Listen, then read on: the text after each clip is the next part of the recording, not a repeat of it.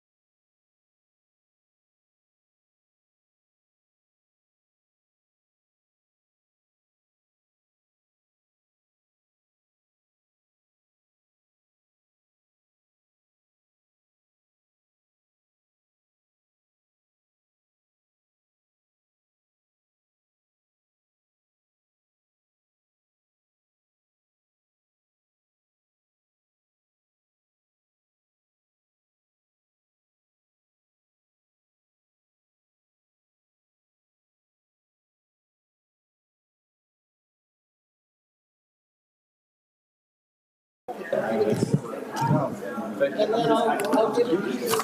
know what? I don't see a pledge of allegiance, but we'll do that. Yeah. Welcome, everybody. Is this on? Sounds like it. Okay. Welcome to the budget workshop for Saturday morning, March 2nd. And we'll begin with roll call, please. And then we'll do a pledge of allegiance, which I don't see on the agenda. Councilmember Bausch. Here. Councilmember Gregory. Here. Councilmember Roden. Oh, here. Councilmember Strong. Yes, here. Mayor Hammond. Here. All right. Would you all please stand for the pledge of allegiance led by Councilman Bausch? Please rise, raise the colors. I pledge allegiance to the flag of the United States of America and to the republic for which it stands, one nation, under God, indivisible, with liberty and justice for all.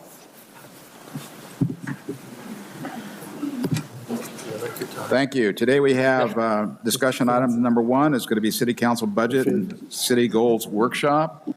We're going to have public comment at the end, only on the agenda item of today, nothing else other than goals and budget. So, Ty, who's going to have the start off on this one? You bet. Thank you, Mr. Mayor and council members and community members for coming out today.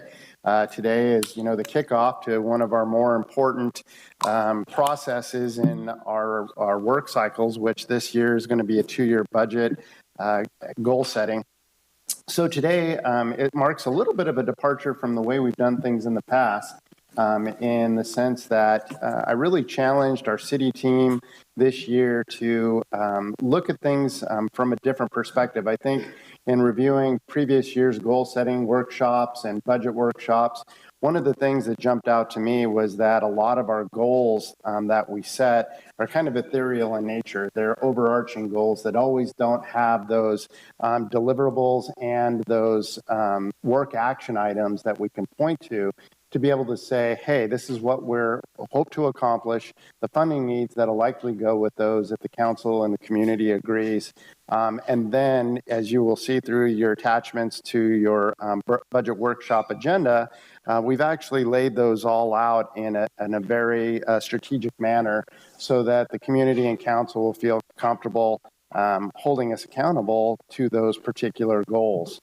So with that said, today you're going to hear from every single department head and or representative that will walk you through the 6 different areas that we've identified as the kind of buckets as we refer to them of some of these goals. So one of those is transportation and infrastructure. There's going to be discussions surrounding public safety. And the next would be cultural, recreation, and open space. Of course, homelessness is its own standalone category. Community and economic development, and then you'll also hear about having an engaged and responsive government. So each of those has a lot of crossover from the various department heads. We spent 2 days several months ago as we began thinking about the budget process. We had a facilitator from the organizational effectiveness group come in and help walk us through what we thought were the pivotal and or priority types of projects, initiatives, and or goals that we've identified internally.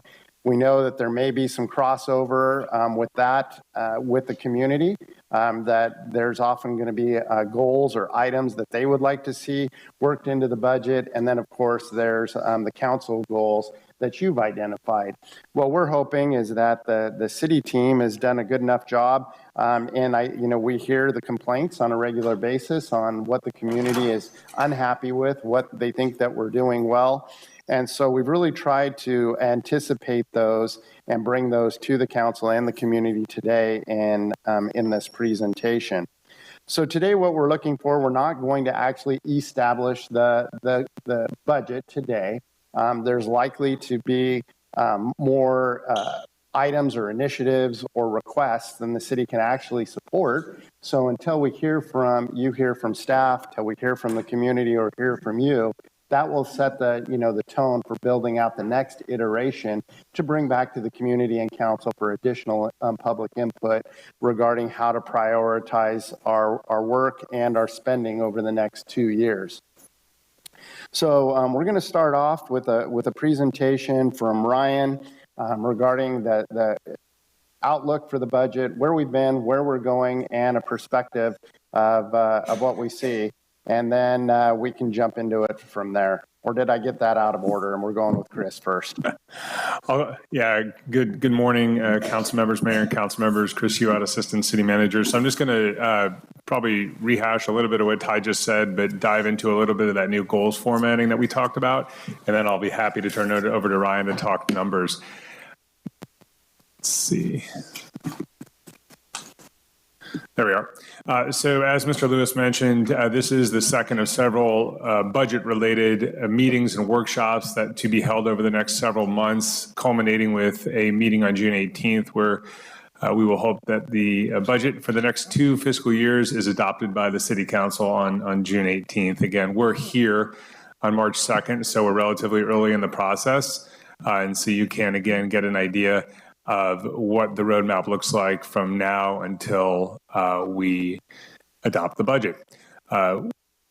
Today's agenda and some staff objectives for the meeting look like this. One, we wanted to cover the changes to the proposed goal formatting.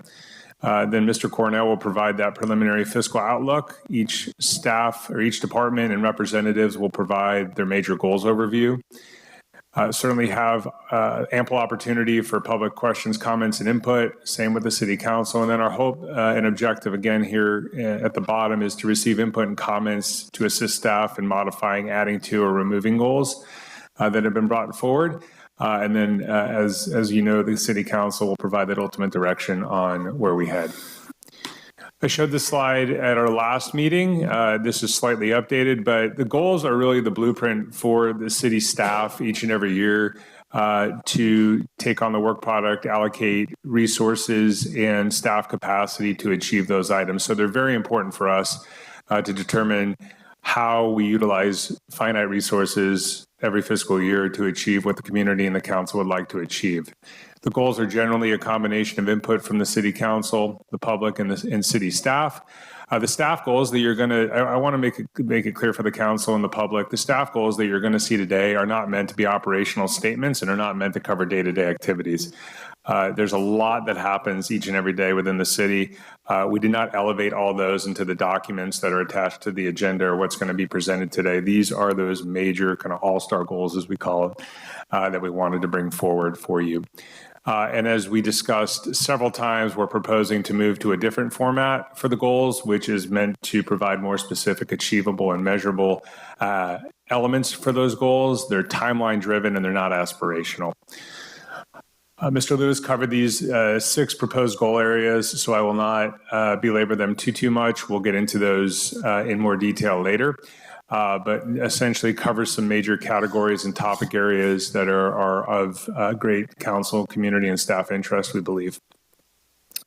Within each of those goal areas, if you've looked at the agenda packet in the goal matrix that we've attached, there's several elements. One is a goal statement, a very succinct kind of overarching sentence that describes what that goal area is meant to achieve. Within each of those goal areas, there are several initiative or action items, along with the department or departments that are responsible for achieving those items, the timeline in which they are anticipated to be completed or initiated. That could be fiscal year 24-25, which is next fiscal year, 25-26, which is the year after that, because we're adopting a 2-year budget. Or it may say FY 25-26 ongoing. Which is intended to note that that item will be either a continuous action item over those 2 years or take 2 years to complete, one of the two. And then, of course, goals and initiatives are somewhat hollow without metrics or deliverables. So this year we're introducing a column that you see in the goals document that covers metrics and deliverables for each item. So just to give you an idea of where we were and where we're headed, this was actually an item that was included in last year in the current goals that the council has adopted, a developed framework for public art funding, and that was pretty much it. So we wanted to carry that forward, but do so in a more specific way. So you'll see in the matrix this year and the proposed goals for staff this year, this goal has been updated to the text that you see before you, creating a bit more specificity and what we'd like to achieve and how we're going to achieve it. That's the first level. The second level is we created, again, that matrix that takes that initiative, adds the department, the timeline, and the metrics and deliverables that we're going to work towards and how we're going to achieve that goal. And again, this is for every one of these staff proposed goals. You'll see this matrix. And then so that's kind of that second level. The third level that we've added is a memo. And so attached to the agenda today online and in print is several memos that are linked to each one of these goals that provides the council and the public with a bit more context to the what and the why. And so this is just the example from the previous goal that I had mentioned about public art, the background and what we will be proposing to undertake to achieve that goal. And any sort of budget information preliminarily right now is in there as well. In this case, as we'll talk about later, this item will not require a supplemental budget allocation. Others may, and that should be noted in those memos. So with that, that concludes my first comments on the changes in the goals formatting, which we'd love to get feedback on here in a little bit. And now I'm going to turn it over to Ryan to walk through some numbers. Thank you. Good morning, Ryan Cornell, Administrative Services Director. The purpose of this fiscal outlook is not to do a kind of deep dive in the numbers. I'm going to kind of say high level. Really, the focus of today's presentation is really to focus in on the goals and priorities. And this will kind of help us shape the future financial and budget discussions in the next couple of months. For the most part, I am going to try to communicate or re-educate and educate the community on where the city gets its revenues from. So generally speaking, the three primary sources of the city's general fund comes from property taxes, the Bradley Burns sales tax, and transient occupancy tax. Those three funding sources alone contribute to about 2/3 of the overall city's revenue. So when we do financial forecasting and projections, a lot of emphasis is on those three revenue sources. Overall, the general fund receives about $55 to $57 million in a year. And this fiscal year, we are kind of seeing a year-over-year increase of about 3.3%. One area that I think that the city probably could see some revenue growth in is in the charges for services. That's kind of the fourth revenue source there on the chart. We do have a user fee study budget in the budget this fiscal year, and so the purpose of that is to make sure that we're updating and charging the proper rates that we can. The last category is all other revenues. That's a mix of several different revenue sources, the rents and leases, fines and forfeitures, license and permits, some operating grants as well. And then also our investment activity that gets allocated to is included in that other revenue. More recently, good news, our investments have been actually approaching 5% of interest year over year, whereas historically it's been a little less than 1%. So some of these short-term interest rates are really benefiting the city and its investment portfolio. In addition to those main sources, we do have two supplemental sales tax overrides. The first one is E12. It's a half-cent sales tax that is dedicated directly to street and road and maintenance. The second override is a 1 cent sales tax, and that's actually split between three ways: police, fire, and the street maintenance. Measure E12 does have an automatic sunset on March 31st, 2025, if there's not a new tax renewed in its place. And so the city has until November 2024 to put that tax measure on place. We're going to talk a little bit more in detail about this later on in the afternoon, but it really it makes financial forecasting difficult. I mean, I could do all the forecasting in the world, but if this tax goes away, everything, the whole game changes, right? The city has some serious decisions to make, and all divisions and all functions will be impacted. So how aggressive we are leading into this budget is going to be kind of a real good key question for city staff and council to decide. My mama kind of always told me, right, you plan for the best, or plan for the worst, hope for the best. Yeah. And so that's kind of, in this first 5 months of the fiscal year, this will be kind of the lingering question. As far as expenditures goes, same thing on the left-hand side, I have the expenditures broken out by department. On the right-hand side, it's by object.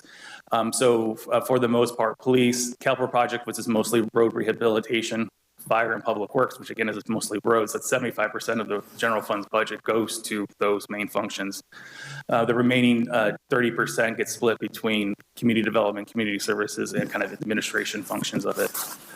On the right-hand side shows salary and benefits leading the way. It's typically and historically, salary and benefits usually are about 2/3 of the general fund allocations, but because we've done some intentional withdrawals of reserves to the capital projects, it's actually kind of diluted that number a little bit, and you can see capital projects being one at every $5 that is being spent.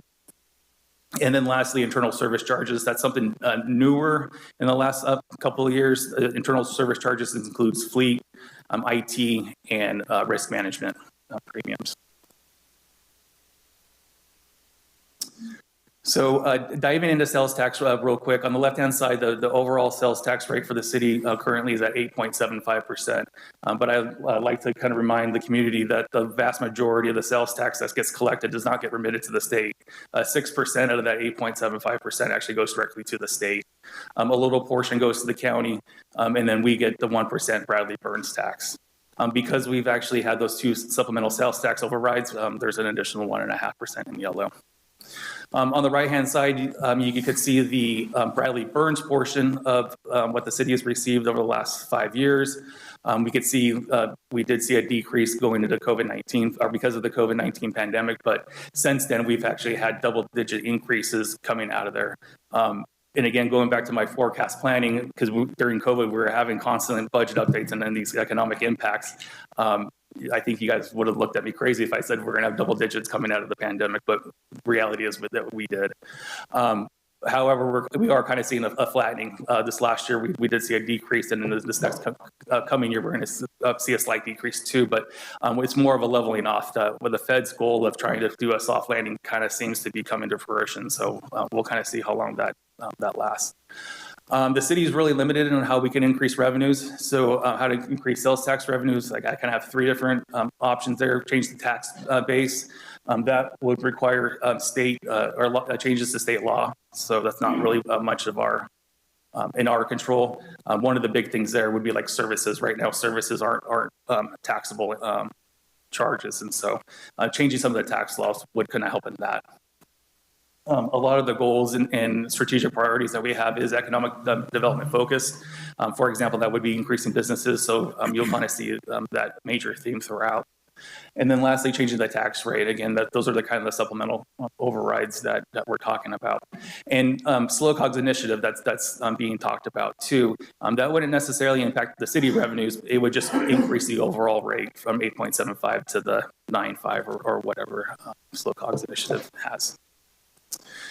I'm not going to dive into details on this slide, but this is a preview of what staff's going to present to you later this afternoon about some of the economic initiatives. Again, the whole point of it is to make the community vibrant and improve the economic vitality of the city.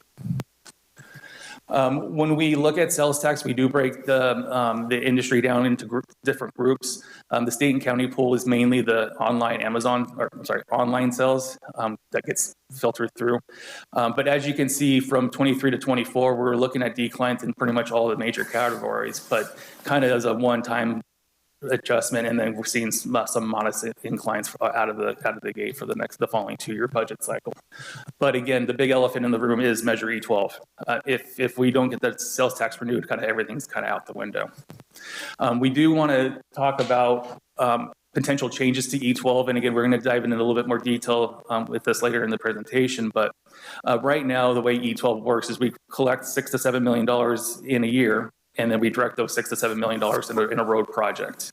And so we're really limited to the amount of roads we could do is to that dollar amount. What the city can do, however, and this is something that the city of Grover Beach did about 10 years ago, is issue bonds. So take out debt, and so you could get about $59 million worth of money up front.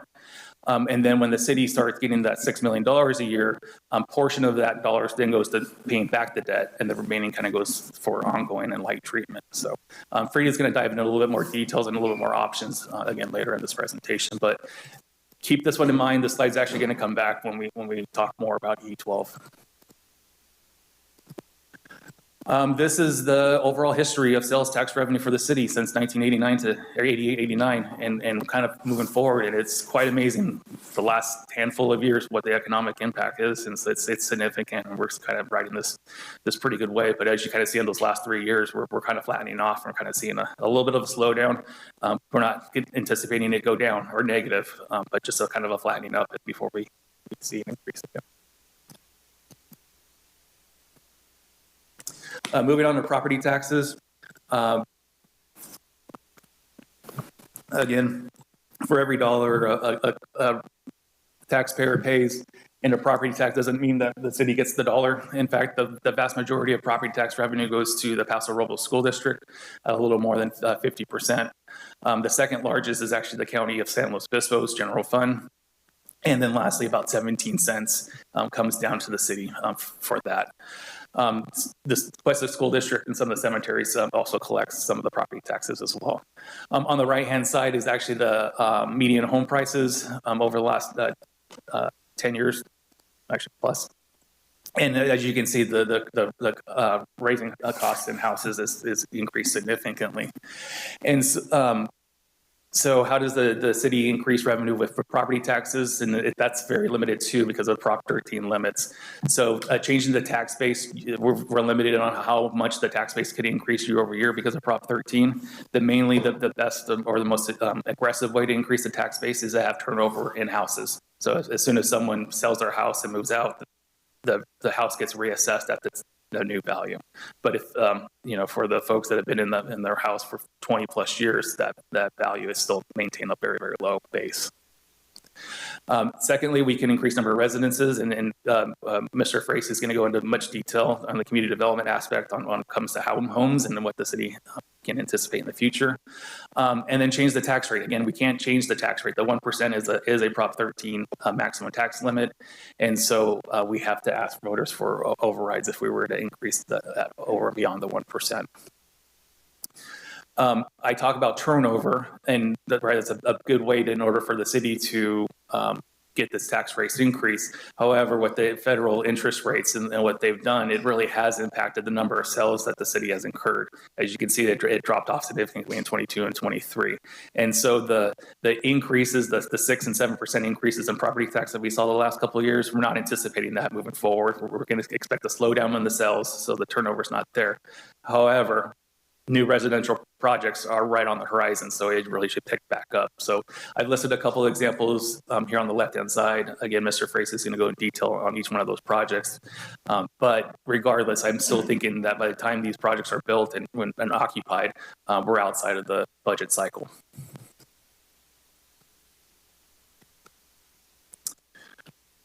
Similar to the sales tax, this is the history since 2004-05 on property tax revenue the city's received. I like to kind of point out that in 2006 and 7, we received just about $10 million, and then over the last 16 years or so, we're up $4 million. So I think it averages just over 2% in growth a year. So very flat when it comes to property taxes because of those protections. And hopefully those residential units will come in, and then we'll start seeing an uptick there. Tourism. This is one of the taxes that we get to keep mostly, pretty much all of it. So I put the total tax rate at 14.5. In reality, it's 11%. There's 2 additional assessments that from SLO, TMD, and Travel Paso that I added in there. So typically a transient pays about 14.5% to the city. Or to the hoteler, and the hoteler forwards it over to the city. But the city does get to keep 100% of these revenues. And as you can see, again, in the pandemic, we saw a pretty good decline in 2020, but then significant rebound coming out of the pandemic. And we've been hovering right around under $10 million for the last 3 years as well, and moving forward. And tourism continues to expand, and I'm not going to talk about this because Mr. Frace is going to, again, talk more in detail about each one of these projects, but we have the Marriott Residence Inn, which is on South Vine Street. That is actually plugged into the financial model for year 2. Same with Hotel Ava and the River Lodge Motel. The Gateway and kind of the Hunter Ranch, those are right on the hills as well, so look like very promising projects. And here's the history on DOT since 96, 97, a pretty solid increase year over year. Even during the Great Recession in 2007-8, we never really saw a decline. It was just kind of a flattening out. So again, major decline in 2020 from COVID, but a significant rebound after that. Real quick to talk about reserves. These are estimated reserves coming up for June 30th, 2024. Just a little more than $20 million in general fund reserves. It exceeds the minimum reserves by about $5 million. Measure J20 is projected to have about an $8 million remaining due to salary savings, and so that will be kind of a next city council direction on what next segments of roads to maintain. One thing I want to notice on the traffic development impact fee fund, it shows negative. This is unappropriated fund balances. So in actuality, the traffic impact fee has about a $6 million actual cash balance in there, but we've over appropriated. We've actually assigned 4 projects: the Union Road overcrossing, the Vine Street, that's kind of taken more of that income that is actually there. But we know this because it takes several years for these projects to be completed. So by the time that they actually are expended, we should have plenty of cash. Brian? Yes, sir. Each of those fund balances to the right of the general fund, those are separate accounts. They're not an aggregate to make up the general fund. Correct. These are all individual different fund balances, and the development impact fees are restricted for specific uses. The general fund and Measure J20 are the most unrestricted, but again, council has committed those funds for specific purposes. So overall, the economic outlook for the city is positive. We do anticipate 50 plus million in revenues each year. But again, I don't want to lose focus on the sales tax. That's really the kind of the big elephant in the room, and how we approach the budget in the next couple of years, not knowing if that tax will be renewed or not. But that concludes my presentation, and I'm happy to answer any questions at this point. Thank you, Ryan. Questions from council to Ryan? I do have one. Yeah, Councilman Greger. So Ryan, on your income for the city of 55 to 57 million, does that include our enterprise funds? No, it does not. So that's separate. Yeah, for this focus is mostly on the general fund and general funded projects. The utilities, water and sewer, we do the rate studies and we do the 10-year master planning. And so it makes budgeting for those funds a little bit easier because we've already been discussed separately. But thank you. Councilman Bausch. Thank you. Ryan, can we go back to the pie chart?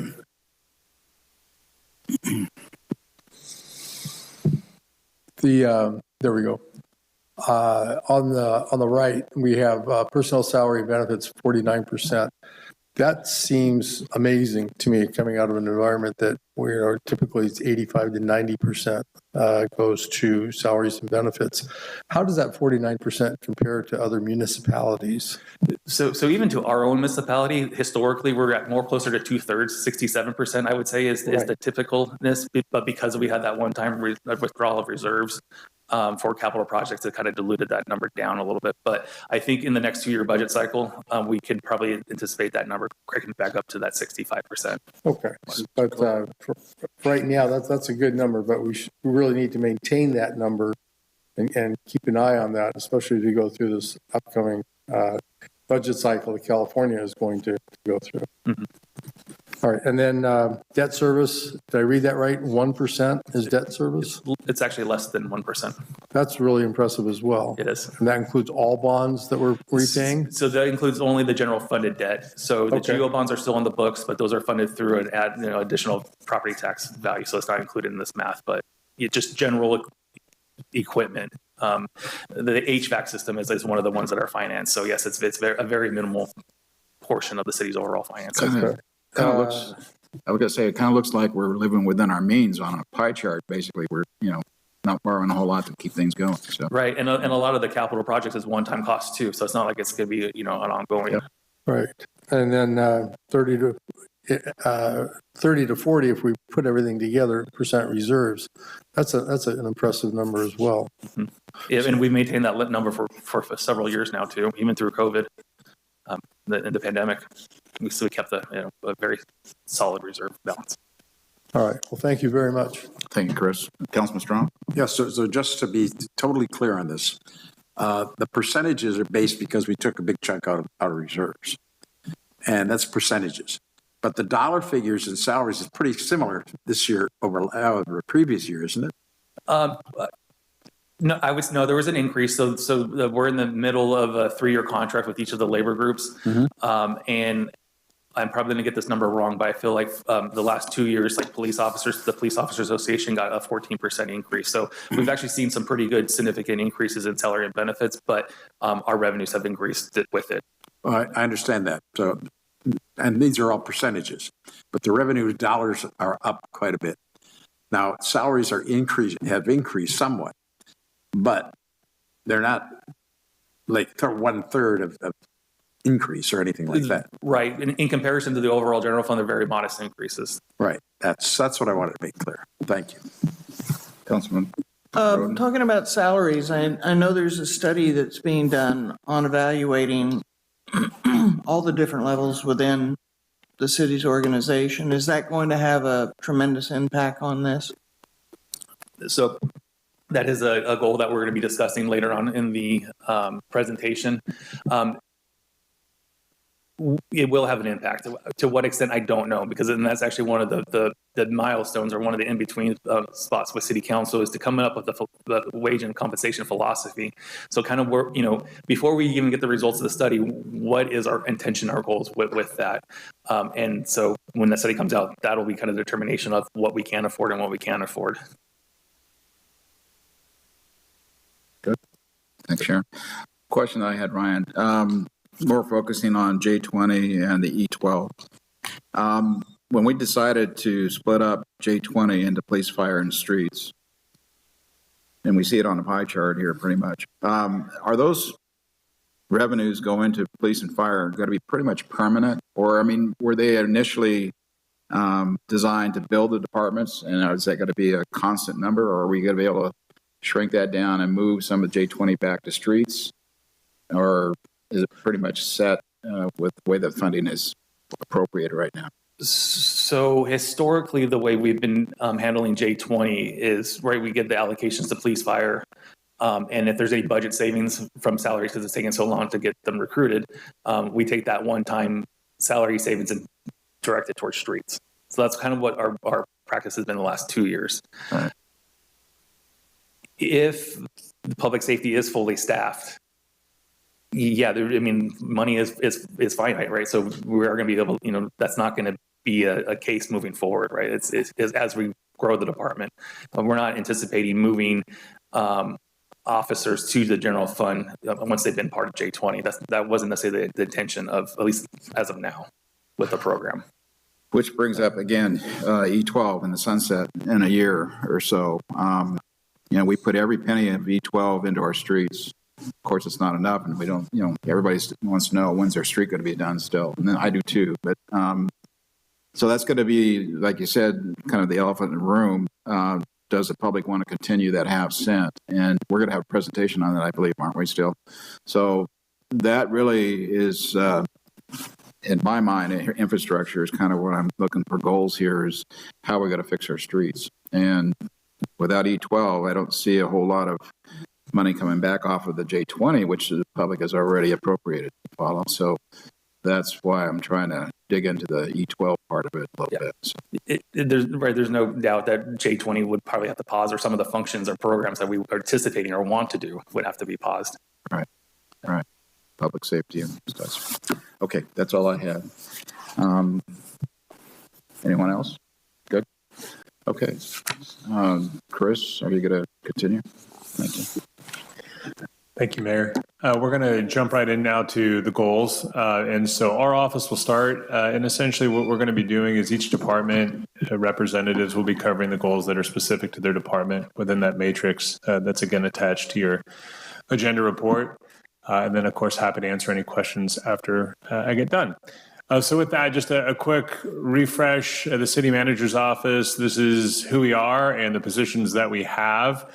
So we have obviously city manager, assistant city manager, deputy city clerk, a city clerk, community outreach coordinator, and economic development manager. And that's us up there. These are very, very broad descriptions of what each of these units do, and I won't read these verbatim, but essentially our office works with the council to implement policies and directives, oversees the budget process, oversight of departments, and guiding those strategic initiatives for the organization.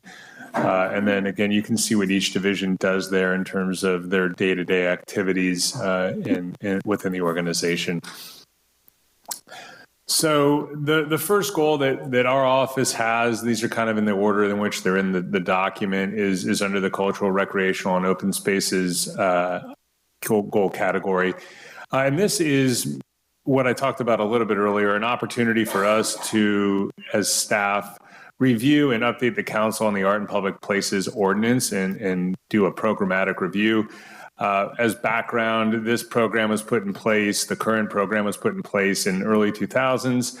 Going through the recession, it was actually paused because there's a funding component related to this, where essentially a percentage of each capital project was either meant to go into a fund or include art within that capital project, and that was put on pause for fiscal reasons.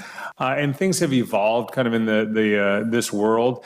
We actually have a staffer now, more recently on board, that has a really good experience in establishing these types of programs. So we wanted to use this as an opportunity, as a checkpoint, to convene as a working group with city staff, bring back some recommendations to this council to see if we can't reintroduce and reinvigorate this program in particular, because again, it has been dormant for, I think, almost 20 years now, or not 20 years, but probably 15 years. And we have been at the staff level getting more and more requests for art installations in public spaces. And while we do have a process, we think that there may be some opportunities to improve, enhance, and tweak that process, along with looking at if there's an opportunity to allocate some additional funding through the program. So that's our first goal that we have. The second set of goals for our office to lead is under the community and economic development area.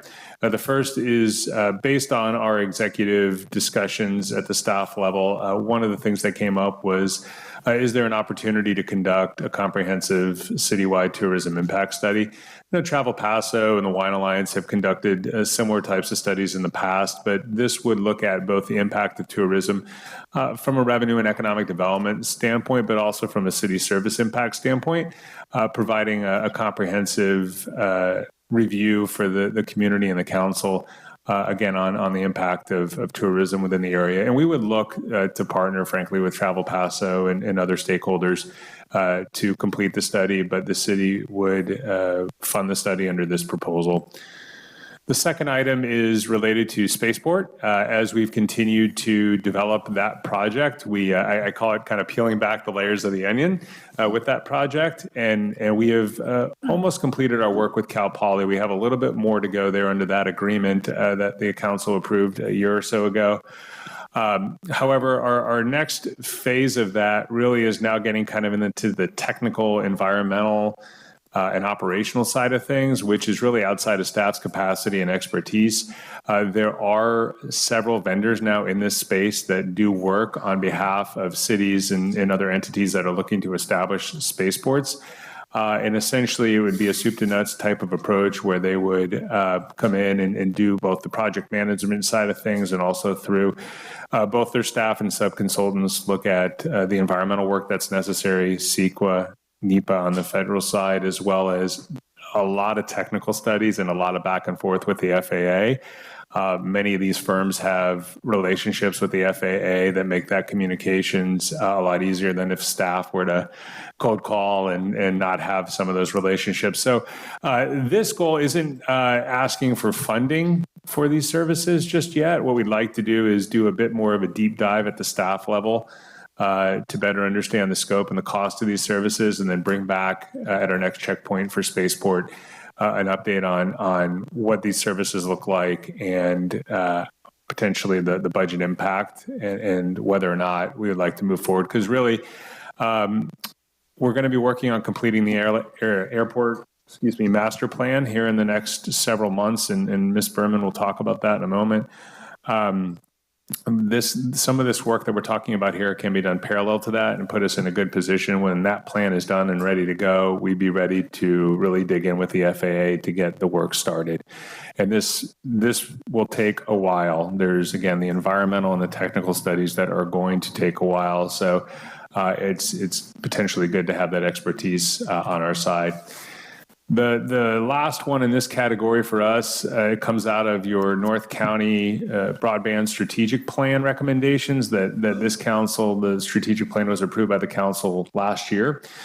And within that plan, there was a recommendation, or one of several recommendations, to improve internet access and connectivity throughout the community by potentially looking at a public-private partnership model. Under this plan, the city would potentially be the owners of conduit in the ground, whereas the internet service providers would then come in and lay their fiber in that conduit, own that infrastructure, own the fiber, and then actually be able to connect to last mile to residents and businesses throughout the city. That would be a goal and an objective of the plan. So what this item does is we'll request funding, should the council move forward with it, to develop the middle mile conceptual plan, which would lay out both the infrastructure and also the business plan and the business modeling around such a plan. And again, the goal here is to increase access to high-speed internet, and theoretically at a lower cost. Through partnership with multiple ISPs.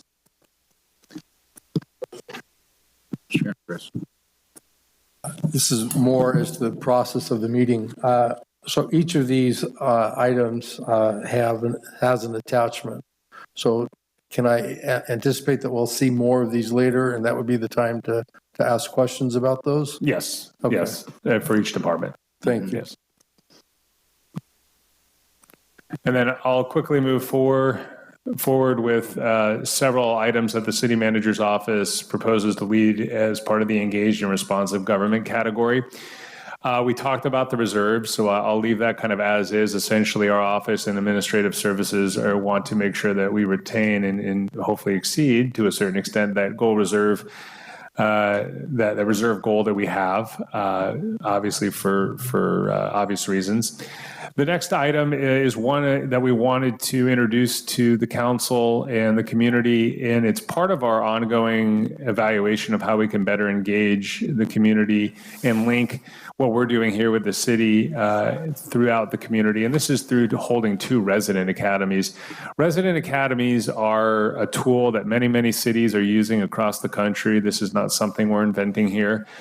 We've been able to lean heavily on colleagues in other communities to get best practices and input on what's worked and what's not worked. But essentially what a resident academy is, it's a group of about 15 or 20 individuals that would go through a very simple application process. They're interested in learning more about the city. We would establish a 8 to 9 week course, a couple hours a week, where those individuals, that cohort, would come together to learn more about the city and its operations through both kind of a classroom setting as well as tours and facility tours, driving tours and those sorts of things, with the intent at the end of the 9 or 10 week program to have a set of individuals that have a better understanding of what we do as an organization, can potentially be ambassadors for the city, but also, too, they may have an interest in serving in various capacities. So it's also a recruitment tool for advisory bodies and committees and other opportunities to volunteer. So this one in particular, we think we can accomplish with existing resources. No additional budget allocation would be necessary. We look to start it probably in August and do some promotional run-up before then. And then over the next 2 years, we'd like to hold at least 2 of those. We are looking at potentially holding a resident academy for Spanish speakers as well. So that's something that we're also evaluating right now. The next item is something that, again, came out of our executive session, the development of vision, mission, and value statements for the organization. This is not something that we currently have. But as an executive team, felt it was very important to be able to communicate The vision, of course, the mission and those core values and what we do each and every day amongst our 300 employees. And this is a tool that many organizations, most organizations have in their toolbox. So it's something that we would like to collaborate directly with the city council on in developing, as well as the public and staff, to have those available. The next is legislative engagement. The city has worked over many years to establish and maintain strong relationships with our state and federal elected and appointed officials. This has worked to the benefit of the city in many ways because they are aware of and can support various projects and initiatives the city is undertaking. Things like the State Route 46 Union Road overcrossing is one example where there's been a lot of engagement and a lot of awareness of why that's important.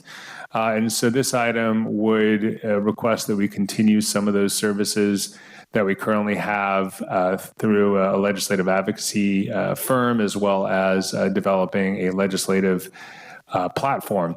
The advocacy services, currently we have a firm that the city utilizes. That agreement is up at the end of this fiscal year, so we'll need to go out to RFP for that. It's not a continuation type thing, so we do want to reevaluate that space and go out and do that RFP. So we'd be looking to do that, as well as developing that legislative platform with input from each of the council members and staff. And then finally, implement citywide employee recognition program. Ryan's going to talk about this a little bit later. We currently don't have a citywide recognition program for staff. And again, many high-performing organizations do, most organizations do, and this would be an opportunity, again, I think at a very nominal cost, to recognize those employees that are going above and beyond, recognizing the great work, both individually in a team setting that staff is undertaking on behalf of the community, and also look at a years of service recognition program as well, something that we don't have. So an important tool, again, not a huge hurdle from a budgetary standpoint, but something that we'd like to raise awareness to this council and to the community that we'd like to implement. Last slide before I turn my mic off. These are items that you're not going to find in the goals matrix, but we did want to raise to your level just to let you know that we're working on them. Of course, E12 sunset and future planning, that's in the matrix, and that's going to be a focus, but our office is involved there. Of course, the city clerk's office is working both on facilitating the elections coming up at the city level, as well as making some improvements in how we do FPPC filings. Again, this is kind of a behind-the-scenes efficiency project similar to the eScribe agenda management system that we have in place now. It's going to save staff time and create some efficiencies there. So I wanted to let the community know we're working on that.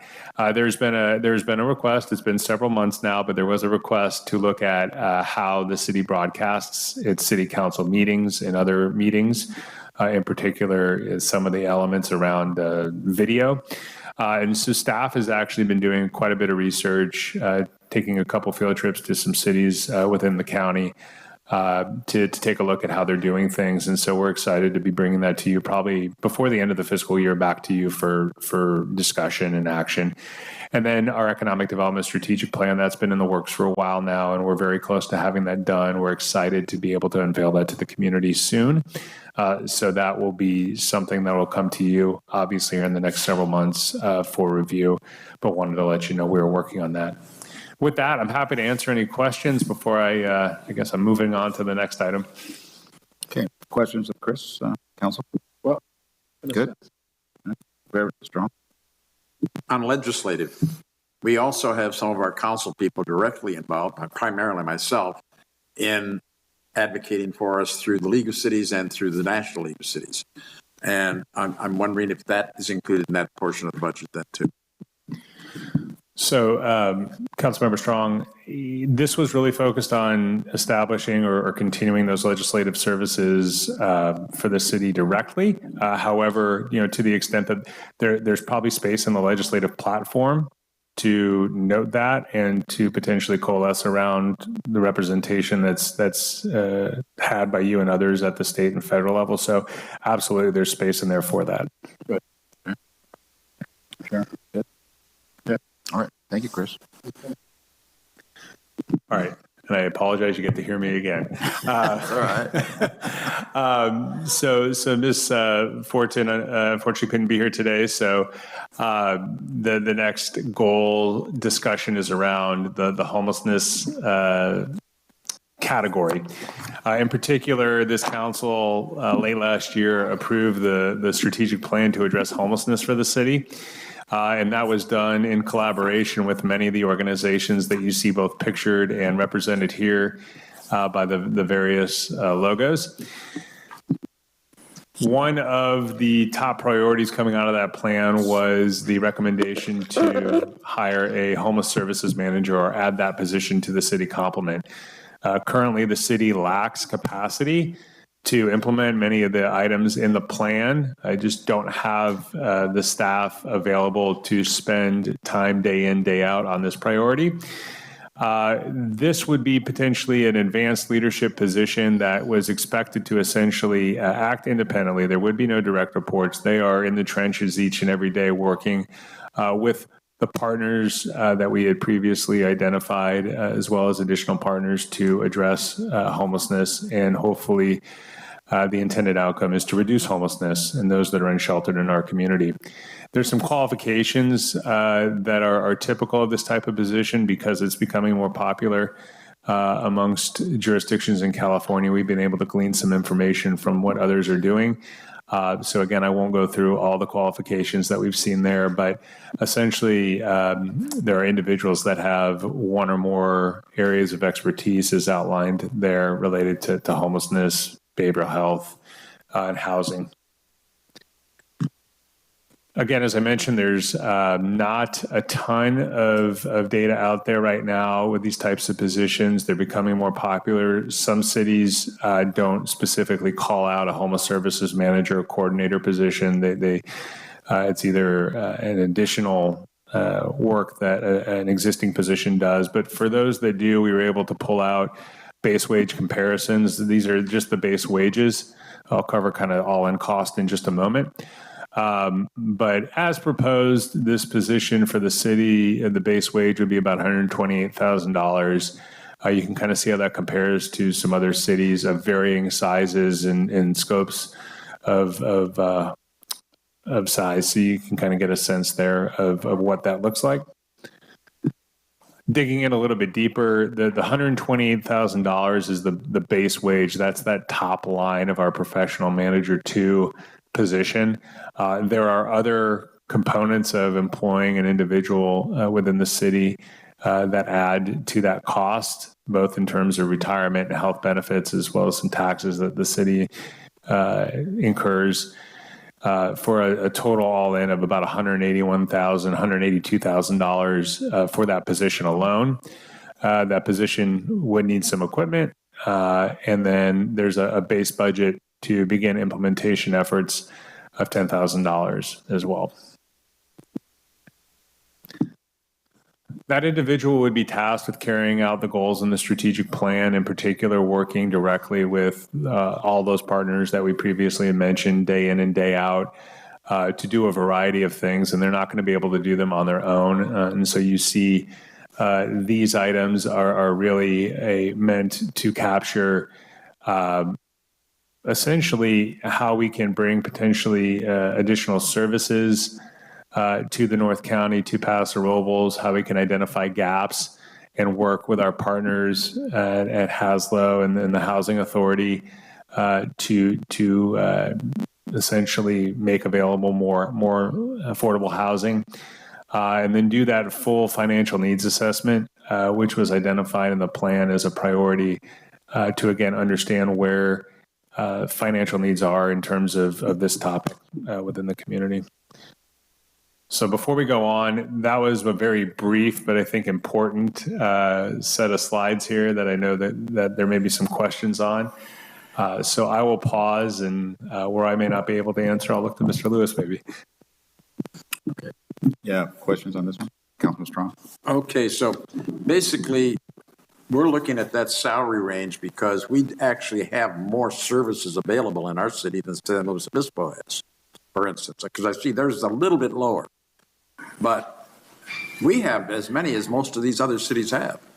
So we're being pretty stingy, comparatively speaking.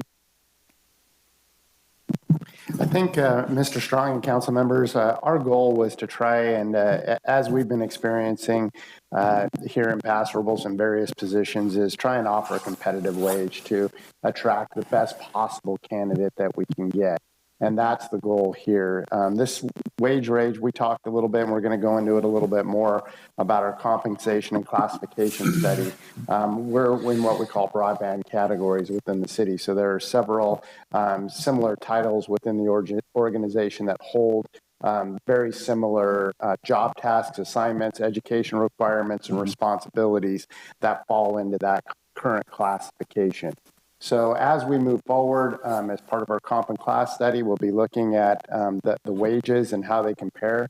But this is very similar in comparison to, say, our economic development manager or other managers within the organization that provide similar functions. And it was very important and clear to us in our last conversation with council that you kind of wanted to know where we stood in the realm of comparators that have similar positions.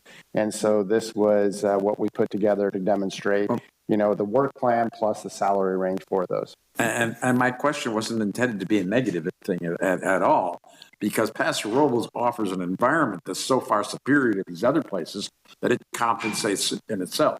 That's right. So we have that advantage, fortunately, in our area, because people want to live here rather than live in the middle of these major cities. But what I'm saying is we should be proud that if we can do this and accomplish this, we've done very well for the amount of service we're already providing for the homeless people we have here in order to try to get them back into the mainstream and out of the homeless situation. So that's all. Thank you. Sharon? I recall there being some discussion early on about whoever this manager may be, if we go down that road, would also apply for, their responsibility would be applying for grants or other things that could also offset the cost of their job as well. Did I understand that correctly? That's correct, Ms. Roden. So from our perspective, this position, much like some of the other independent, well, let me back up. This position requires a high degree of independence to be able to achieve those goals. So meaning, yes, at this point, where the city is well poised, better than some, in fact, because we do have the strategic plan to be able to leverage those opportunities for funding for various homeless initiatives throughout the community or tertiary ones. So, there could be grant opportunities to improve a neighborhood through environmental design to, make that, less attractive to folks that may be hanging out in places that, business community or community members don't want to see. So by just improving the area all the way to securing grants for sheltering or advocacy. So there's a number of areas throughout the state and federal government that are opening up dollars. But the first step is to be able to A, have a plan, and then B, have somebody responsible for executing every aspect of that plan, which is what the ask is for today. Would they also be working directly with the housing authority? Yes. So the plan is that, I think if you go back to that first slide, you can see all the folks that are involved in putting together this. So you can see the partners there, from ECHO to HASLO to the Paso Robles Housing Authority, TEMA, you name it, medical health providers, including in that our school district, as well as some of our travel and tourism partners. So that person is got to be able to, it has a high expectation for political acumen, being able to talk with directors and representatives from all of those groups, as well as interacting with the council members, and being effectively able to leverage staff capacity within the organization to be able to get this plan up and running and make it hopefully an effective world-class type of program that is a model for other communities. Councilman Belsch? Thank you. Can we go back to the previous slide?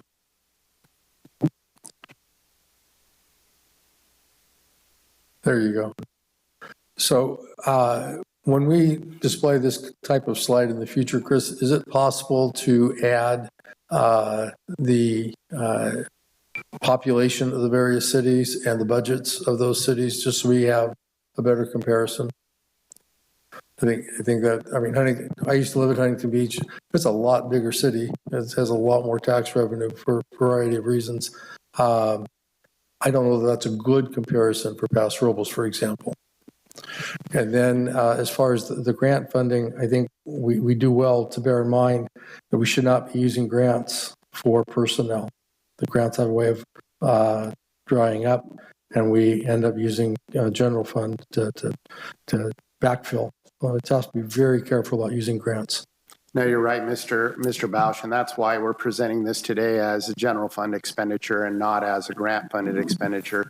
Even though we would hope that there are opportunities to help offset this, I think that by bringing this forward, that the expectation from those stakeholders that we listed in the community is that if Paso Robles is going to get into the homeless services business, that it's going to be a long-term sustained effort, and being transparent with the community about those costs is super important.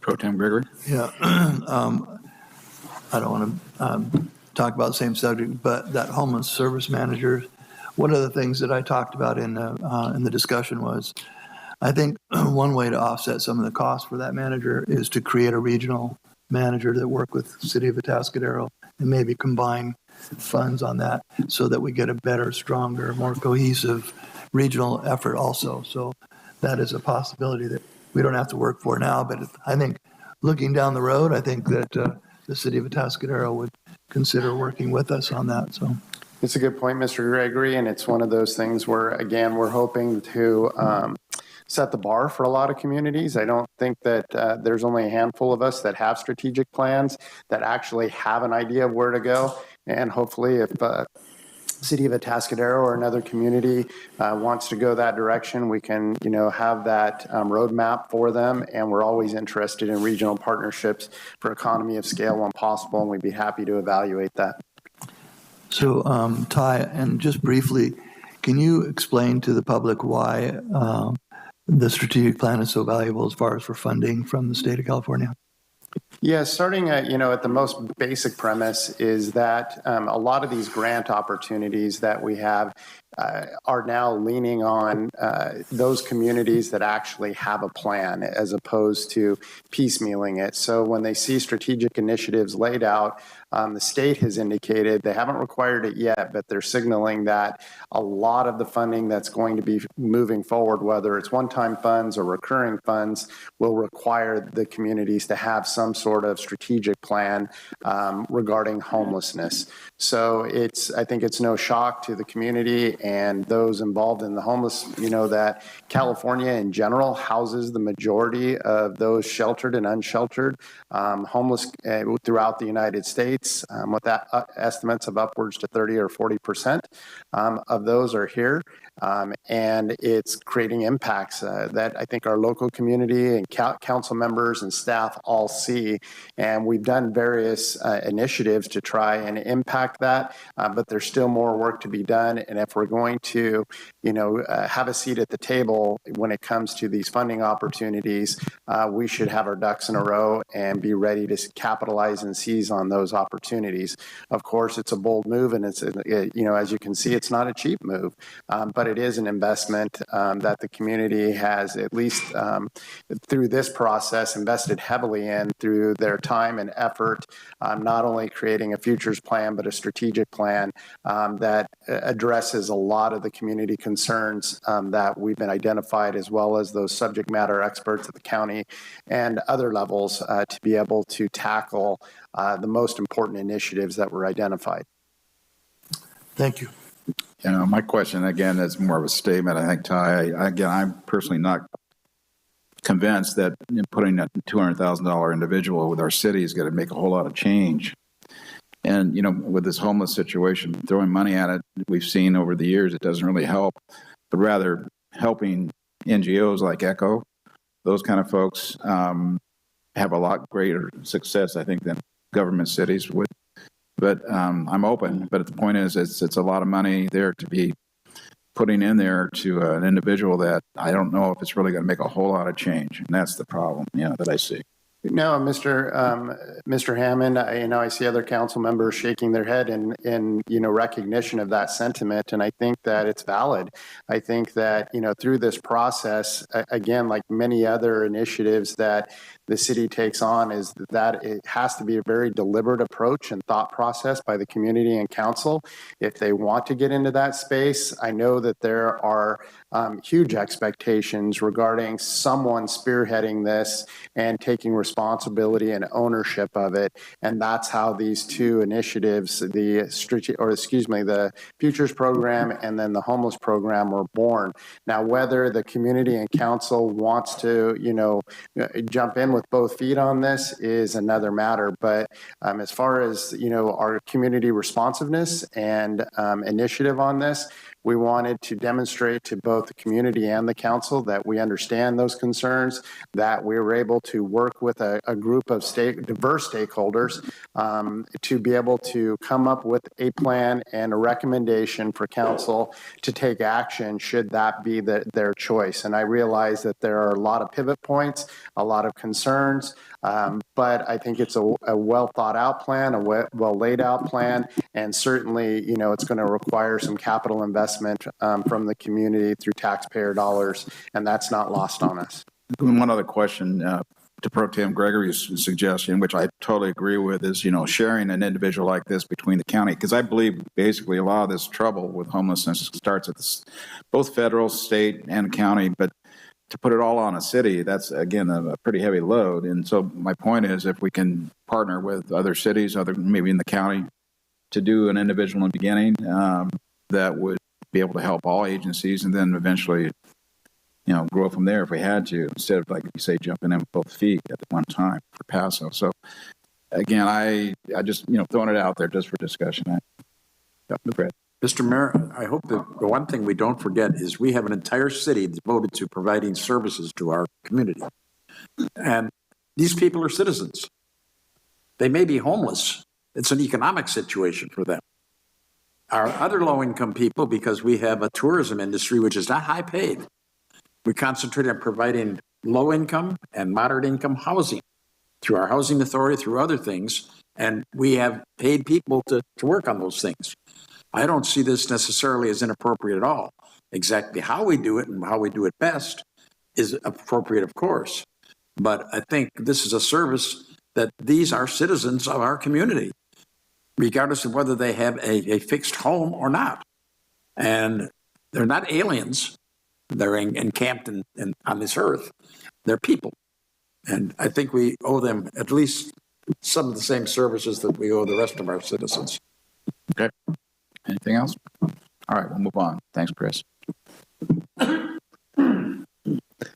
With that, I will be quiet for most of the rest of the afternoon and turn it over to the Fire and Police Chief. Well done. Thank you. Chief, welcome.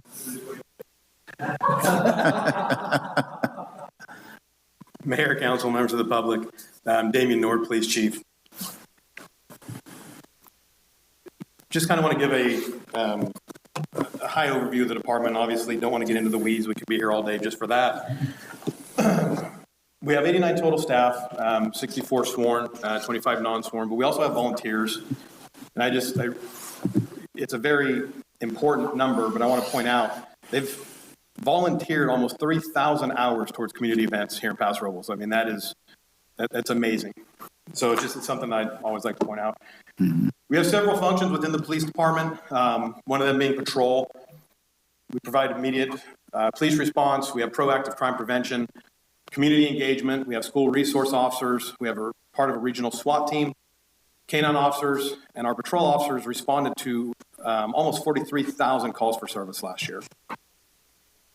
Investigations, which is our detective bureau, they investigate all major crimes. And what I mean by that is patrol is handling all your calls every day. If there's a homicide or if there is a assault with a deadly weapon or any of your high-end major felony crimes, detectives are going to be called out, and they have specific training to handle those crimes. They also respond for managing property and evidence, We have a crime analyst that analyzes all of our data, which she can also predict criminal trends. We have a special enforcement team that was just started, and that team focuses mainly on any sort of gang issues, narcotic issues, gun monies, things like that, but also any issues that we face in the city, they can respond to that, and they also help detectives. Our community action team, which most people know is our CAT team, they engage the homeless on a daily basis. They help with all sorts of quality of life issues within the city. They do a lot. Obviously, traffic, they enforce traffic laws, DUI awareness and enforcement. They are part of many special events, not only in Paso Robles, but we get asked to help in Atascadero. We get asked to help South County with our motors and just overall traffic management. I did not put this in here. Thank you, Ryan.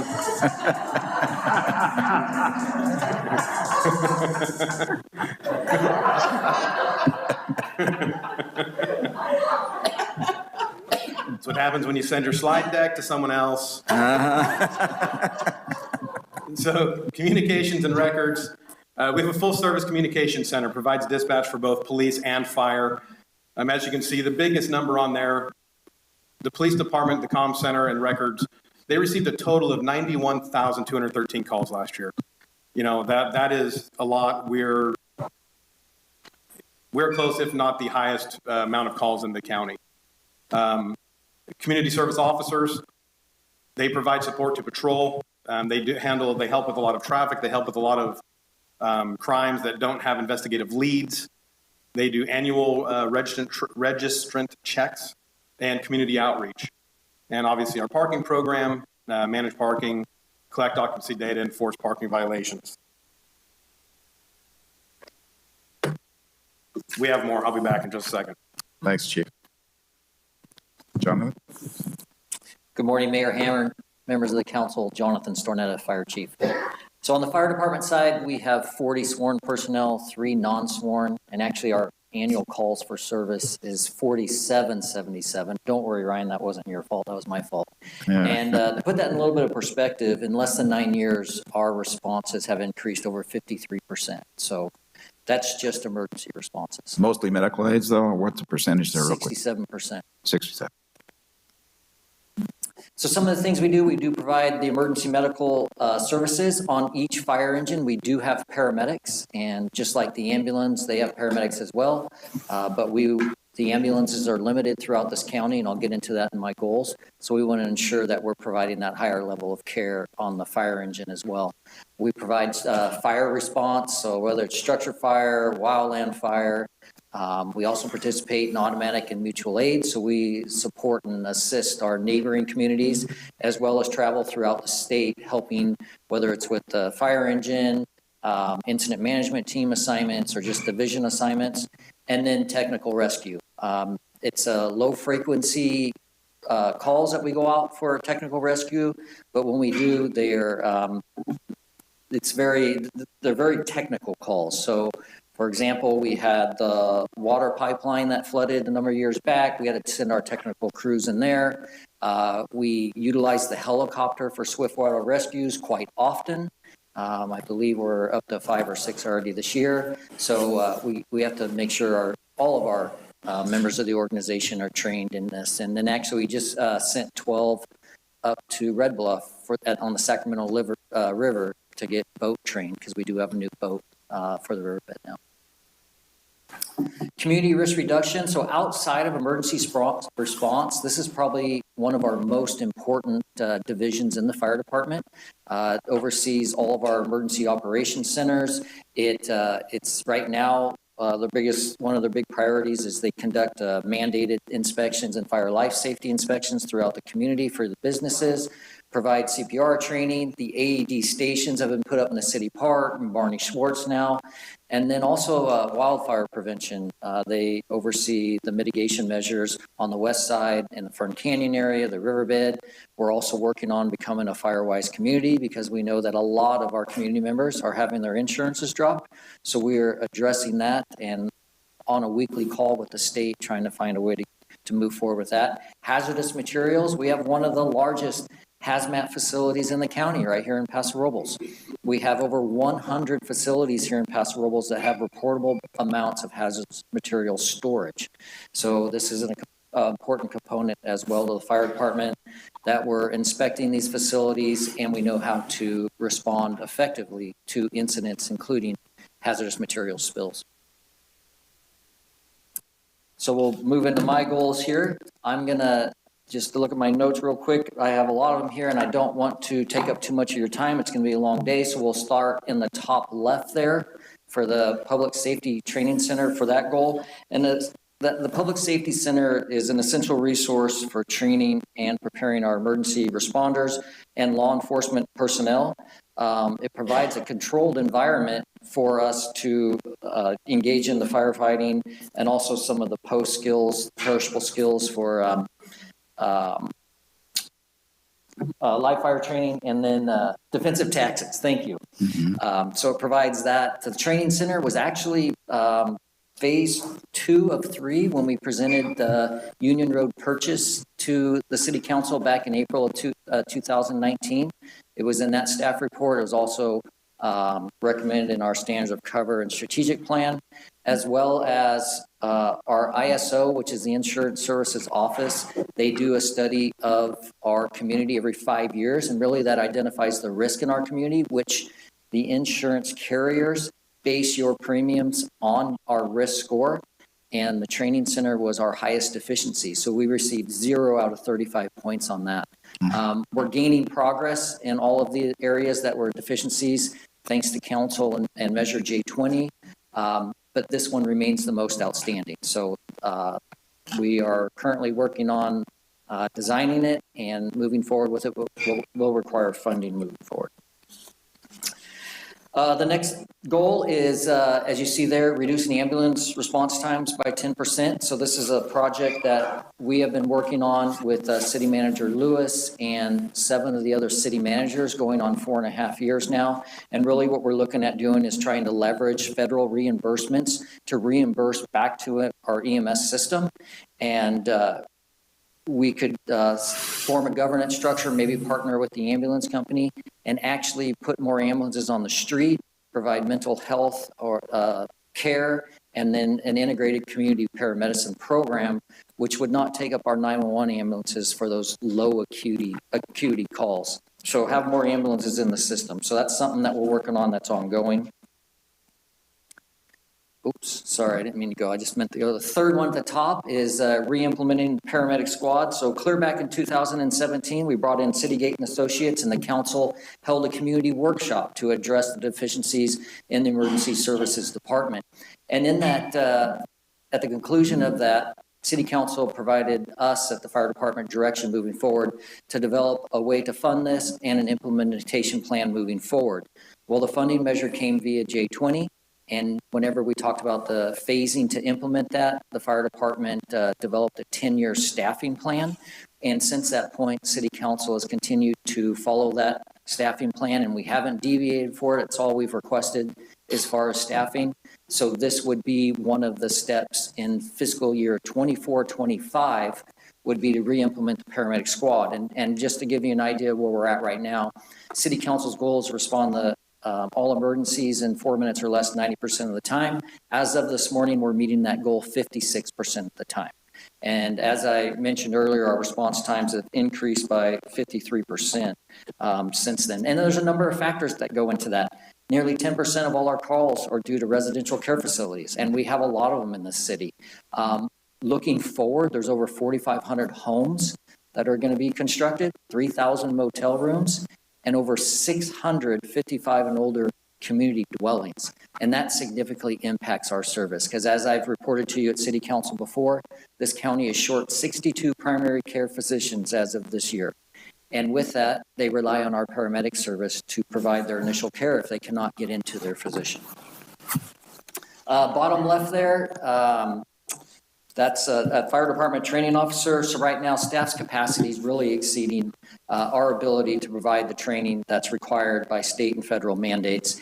And bringing in someone as the training officer allows them to provide the training at the new Public Safety Training Center, if that moves forward, as well as allows us a way to partner and collaborate with other agencies as well as local community colleges. So we've already been in discussions with Cuesta College. Those discussions are ongoing. We would like to have a fire science program here at the Cuesta College in the North County. The next closest one is in Lompoc. And if we can get one here, it would allow us the ability to hire locally, retain these people, so our community members stay local. Very exciting if we could partner with them and utilize our training center for that fire science program. And Dr. Escovedo is really taking the lead on that at Cuesta College, and I'm really looking forward to see what transpires out of that. Middle bottom goal there is just the disaster preparedness, and this just remains a goal. We weren't asking for, actually we were asking for a little bit of funding on this because we were required by the state and federal mandates to have training every 2 years for all city staff members, as well as update our emergency operations plan, which identifies what our response would be to a crisis or a disaster in the city. And without these plans and without this mandated training, we're not eligible for FEMA reimbursement during disasters. So really it's a mandate moving forward, and we're just, there's I believe 8 annexes and the emergency operations plan. We're currently working on updating those documents in-house to save some money from going outside, because it's about $80,000 to have them updated by a third party.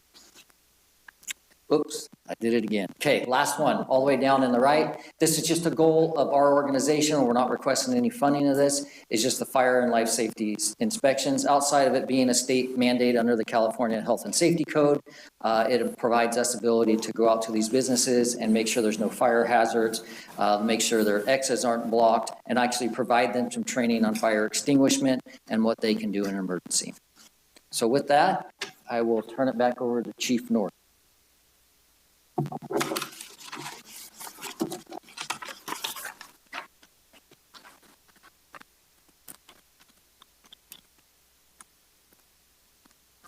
So our first goal, elevate recruitment efforts to attract and retain highly qualified sworn police candidates. We have been trying everything, like all cities and counties, not only statewide but nationwide. It's becoming a struggle to hire law enforcement. We are all trying to pull from a very small pool of candidates. And since 2020, we have hired 26 staff, but the flip side of that, we've lost 18. Now, mind you, that comes from many different things: retirement, termination, failure on field training, going to other agencies, things like that. So what we would like to do is partner with a marketing firm to elevate recruitment efforts to attract and retain highly qualified sworn police candidates. Again, we've created a part-time recruitment team that already travels to other academies. They travel to colleges, they travel to military bases, they travel, we go and our recruitment efforts are actually broad and extensive. And, the city manager and council both helped and approved a lateral incentive, which we have gotten one. We have another one right now in background, so we're hoping to get 2 from that. But we believe this will actually help us reach a larger group of people with the analytics on social media, and just allow us to communicate with them better on, if there's questions, it can be real time, interactive, things like that.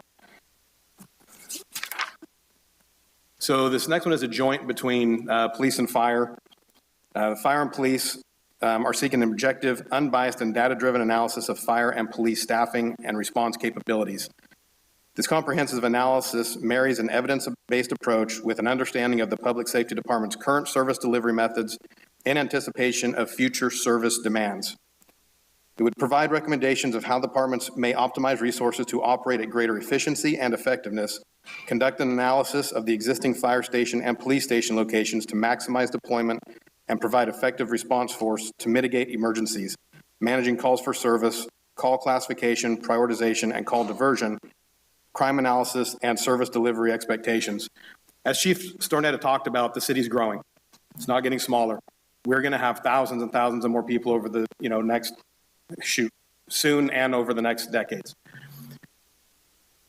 The police department in and of itself already, we have beats. We have the west side and the east side of the Salinas River.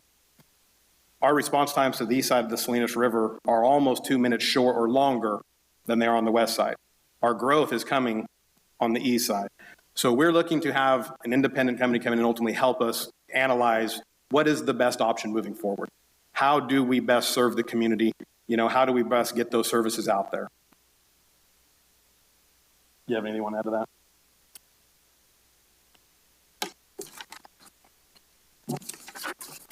Last one. So again, joint between police and fire.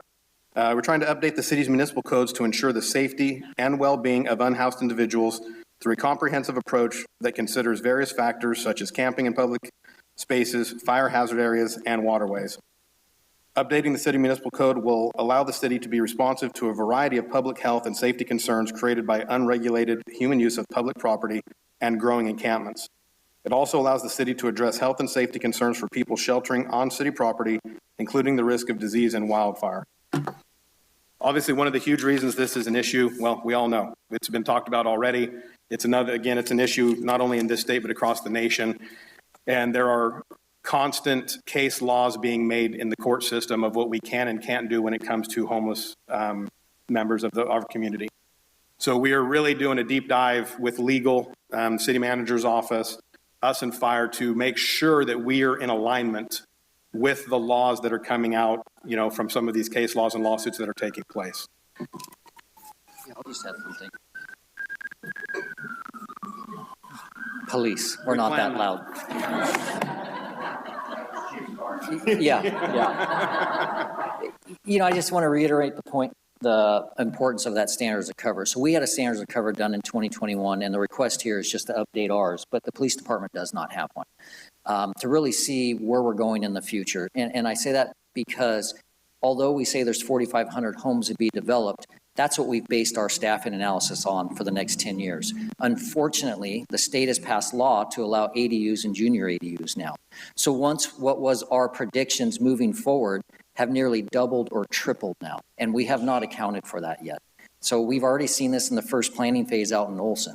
We went from 107 homes, and there's 2.6 residents we calculate per home, to 214. We did not prepare for that. So if we could get an analysis of what this looks like now moving in the future, we can be prepared on the public safety side.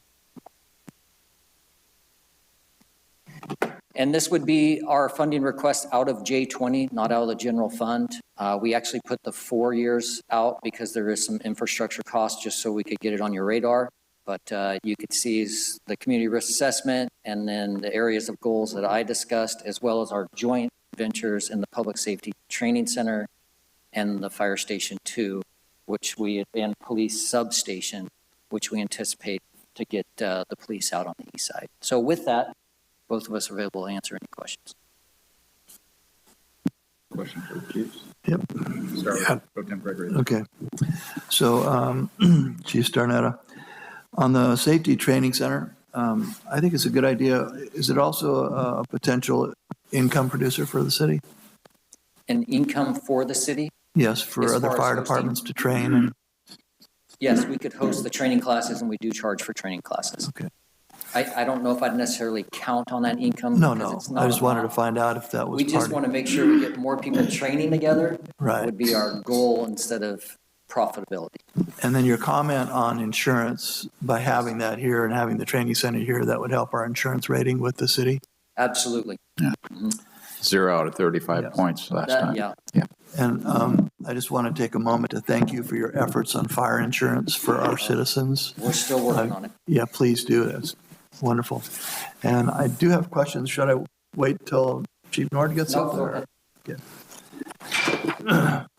So, Chief, I had a quick question, and this is off the wall, but we've talked about it before. And does it show that it helps to have like a police internship or scout program that we might be able to bring on board just to maybe help find some candidates that are potentially police officers, maybe start a little younger? I don't know, this is a question. No, and obviously any of those things help. You know, if you get people involved in the department, they see the next stages where they want to go. Police, I can tell you, we haven't been lucky with some of our current positions that have tried to, move into the police officer ranks. Yeah. However, it doesn't change the fact that, again, anything that would help get people into the system early to then show them what we do, how we do it, and if it's something they want to do, then obviously you do want to rise to those next levels. So is that the community service officers, are they? Right now, that's That's kind of part what we of use that. right now for that, Okay, yes. very good. Thank you very much. Chris? Well, thank you very much. Great report. First question, what are annual residence checks? Annual resident checks. So if, slide was out.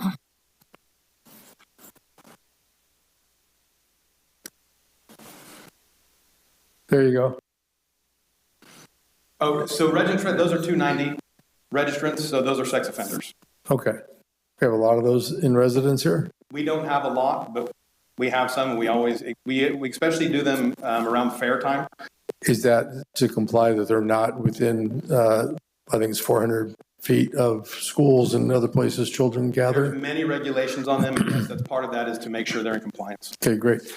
Some of these proposals are really easy to get behind. Reducing response time, increasing ambulances, certainly recruitment efforts. Applaud all of those and could support those. Others, do we really need to pay money to have a study done for where to deploy resources? Is that something that we can do ourselves? Is there a reason why you want to go out or recommending going out for studies? Sure. It really is an objective study. Instead of us coming up here and telling you what our needs are, it's a third party. There's a lot of data that goes into it. I can tell you it took us almost 3 years to conduct ours. That started in 2018, was completed in 2021. And really, for us, it provided the roadmap moving forward that City Council adopted. So that's what we're hoping really to get for Chief Nord here and his organization. But obviously, we're open to direction. Mr. Bausch, maybe I can jump in here as well. I think from my perspective, having done a staffing analysis as the former police chief for that, there's a lot, especially the fire side they have rules, they have laws that actually direct how many personnel they have. On the police side of things, standards vary from across the nation when it comes to your response times, deployment, even how your shifts are comprised. And so one of the things that I challenged Chief Nord with during this goal setting process is knowing that the background with the council being very data driven and making sure that our dollars are spent wisely. As you can see, the cost of a police officer, just hiring one, is several $100,000 per year by the time you add full benefits and salary and equipment. And so ensuring that we are deploying those in a thoughtful fashion as opposed to anecdotal evidence of where we might need them is something that I think is money well spent, because it will be a guiding document for both police and fire over the next decade or so that will demonstrate to the community the impacts of the 50,000 calls for service they have, in addition to officer-initiated calls. All of that information becomes super critical in the evaluation process of trying to figure out how many police officers or firefighters do you need for a community of this size, because it is complex when you talk about potentially millions of dollars, millions of visitors per year coming here, their impacts on the community, as well as, the complexion of the community, the demographics, the older, care facilities and those kind of things, and their unique impacts. So really, it's a guiding document that will have a multi-year effect and will guide those priorities. Part of the reason, thank you for that. Part of the reasons for asking that question, and good response, by the way. Appreciate that. Often we do studies like this and it turns out that we need more facilities. How much of, we have a limited budget. Where do we best spend those dollars? If we put a lot of money into resources or assets, we may not have enough money left at the end of the day to do something that is critical to public safety. I find public safety one of the top roads, and public safety is the top reasons to have a municipal government. We need to keep those in mind as we're allocating dollars here and setting our goals. But, so, thank you for the answer. You bet. We couldn't agree more. And as was pointed out during Mr. Cornell's, a big portion of what we do is made up of salary and compensation. So again, making sure that we can actually quantify why we need it to the community, especially because there's such varying standards, and meeting a community expectation with public service is the whole goal. Pro Tem Gregory, you have a follow-up? Yeah, I wanted to say, we've experienced the success of that with the fire department. And what we did years ago, Jonathan, it was an amazing turnaround for the department for all the things that we did with our interim chiefs, and they all help us put together a plan. So I think it's a good idea to help the police department. So thank you. Councilman Strong. Thank you. On the budget primarily, the J20 is a temporary fund, basically. Could be permanent, but right now it's temporary. And we have $1.5 million worth of staffing included in that J20 budget. Is there any long-term plan on how we're going to retain those people if J20 ever is not reapproved? Mr. Strong, I think that's another excellent point that you're bringing up, and therein lies the challenge of trying to create these budgets that are going to endure, over the long haul.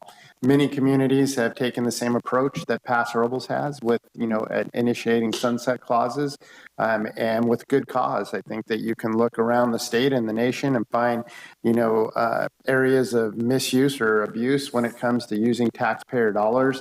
The city of Paso Robles has traditionally been very conservative with its finances, and our healthy reserves and our spending shows that.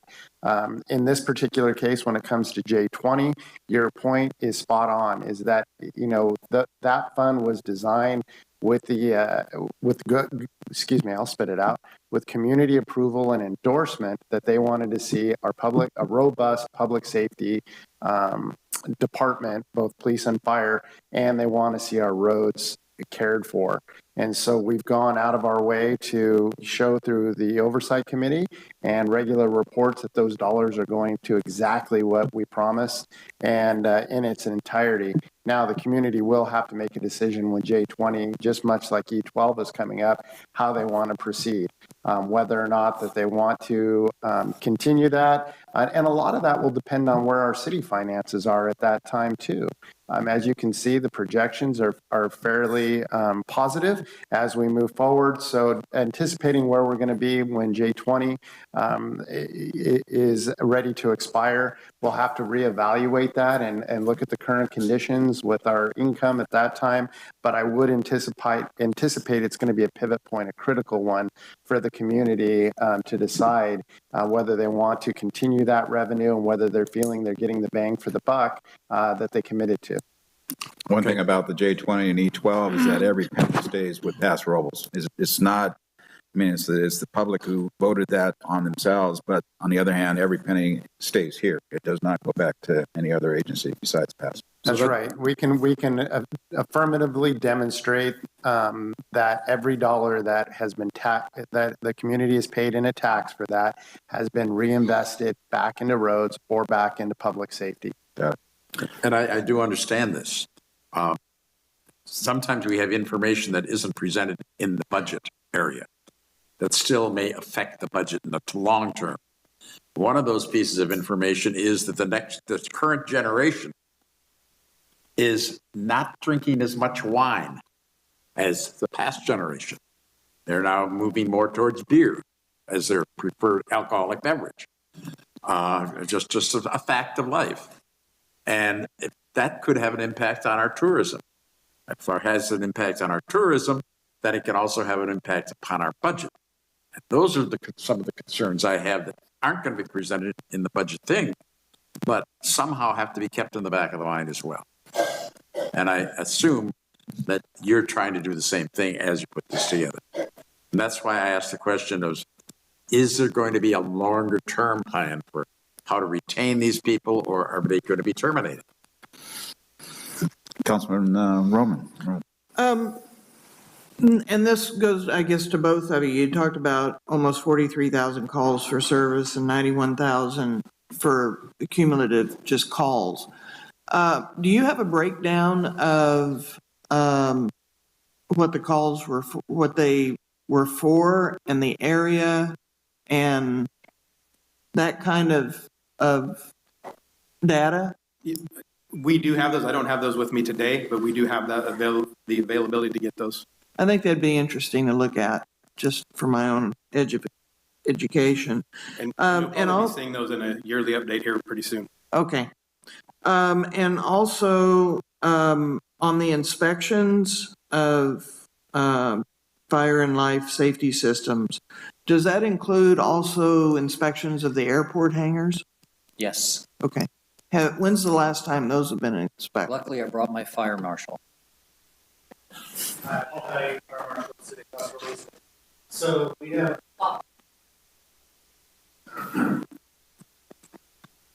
Thank you. Thank Paul. So the last time that we have done the inspections at the airport hangars has been within the last 365 days. So our goal is to get all inspections within the city done. And this past year, we hit our goal of 100%.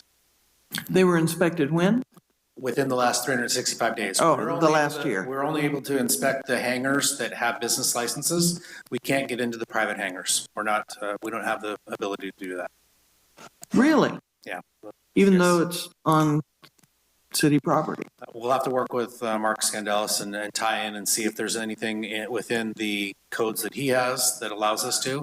But in the fire codes, we're not allowed to go in there unless there is a notable reason for that, whether there's a hazard that's found or a reason for us to be able to get into there. It's much like a private residence where we can't inspect people's homes. Hotels, we're not able to inspect rooms with people in them. So there's some constraints that we have. I would think being on city property is a little different. I'll look into that. I'll look and see if Yeah. there's anything on that. But it might be something we need to address. Yes, but the ones help that you have out. that fire and life safety systems, we do inspect those. Thank you. That's all you had, Sharon? Yep. Good. Okay. Quick question, Jonathan. The 4-minute response time, that's definitely the code 3 responses, not code 2 or anything. Only code 3. And, I just want to highlight one thing and tell the council thank you. So our fire station 3 has been open since December 1st. The average response time has improved by 63 seconds in that district, thanks to your approval of opening that. Unfortunately, we're not seeing the improvement citywide because we have so many calls for service, we don't have resources available, so that's delaying our time. But huge positive for fire station. Another J20 funding kind of project. So Just for the community, code 3 responses, those emergency responses that involve the threat to life or imminent threat to lights and property as sirens. well. Yeah. So yeah, lights and sirens. Lights and sirens, yeah. responses. Versus there's code 2. There's all kinds of responses that they do, but of the percentage that we're saying, we're only meeting 56%. That's basically in a code 3 mode, lights and siren, getting to somebody that really needs us fast, right? The other thing I was going to mention too, or ask about briefly, was the county agreement with San Luis Ambulance and getting more up in the North County.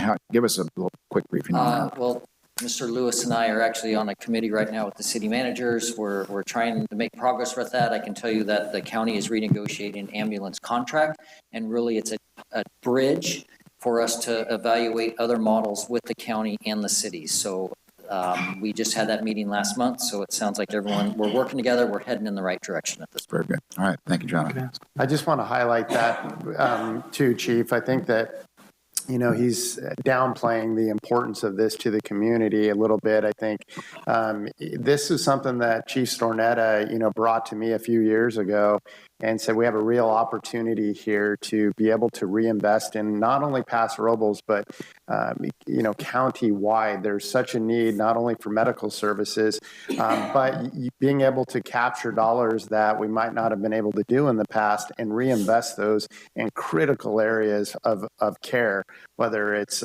potentially for mental health services, homeless services, and or just getting more ambulances during our peak times. So Chief Stornetta has helped really spearhead this, and he deserves credit in that area. And as noted earlier in our fire insurance rates, this team of public safety officials has really gone above and beyond just delivering the day-to-day services that we might see in the community, but really the long-range planning that keeps our costs down, improves our community preparedness, and in so many ways looking to the future to support our communities from a public safety and healthcare lens. So they deserve a lot of credit. Thank you. Pro Tem Gregory had one question. So Jonathan, while I have you up there, it's kind of a double question on the squad Yes, sir. vehicle. So is that in your plans to bring back soon? And would that help reduce our times? Yes, fiscal year 25-26, bring the squad back. We still have the squad sitting at the station. We're ready to staff it. And so that would put one at each station or? No, just one, the downtown station. The Okay. downtown station, it's the busiest fire station in the county, running just over 3,000 calls. So we actually need 2 units down there. Okay, good. So we'll see that soon then. Thank you. Thank you. Councilman Strong.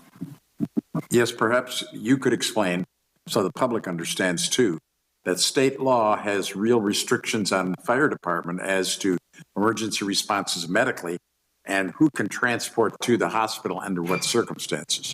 I think it would be very valuable for you to tell We us could that. spend weeks on that, so let me make it just real short, because it's going to be a long day already. So there was state law enacted in 1980. If you didn't transport prior to that, you can no longer transport. And the city delegated its transport rights to the county in 1976, so we cannot get them back based on the EMS Act, which is a state law. Okay, let's move on. We have a lot to do. So thank you, Chiefs. Appreciate it. Council members, it's at your discretion. We can go with one more quick presentation, or if you'd like, there's 2 options. We have food that I think we have enough here to feed the community as well as the council. If you want, we can take a lunch break and eat, or if you want to have a working lunch, you can probably take a 5-minute break, set everything up, and we can continue working that way. But it's whatever council would like to do. What's council's Working lunch. working lunch? Okay. Yeah, let's do that 5-minute break, set up, and then Okay, get back to then it. we can take a 5-minute break, get everything set up, let everybody get some food in front of them, and then we'll continue on. Thank you.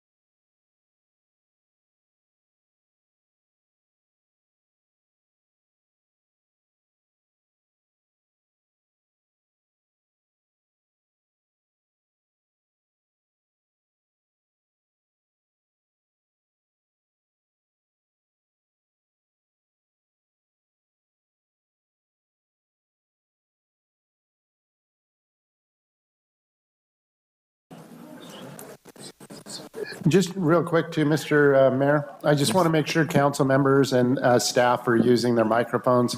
Got a request from the community that they weren't really able to hear some of us, so Okay. you can make sure you speak into the microphones, that'd be great. Yep. Good afternoon, Mr. Mayor, City Council. My name is Christopher Alecko. I'm the Utilities Director for the city. The Utilities Department is comprised of 4 main divisions that includes recycled water, solid waste, wastewater, potable water, and utility engineering. The Utilities Department has 48 budgeted full-time staff and an annual budget of approximately $24 million. On average, the department will perform $7 million per year worth of master plan capital improvement projects, primarily dealing with repair and replacement of old infrastructure. In addition to the more routine master plan capital improvement projects, over the next 2 years, the city will be working to complete a 4.5-mile recycled water distribution system, including pump station and pre-stressed concrete reservoir. That project is estimated to cost between $25 and $30 million. Now, let me say here at this point that the cost to build infrastructure, to pay to keep the utilities running does not come from the general fund. These are enterprise funds, and we're funded through the cost of the services that we provide. My objective here today is to highlight one particular recently introduced goal to the City Council at the February 6th City Council meeting. That goal is to complete the annexation of city-owned property at the landfill. The primary driver for achieving this goal is to assess the feasibility of developing technological solutions tailored to address some very specific needs the city and the region are facing. Those needs primarily include removal of PFAS and other hazardous materials from municipal biosolids, satisfying recent changes to California solid waste regulations, specifically SB 1383, that requires a 75% reduction in organic waste disposal in landfills by 2025, and develop a sustainable, cost-effective means of treating PFAS in landfill leachate. These environmental and regulatory challenges are likely to intensify in the very near future. PFAS chemicals are known as forever chemicals because they persist and accumulate in the environment over time. These chemicals are toxic to humans and wildlife and pose a threat to drinking water supplies. These chemicals are widespread and influent in sewage sludge in treatment plants and wastewater treatment plants due to industrial, commercial, and domestic sources. Disposal or use of biosolids could lead to dangerous human and environmental exposure. The EPA is expected to finalize its biosolid risk assessment this winter and will likely result in setting of pollutant limits and monitoring and reporting requirements. Developing a plan to safely and permanently destroy these contaminants will be imperative. Now, SB 1383 is a radical reduction in organic waste disposal in landfills by 2025. Organic waste streams in the region primarily come from food waste, municipal biosolids, green waste, winery and brewery waste, and fats, oils, and greases from food processing. And that brings us to the landfill. The landfill is located 9 miles east of Highway 101 on Highway 46. In front of the 80-acre landfill, there's 132 acres of unused buffer land. It is here we want to explore technological solutions to convert these challenges and liabilities associated with the various organic waste streams into beneficial and marketable products. The concept we intend to explore is the environmental analysis required as part of the annexation is a waste-to-energy park. The conceptual waste-to-energy park will be able to accommodate all the major organic waste streams in the region identified on the left and process them through wet and dry digesters and high-temperature pyrolysis to produce valuable natural gas and biochar. It's worth noting that unlike other PFAS mitigation technologies, high-temperature pyrolysis can permanently destroy PFAS chemicals. Given the pending challenges and regulations pertaining to PFAS, there is currently a significant amount of piloting and testing of various technologies aimed at destroying PFAS and halting the cycle of environmental accumulation. What was or is presented here is one potential concept utilizing some of the most tested and proven technologies currently available. As we advance this concept, we will continue to evaluate the landscape before settling on the ultimate solution. City staff will be exploring grant opportunities to help fund the initiative, and where additional funding may be necessary, we'll look to develop a request for proposal to deliver the project through a public-private partnership, allowing any remaining financing to be delivered by the private entity. Additionally, the city anticipates that development of the facility will be an economic win, contributing additional funding for other programs. The next steps include completion of the CEQA study and obtaining LAFCO approval. At that point, we can then start exploring funding alternatives and private partnerships. And with that, I'd be happy to answer any questions. Okay, thank you, Christopher. Anything from utilities at this point? Good. Thank you very much, Christopher.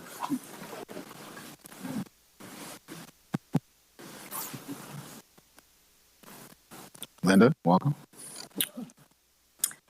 Good morning, Mayor Hammond and council members. Linda Plesha, Recreation Services Manager, joined by City Librarian Eric Lashley.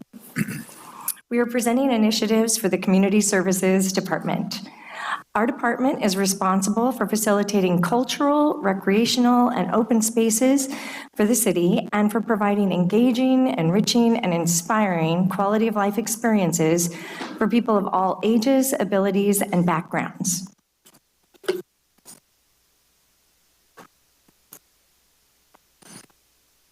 On February 15th, 2022, City Council endorsed the 22 through 26 Library and Recreation Services strategic plans that were developed with significant input from the public and endorsed by our advisory groups and nonprofit partners. With City Council's support, we have been successfully implementing our plans over the last 2 years. This includes establishing a library outreach program, enhancing collections and better utilizing technology at the library, opening a teen center at Centennial Park, and introducing a park ambassador program to facilitate use of public parks and open spaces. During this next budget cycle, Library and Recreation Services will continue to move forward with implementing our strategic plan goals and objectives. And now I'll turn it over to Eric. Wow, thank you. I just, Eric Lashley, City Librarian. There you go. I'm glad I have my fan club here. Thank you. No, I do appreciate the supporters being here. So yes, I want to talk about our strategic plan and what we've done the last 3 years. And to Ty's point, I'm new. I'm almost on my year anniversary, and the strategic plan was one of the reasons why I came here. It's really important if you know you have a plan. Oh, I got to talk about this. So I want to first thank you guys. The strategic plan had 3 new positions. We had an administrative assistant position, which you're seeing a lot more social media publicity coming out of that position. We had a tech services librarian position, and we had an outreach services librarian position.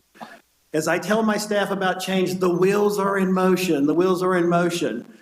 We are doing outreach, which means we're taking programs out to the community. We want to do pop-up libraries. We want to do one at Oak Park at the housing group there. Take it out to Echo, to the families experiencing homelessness there. We also doing Creston Village. We're starting a pilot program at Creston Village, home delivery program, and we're also doing a major pilot program now with Almond Acres Charter School. So right now, we borrowed a vehicle, we got a vehicle that was going to the city auction for our home delivery. And I have some exciting news to report to you. So Almond Acres, just to let you know, we are doing a pilot program there. The first day we did it, we checked out over 400 books. But to do that, we used that SUV that you saw. We had about 28 milk crates full of books. We took over 600 books, and we checked out over 400. It was great. We love doing it. We want to serve that population. We're using it as a pop-up library. As you see, it took 6 tables in their gym to set this up. fantastic. We're really excited about doing it. However, it's extremely inefficient to do it this way. We need the right tools for the right job. So today I'm really excited to announce the Paso Robles Library Foundation will be sending you guys a letter saying that they will purchase a Ford Transit van that we can outfit for a bookmobile.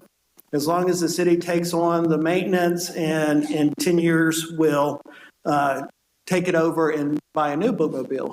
So again, this gives us the ability to go out into the community, and we're excited about that. So I want to thank the Paso Robles Library Foundation for stepping up and helping us move that service. It is a game changer.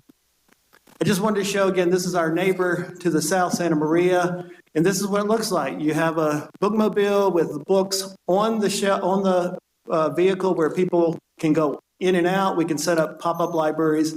And with Almond Acres, we can literally drive up, kids come on, get books, and we drive away.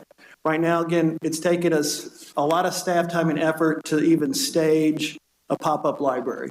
But again, we want to reach that community. The great thing about the bookmobile, we can go anywhere in Paso Robles. The other initiative we want to talk about is teens. We really want to service the teens in our community. I'm so glad that we have the Teen Center now at Centennial Park. We need teens here at the library. We want to provide opportunities for them. So part of our strategic plan talks about hiring a teen services librarian in 25-26.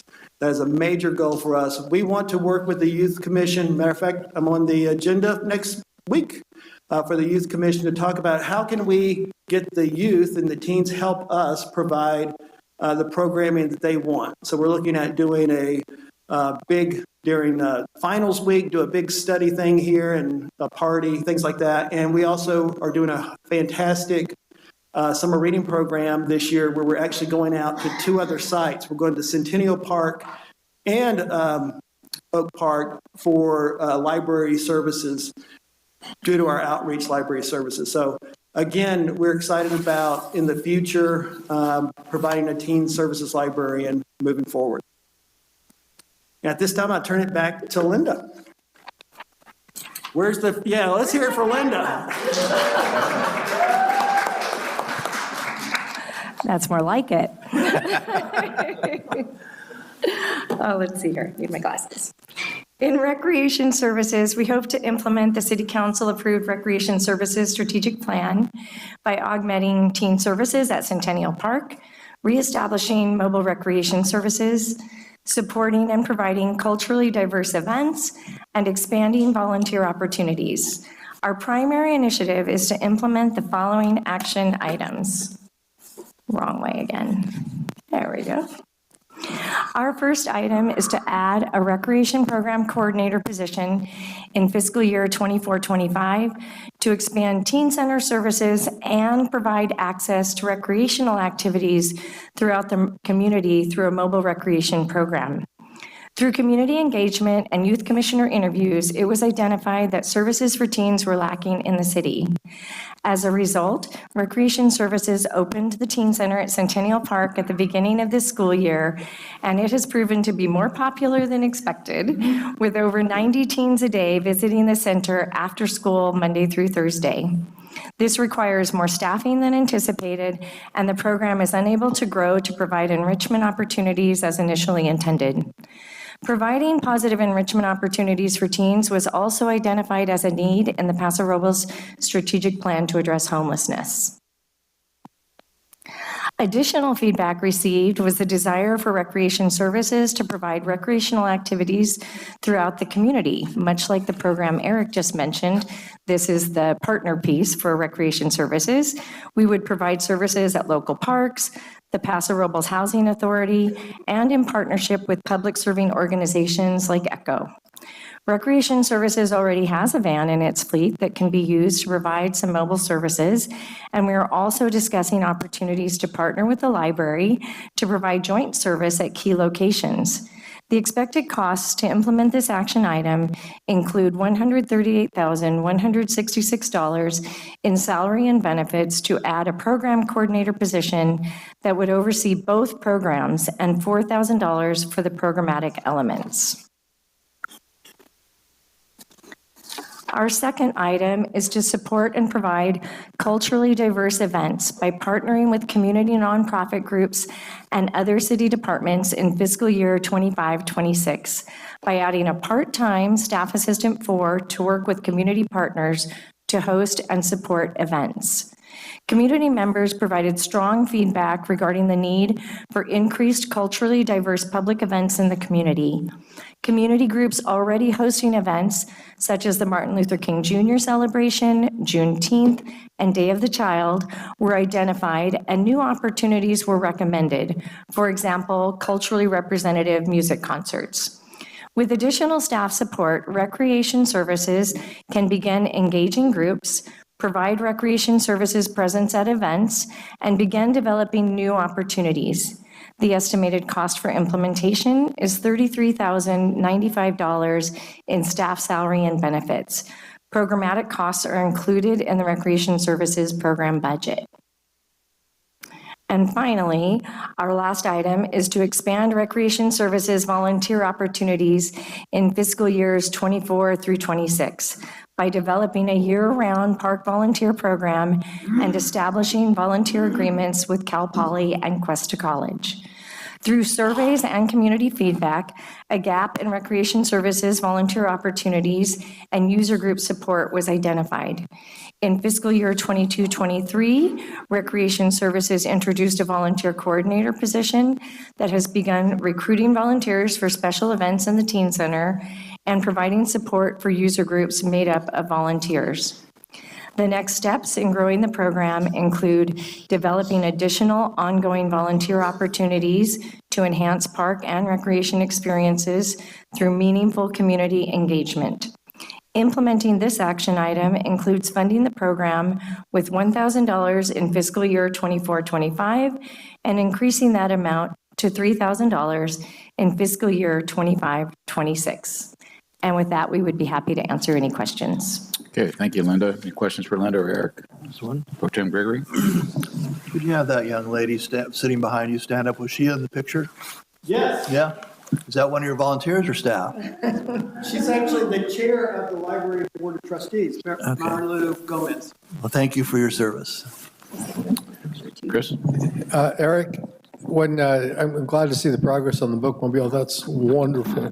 I was engaged in a process down in Brea in their bookmobile, a little bit larger, but they had some trouble. This goes back probably 30 years. They had trouble because books are heavy, so you can't really spec out a normal van. You need to get something that's geared properly in order to get around. If you're going to keep it on flat ground, not a problem. But if you're going to go into the hills at all, have that conversation when you get ready to order the vehicle. We can talk more about that later. Thank you. My last library had a big bookmobile and a Sprinter van, so I'm very familiar. Yeah. Okay. Thank you, sir. Okay, Yes, Ms. Linda? Well, both of you, I guess, on this one, because it has to do with books in the teen center. I think there was a while we're talking about adding a study center. Would that include some library books too, or anything like that? Yes, excuse me. Yes, Councilman Strong. We did discuss that, and then as we've continued to survey the Teen Center members, they haven't expressed as much interest in having an actual collection at the Teen Center as we thought they might. We think that the mobile library program could absolutely partner with the Teen Center and provide services on select dates. Very good. Thank you so much. Appreciate that. Yep, exactly. We plan on taking the bookmobile to the Teen Center. Yep. Good. Councilmember Roden? Question, Linda. You mentioned in one of your asks is adding a recreation programs coordinator. How much was that a year? Did you say 138,000? I think so. Additional. Thank you. Yes, Councilmember Roden, $138,166 for a full-time program coordinator to oversee Teen Center services and the mobile recreation services programs. Okay, thank you.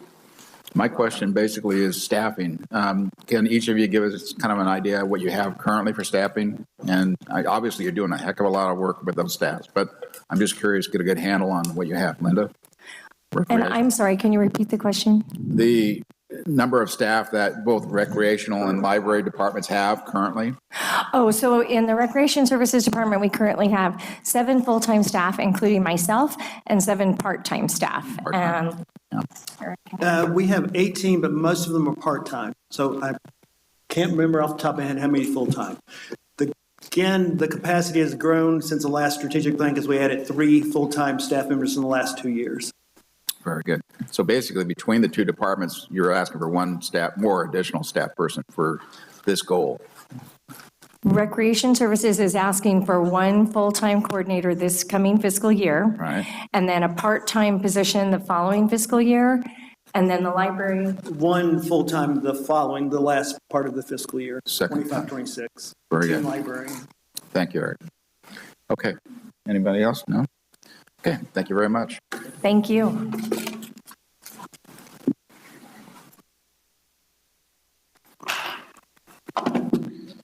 Hello, Warren Frace, Community Development Director.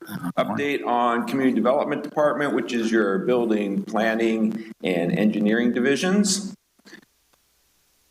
So what do? We implement the general plan, which is the city's vision for build out of the community through 2045. The council goal is to achieve a population of 44,000 locally. That's going to include the construction of up to 5,000 new housing units, over 4 million square feet of new commercial and industrial development, build out of the city circulation system, all the roads and bridges needed to accommodate that. And as part of that, we have to do all the CEQA or environmental review for all those projects. So that's what our department does on a daily basis.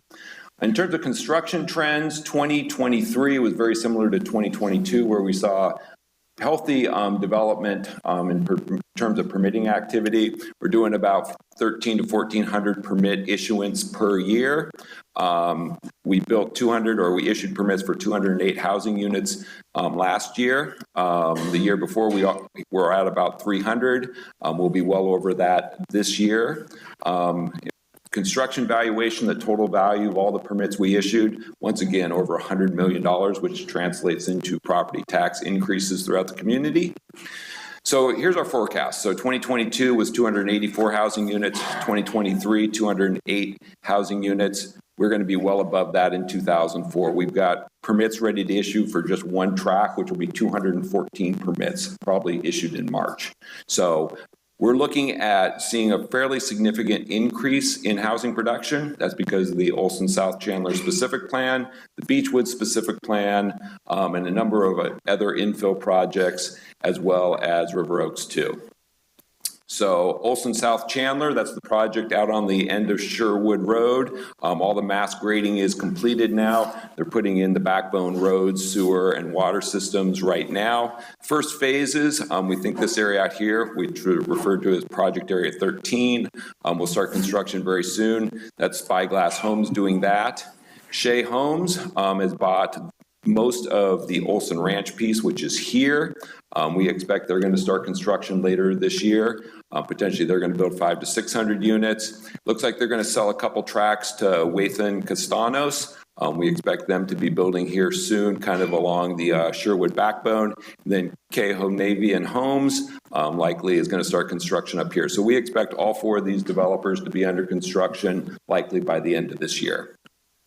River Oaks 2, this is Midland Pacific, out there on Buena Vista. The first phase, the Traditions, is under construction. They're going to start building houses in the second section, the Vintage, very soon. So that's up to 270 units. That'll probably average out to 50 to 60 units per year. And then Beechwood specific plan down on Creston Road by Virginia Peterson School, 911 units. Their first phase will be right here in the corner next to the school.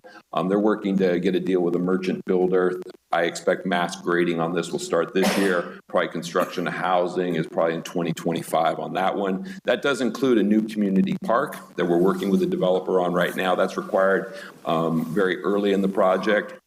potentially has additional soccer and youth sports fields. So that'll be a nice facility that's located right next to the park or the school. And then rental housing. So one of the goals we're asking for feedback from the city council on is the need to increase rental housing production. So based on the projects we currently have approved, we're going to hit our regional housing allocation need numbers without really doing anything in addition. This is a question, do we want to do even more? We've heard back from the community, from business groups, as well as the San Luis Obispo County Economic Forecast, that there's a real need for additional rental housing within the county. We have a lot of service workers needed to support the wine and lodging industry. They're not going to be able to afford these new houses, unfortunately. So we're really going to need to focus on that. We do have a committee, the Housing Constraints and Opportunities Committee, that's been looking at opportunities for additional residential housing, especially apartments. There is opportunities in town, but it's going to take some proactive work on the part of the city to make those happen. They're going to require general plan amendments. They're going to require zoning changes. They potentially will require some financial incentives potentially to get them over the hump on some of their gap funding issues. So that's the question, is that something that we want to move forward with as an additional program? We have had success recently with rental apartments. So on Crescent Road next to Food for Less, the Arrive apartments, these are 200 market rate units, are finishing up final occupancy right now. So the units in the back furthest away from the street have been occupied for quite some time, but the final units right along the street frontage are getting wrapped up right now. But that's a really good project for additional housing stock. And then partnering with the Housing Authority, we've had success getting a couple projects started recently. So there's 69 affordable, these are low and very low income family apartments. They're currently under construction, phase 1 of the Olson specific plan. These are right off of Fontana Road. So if you haven't been out there, go take a look. These will be occupied by the end of this year. And then another project with the Housing Authority, Riverwalk Terrace. This is the Walmart Center next to the old JCPenney's, the pad in the back. It's under construction as well, 79 low and very low income senior units. So basically almost 350 apartment projects, both market rate and low income, all under construction right now. But we're going to hit an end to that. So the question is, do you want to move forward and try to keep that pipeline moving? So staffing needs, to do all these initiatives, we are going to be asking for additional planners. We need definitely more building inspectors for these track houses. And then we've had a number of challenges in our engineering division as well. So all 3 divisions are going to require supplemental staff to keep up. And then a couple other projects that are pending.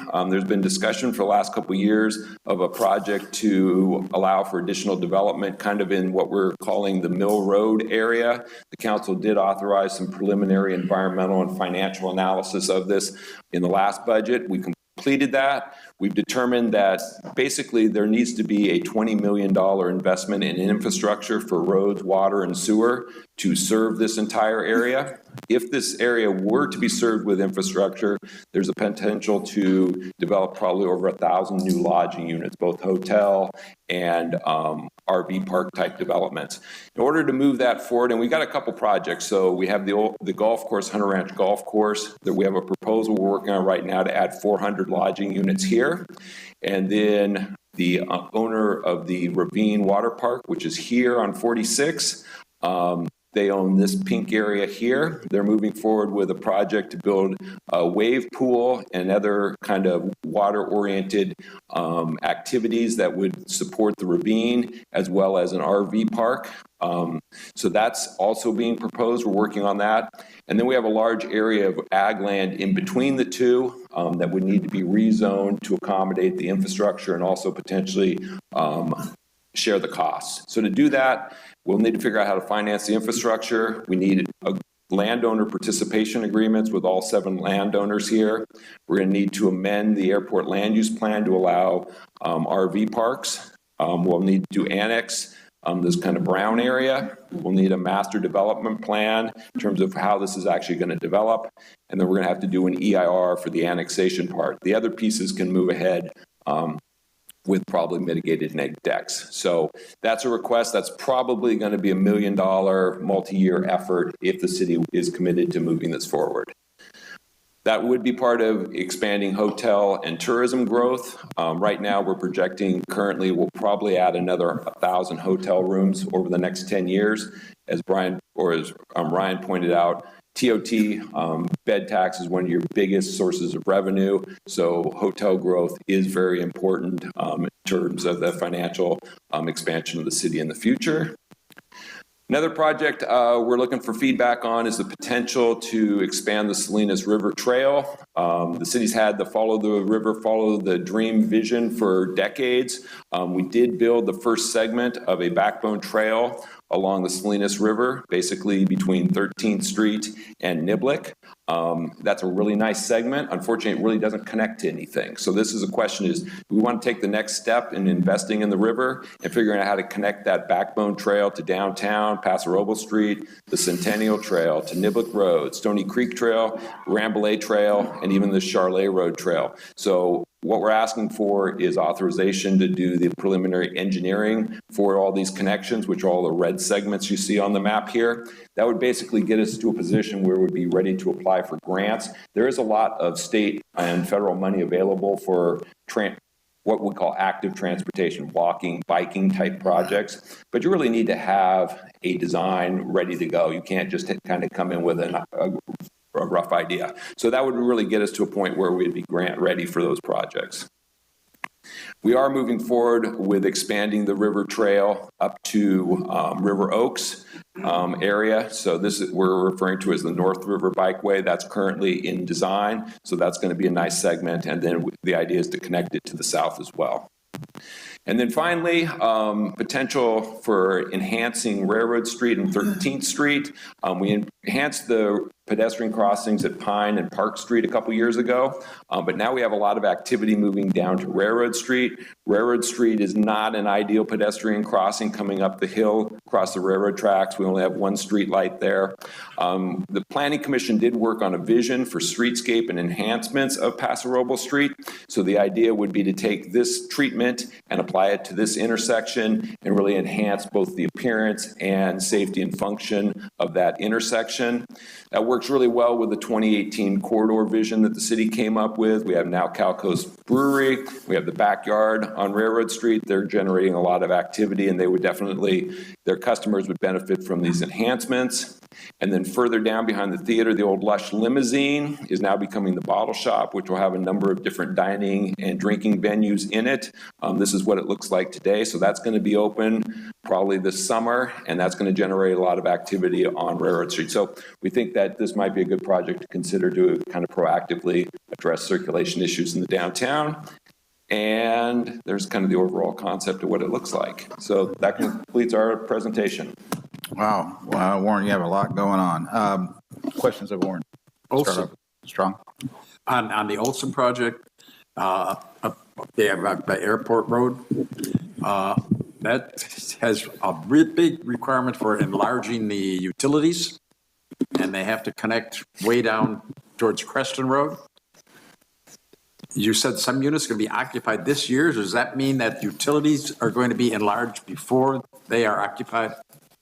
Yeah, we have to get the water and sewer backbone systems in place and operational before final. So we're kind of, in a race right now to meet that. But yeah, that's the plan right now, is to have everything ready to go by the end of the calendar year. Okay, because that's also holding up the resurfacing of Commerce. Correct. Okay, so we can then do Commerce too. Good, thank you. Councilmember Roden, any questions? Chris? Josh? Warren, thanks. The project on Railroad Street, that's used a lot right now for employee parking. If that gets developed, I think that was a kind of a pedestrian type of development. What happens to that parking? Well, right now that's a city parking lot. So it's one of our employee permit parking areas, so it'll remain that. So as long as we have that permit program, it'll be for. I'm talking about the parallel parking. The parallel will stay the same. So as we enhance the sidewalks and the curb and gutter, we'll have a better opportunity, I think, to stripe and should be able to find a couple more spaces. but it won't unfortunately create a lot of new parking spaces. But it won't eliminate any. That's really my big concern. I like the idea of there's been lots of talk about that over the past 10, 15 years, and different visions. And right now that parking is critical. So as long as we're not losing any, that's good. Thanks. Councilman Gregory. Warren, I don't know how you keep track of all this stuff, but keep it up. I do have a question for you on, so funding for your department, are you going to need funding for the railroad district for engineering, or is that pretty well close to Well, design? I think we do need additional engineering staff, and to the degree we have more engineering staff, then we can start to work on some of these, quality of life enhancement projects. Right now, they're at capacity just dealing with basically the Olson project. And would that same staff be able to help out on the Riverwalk idea? Yeah, that's the idea. Both of those are engineering exercises. Obviously, Public Works and DETIS do a lot of the engineering. We partner on that. I think to the degree we have more engineers in City Hall, we can do a lot more things. And then you showed a bikeway 5,400 feet long. Can you tell me where that goes to and from? On Yeah, River Road? that's the North River Bikeway. So here's downtown. So there's your Creston Road, 13th Street connection. And right now the bikeway goes up to Union Road and then ends. And this is Kermit King and the River Oaks neighborhood here. So this blue segment would be the new segment. So it would connect to the existing bikeways at River Oaks and the existing bikeway at Union Road, so that we'd have a nice, safe Class 1 bikeway all along the river. So Class 1 is 5 feet of pavement or whatever with... It's 10 to 12 feet of pavement separated from the street. Very good. So it'll be great for, bicycle commuters, recreation. You have a lot of tourists like out at Allegretto that want to go for a place to ride and they really can't get to downtown. They'll be able to get to downtown with this. So it'll be safe to ride my electric bike on there? It'd be perfect for that. That looks really good. Thank you, Warren, for all your presentation. Councilman Bausch, you have one more question? Warren, we have a critical need, it sounds like, for engineers going through. Once these projects are built out, are we going to need those engineers? Is there some thought, some discussion as to sending this out, this contract work, or because those engineers aren't going to be needed, we'll say in probably 5 to 10 years, that need will be gone? Well, I think you always need engineers. You've got the landing, there's a whole nother level of projects out at the airport, the landing project, the new airport road segment we didn't even talk about. And right now we've got probably 4 engineers that were contracted that are working part to full time right now. So to the degree things ever did slow down, we would just back off our contract services. But right now, between engineering, planning, and building, we probably have 10 to 15 full-time equivalent people working for us right now. Thank you. That was my question too, Warren. Again, I noticed you didn't say anything about the airport area, but that's going to be a blossom that's going to happen here in the next few years. So my question is, basically in your goals and questioning for funding and projects, what is your total that you would like to see in your department? You have 15 currently now, but where would you like to plan as far as full-time equivalents? Yeah, so our current budget's for 20, we're at 15. So we got 5 vacancies we need to fill right now. We do probably need another 3 to 4 beyond that, really, to accommodate everything that's going on. That's both community development and building, correct? And engineering. Engineering too, right. Mr. Mayor? Councilman Strong. Yes. Councilman Bausch brought up something interesting about that. And so that reminds me, we haven't done a completely new general plan since 2003, or 2004, I think was actually adopted. And that's way beyond the limits that the state really wants. So they're mandating every year RENA numbers to us that we have to accommodate. And our general plan currently builds out at 45,000. Obviously, they're going to try to force us over that 1,000, or else they're going to financially punish us. So are we making any plans yet on when and how to do a new general plan? I think that's something that we're going to have to start talking about, but The reality is, when the general plan was adopted in 2004, it was a very aggressive plan, and the city then annexed a lot of land. We annexed Chandler Ranch, Olson, and Beechwood specific plan areas, and then we hit the Great Recession, and literally nothing happened for 15 years. So where we're at today is actually where the city thought we were going to be at 20 years ago in terms of these projects getting going. So yeah, the real challenge is, can you meet your regional housing need allocations? And we have no problem hitting them today. And if you double the number and think that's your 28 number with North Chandler Ranch, you still can hit them again. So within your general plan that was 20 years old, you still can meet your next 2 cycles of RENA numbers with the existing land within the city. Now, at some point, you do need to update the plan, and we have been updating the plan every time we do, the Uptown specific plan or Olson. They were all major general plan amendments. So it's not like it hasn't been updated, but it hasn't been a comprehensive reset. We do need to do that, but you don't do it right now when you're in the middle of trying to build out the old general plan or the existing general plan. Okay. Question? Oh, go ahead, Chair. Councilmember Strong actually hit on one of the issues but also when you were talking about the need for hire of engineers over a 10-year period, you're also going to have some retirees at that point, right? Within those numbers, are you looking at hiring above that, or what you stated with what we needed right now will carry us through that 10-year period? I think we're just trying to hit our existing. We're not, obviously retirements and people leaving is always a risk, but we're not trying to overhire at this point. And on the railroad street, what I'm most excited about is not only the improvements to it, but the lighting. There's where a lot of the issues have occurred over the last few years with people parking there and it not being safe. And I'd like to see some sort of, whether it's through the police department or the security cameras in some of those areas as well in downtown.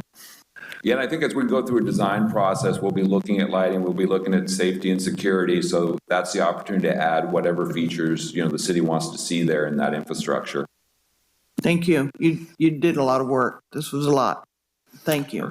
Warren, I'd like to kind of talk a little bit about the effect of ADUs and what the state has done to all the cities in California. And, our planning threshold is 44,000, and this is now over and above. Can you briefly tell the public and ourselves here kind of where we're going to be landing on ADUs and how it's going to affect your department? Yeah, so accessory dwelling units is a state law that basically mandates that all cities allow additional housing units in single-family zones. So historically, single-family was 1 house. With ADUs, single-family now means up to 3 houses. So that could be a second freestanding ADU and also an additional junior ADU within the existing structure. So that's state mandate. At first, it got off to a slow start. We've seen some, and they're really good for rental housing. They have to be rental housing units. I don't think anybody anticipated them getting incorporated into large master plan projects as fast as it looks like it's going to happen. So this first phase we're talking about, Planning Area 13 that Spyglass is doing, this was approved for 120 units. It was all designed, all the infrastructure was sized for that. When Spyglass bought it, they decided that they were going to add 1 ADU to all units. So now it's going to be, they moved it down to 107 main units with 107 ADU units. So there'll be 214 units here versus 120. That does create additional traffic and infrastructure demands, but based on the state mandate, we cannot, charge fees for that. And we as a community are just going to have to absorb that impact. So basically our planning threshold is not really 44 anymore, is it? I mean, with all the ADUs that could happen, where are you kind of thinking? Well, I think we're going to have to see what happens with Olson. It looks like Olson, is approved at 1,200 units. We already are 100 over. I expect that the ADUs will probably drive it really close to 1,500 units. So there may be, in terms of the overall population, slightly more. one thing to consider when the 44,000 number was generated in 2003, this was a community of families, and we had typically 3 people per household. We're becoming more a community of retirees with a lower population per unit. So even though we're building more units, our population actually has been decreasing for the last couple of years, and it's because the number of people per house keeps going down. So even with the ADUs, we'll probably never hit 44,000 just because of the demographic changes. And water and sewer facilities, we're probably okay for handling that amount, or is that going to impact those facilities at all? Well, I think right now when we're talking just a couple hundred units, obviously we have a new water treatment plant, we have a new sewer treatment plant. We can deal with that. If this becomes a stronger, longer term trend, we are going to have to be aware of that. Yeah, I suppose, Breda. One more question along the ADUs. I've heard, and I can't recall where it was, there was scuttlebutt about eventually down the road of being able to actually, the ADU would have its own parcel number, separating it from the primary unit. But I know that with ADUs, they're not the qualifiers that we have. And some of the discussion in the planning department has been parking off street. ADUs don't require any parking. That's going to be a problem in the future as well. If we can't disallow, evidently, unless it's a lot size. And that might be something that we look at for the future as well, is in some of these plans that are developments of not allowing a larger lot size that would allow them to add an ADU. I don't know if that's possible or not, but. Yeah, the state's pretty much preempted everything, so there's not really a strategy to prevent ADUs.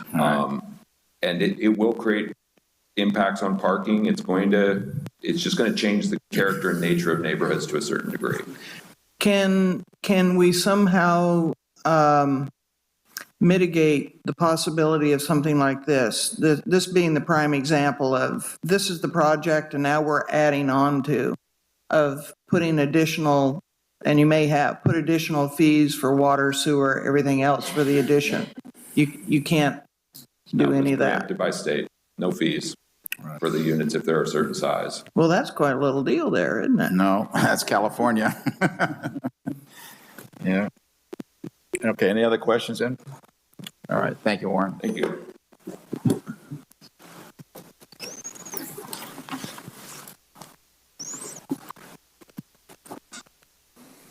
Chris or Ty, who do we have next? Good afternoon, City Council. Oh, there you go, Ryan. I'm back on the spotlight. There you go. Go ahead. With Administrative Services Department overview, and just want to take a quick second. This is the staff. This is the entire team, the 19 of us right outside the Carnegie. And I just want to say I am very blessed. I have a very lucky team. All 19 of these individuals are dedicated and true public servants. And so to those that are listening online, I have special thanks to them. Our department encompasses 3 different divisions: human resources and risk management, finance and utility billing, and information technology. We're one of the very unique departments where we provide services to each one of the supporting departments: police, fire, public works, and the like. Even though the goal statements, again, are only the ones that are kind of, we want to spotlight, we do have some operating and kind of day-to-day operations on the finance and IT side. Very specifically, for finance, we are working on a open transparency software platform. This will allow any residents real time to go on the city's website and see revenues collected to date, expenditures expended to date, and kind of a history, and be able to run your own financial reports open to the individual. So we expect that to be implemented summertime of this year, maybe at the end of this year. The other items out of finance also include that user fee study that I mentioned earlier today, as well as kind of looking at some of our contract processes, centralizing some of the contracts, because we've kind of learned over time that project managers aren't necessarily experts in insurance certificates, which is fine. So that's kind of what our department is focused on. We're there to support the other departments. As far as information technology, we do have a vacant IT manager right now, but when we do get the new person on board, they're going to be pretty much charged with establishing a help desk and inventory system, kind of a disaster recovery plan, and kind of a governance framework for future projects. But really for this upcoming 2-year budget cycle, the HR is really going to be kind of focusing on retention and recruitment. First off, we have a classification and comp study. What a class and comp study is, it's just a very, it's just a framework that shows the types of positions, the types of pay, and how we're structured. One of our current structures, as Mr. Lewis mentioned, is broadbanded. So we have what we call a professional manager 3, and then we have about 12 positions under that broad classification. But in reality, we were kind of realizing that sometimes finance managers are different than IT managers, are different from city engineers and the like. So in order to be a little bit more adaptive and a little bit more responsive to the market today, we undertook this study, and we entered into a contract with Baker Tilly in the fall of 2023. From that time to now, what we've done is sent out a questionnaire to every single employee. So rather than taking our general professional manager 3, go, this is what they do, we actually wanted to hear from the employees. What are you actually doing? Yes, we have a document that says like what you're supposed to do, but we really want to get drilled down to what they're actually doing and really compare that to other agencies of what that person's doing. That's how we're going to divide that market analysis. So we've got that complete. We have the positions that we were going to test. This last week, we actually met with each of the members of the union groups to go over what the peer organizations look like. So we have some peer organizations that are negotiated in the contract. We took a look at those lists. We recommended removing a handful of them and then adding a handful back into it to really kind of get us a good glimpse of where we stand with our comparator agencies. So like I said, we just had those conversations last week, and the consultants will be releasing that survey out to those agencies here next week. Right after that, kind of looking into the future, what we're planning and anticipating in the summertime is to meet with each one of you to come up with a wage and compensation philosophy. Before the study comes out, we kind of want to have a good game plan on where the council sits and where we want to be competitively and where priorities are. One of the easiest examples I have, money is finite. So at the end of the day, we're always going to be confined by budget. But do we want to be more heavy on people, have more FTEs, less on the actual base wages? Or do we want to actually have fewer people employed and have higher base wages? So that's kind of a balance that City Council gives us direction on. So we want to have that before the final study comes out at the end of this calendar year. After the study comes out at the calendar year, we'll start prioritizing equity adjustments, figuring out what our fiscal constraints are, come up with a priority list to review with City Council, kind of with the idea of having enhancements around key positions, and then really going into labor negotiations, which end at the end of 2025. And like I said, this is all kind of a portion of the retention and recruitment. And I found this wheel kind of interesting when I found it online, because we were already kind of developing these ideas, but it really kind of does break down what we're trying to do and what we're trying to invest in our employees. So really the first part is making sure we're hiring the right people, and not only hiring the right people, but also doing it timely. Right now, our human resources staff has 3 HR specialists. We have a risk and payroll coordinator and 1 manager. So the Department of 5 does a lot. And it's, again, we do recruitments for all city positions throughout the city, not just our own department. And so one of the first requests would be adding resources to the recruitment process, adding a supervisor position in between the line level staff and the human resources manager. What this will allow us to do is the human resources manager will be a little bit more strategic, look at processes, get out there on the marketing side of it, rather than being boggled down on the day-to-day, because it really is, the division is spread too thin with the amount of work that we have today. In addition to that, we also want to develop our retention piece of it, and that's all about employees, right? Keeping them happy and excited and wanting to come to work. So expanding some of I'm sorry, I'm getting ahead. Let me go to the hiring incentive program. So this is more of the recruitment piece of it too. And we have one for the police officers, right? We have the hiring incentive and some housing loan incentives. What this idea is expanding it beyond just police. It's going to be expanding it to any citywide employee, potentially, right? Obviously, this is coming up with a policy for us to develop, but that's kind of the idea. Almost have a layoff prevention policy in reverse, so that if we do have a key position, we have the protocols already pre-established. So this is how we're going to try to get it filled and get it filled quickly. Going back to employee development, again, to encourage and to recognize employee to get continuing education.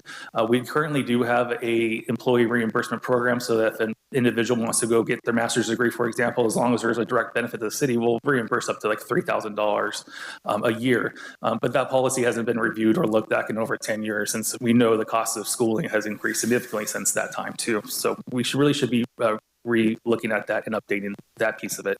In addition, the policy also really restricts what type of classes will be eligible for reimbursement. Typically, accredited college is the only schools that will be applied. But we have police officers and firefighters that go do very specific trainings for specific reasons that aren't necessary through an accredited school. But we still think it meets the whole intention of employee development, and we think we should expand that program to include those classes as well. Again, another piece of employee satisfaction goes with their leaders and their bosses and who they report to. And so it is important that the city continues to develop and train effective leaders so that our employees aren't leaving because of their bosses. And then the kind of the last two bullet points up there is update the personnel rules and regs. This goal has been up there for several years now, but it's vastly overdue for updating. The last time it was updated was in 1986. And so now's the time. It really helps the employees know what the protocols are, helps the city protect itself from litigation and liability. And then really, as an example, when folks go on workers' comp and there's some what's the word I want to look for? Tiptoeing the whole legalese of workers' comp. Our policies are so outdated that we don't really have a lot of teeth, and so we want to get those updated so that we get the proper protocols in place so that we get the employees back and going.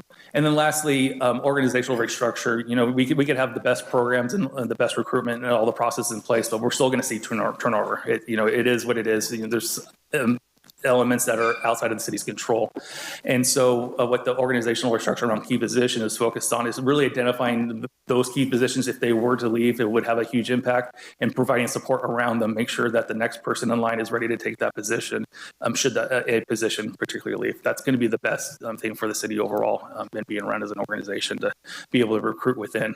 That'll be the most timely. With that said, that's the end of my goals, and happy to answer any questions you might have. Thank you, Ryan. Anything for Ryan on this side? This side? Chris? Ryan, thank you very much for that. You'll be coming back to council later on, you say, and to meet with us on what our individual perspectives are? Correct. Okay. We don't often hear about the term productivity in government settings. We see it a lot in private sector jobs. Be interested to have that your perspective on that when we meet. Thank you. Okay. I don't have any other questions other than recruitment and retention is a very, very important matter. That's for sure. You got to have the people and folks to do the work for the public. So, okay. That's it. Yeah. Anything beyond that? No? Frida's come out? Good. Public Works. Welcome, Frida. Last but certainly not least. Good afternoon, Mr. Mayor and members of the council. Frida Berman, Public Works Director. I am here representing 35 men and women who work on and maintain 15,000 city trees, close to 200 acres of landscape and lighting district property, 165 acres of open space, 333 million square feet of asphalt and sidewalks, 180,000 square feet of city facilities, over 250 pieces of equipment and vehicles, a 1,300-acre general aviation airport, stormwater programs and drainage throughout the city, and design and construct capital projects. Today we are presenting 13 goals, so hold on to your hats for your consideration, all intended to optimize the efforts made to provide the community quality facilities, services, and amenities. The first goal for consideration is something that Mr. Frace touched on. It's lighting on the Salinas Riverwalk Trail. The trail extending from Union and North River to Larrymore Park was opened in 2013. Bollard and ground level lighting was installed from North River to Navajo. Almost immediately, it became apparent that the specified lighting was not appropriate for trail conditions. Maintenance and repair efforts have been futile. This goal is intended to design and install new trail lighting no later than fiscal year 25-26 that is appropriate for the conditions, addresses community safety concerns, and encourages recreational use. The estimated cost for this project is $460,000 and is proposed to be funded by the general fund in collaboration with Rec Foundation and their Mary Studer Schwartz Fund for the River Walkway, which currently has a balance of $350,000. Next, improving city service by constructing a new corporation yard to include utilities department offices and landscape facilities and fleet maintenance shops. You've seen in our monthly capital project reports that we started on this project. As a reminder, the city corporation yard was on Riverside, was sold in 2018 and leased back to the city since. And added staff at City Hall has exceeded available workspace, making relocation of the utilities department a needed option. The site we're talking about is 3 acres at Union and Ardmore, adjacent to Fire Station 3. The intent of this goal is to systematically move through the process from design to approval to construction, breaking ground in July of 2025. Preliminary cost estimates for construction are in excess of $10 million, with several funding sources utilized: general government development fees, general fund reserves, water fund, and wastewater fund, with the allocation to each based on the preliminary share of personnel from each fund and function. The next goal is particularly appropriate, maybe not for the sunshine, but the weather we've been having lately. It is the Stormwater Drainage Master Plan. The last master plan was prepared in 2007. Since then, state and federal stormwater regulations have changed, development has ramped up, and population increased. The intent of this goal is to update the master plan by fiscal year 25-26 to better evaluate and manage stormwater, allowing staff to better address and respond to storm events. The estimated cost for this work is $200,000 and is proposed to be allocated from the general fund. In addition, staff will pursue applicable grant funding. Like you, I am always looking around when I drive through the city. And we have an opportunity to improve our gateways, advancing council's goal to maintain and enhance existing infrastructure and create a welcoming atmosphere for residents and visitors, as well as encouraging economic development. The landscape at 3 gateway locations, 1st and Spring, 36th and Spring, and 24th and Spring, needs replacement. A lot of it is original, a lot of it is died, and irrigation needs repairing. Wingway, the most common entrance to the airport, has neither landscaping nor a monument sign. The airport terminal itself wears the original paint and suffers from decayed fascia and other exterior elements.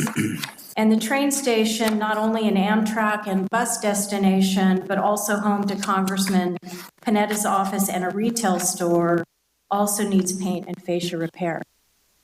The intent of this goal is to have designs approved and construction contracts awarded in this next fiscal year, and the estimated total cost is $530,000.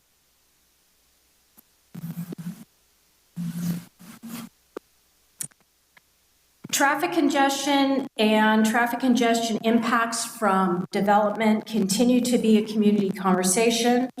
One of the main goal areas from our last goal setting session was to prepare for community growth by identifying a preferred control system for an adaptive signal control program.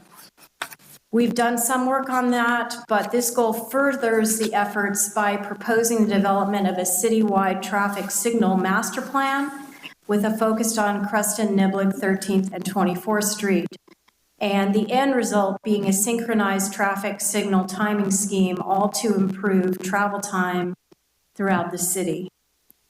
The estimated cost for the master plan is $300,000, and again, staff will pursue grant funding for this goal. There are currently 295 authorized staff positions across all city departments. In fact, I think it's 295.38. I don't know what a 0.38 is. Yeah, what that is. But the City Hall, Library, and Centennial Park facilities are largely in the same configuration with the same available workspace and amenities as when they were constructed 30 years ago. In order to provide productive service to the community, updated workspaces that accommodate, let me go back. In order to provide productive service to the community, updated workspaces that accommodate all our employees are needed. First, City Hall. Funds allocated in the last budget cycle allowed us to issue an RFP to provide design services considering new office cubicles that standardize space allocations and increase the number of available workspaces, adds one more conference room in a public access area, includes security upgrades, new wall coverings and paint, and new carpet and resilient flooring. Those RFPs were due yesterday, and I think we got 12 to 15 responses from interested architects, which is really exciting. Downstairs, the library is again in its largely original condition. Carpet, wall coverings, paint, and signage are needed. Centennial Park is older than City Hall, constructed in the late 1980s. A programming and design study is needed to determine the most appropriate configuration, use, and upgrade of each space. And we just discussed the new corporation yard. Those funds are already allocated. Newly request monies for the library and Centennial Park, total $433,500. And as I mentioned, funds for City Hall and the courtyard have already been designated. So, as I've just teed up, our city facilities are getting old, if not already old. Major city facilities, including the Public Safety Center, City Hall, Library, and Centennial Park, are anywhere between 21 and 35 years old. Things break all the time. And that's why I'm so excited about Cartograph. With the last budget allocation, the city contracted with OpenGov for their Cartograph asset management system. We are now working to implement Cartograph. Ultimately, we will have a system that will not only collect data from all the repairs and replacements across the city, but also incorporate extensive condition reports to generate work orders addressing reoccurring, deferred, and immediate maintenance needs.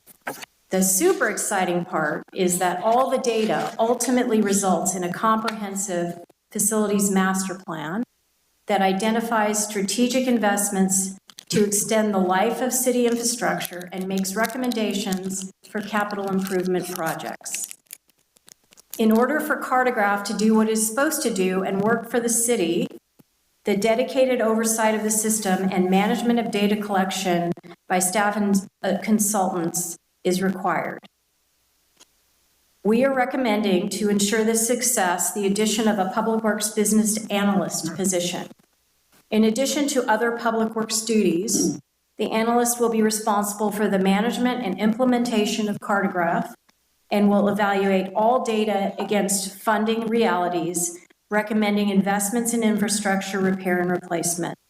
The business analyst is proposed as a professional manager too.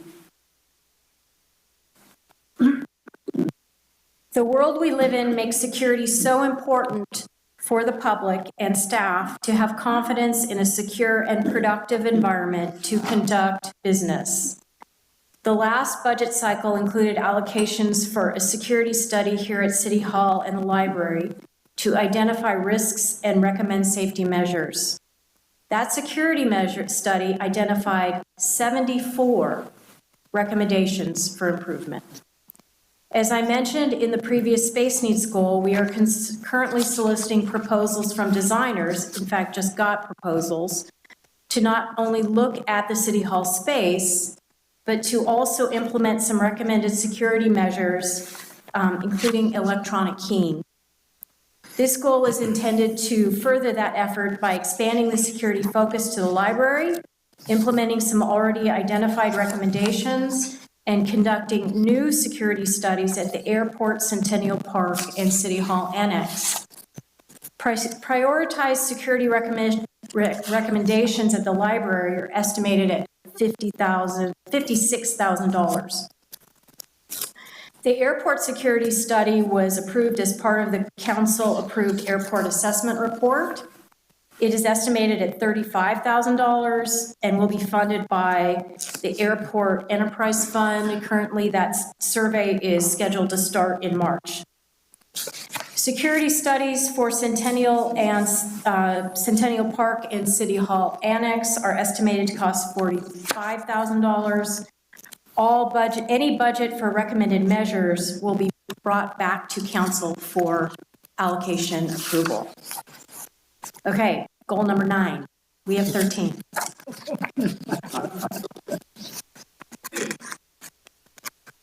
Consistently identified by the community is the need to improve lighting downtown. This goal is an extension of that effort.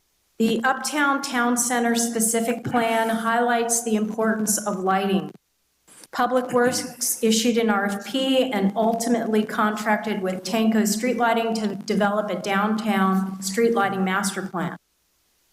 As part of that study, Tanco conducted a billing analysis of all city-owned streetlights, and it appears that PG&E may have billed incorrectly for some of those streetlights.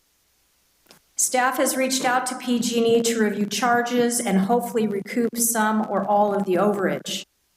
Other elements of the Tanco study include evaluating existing streetlight fixtures, identifying light deficient areas downtown, and evaluating purchasing the streetlight system from PG&E.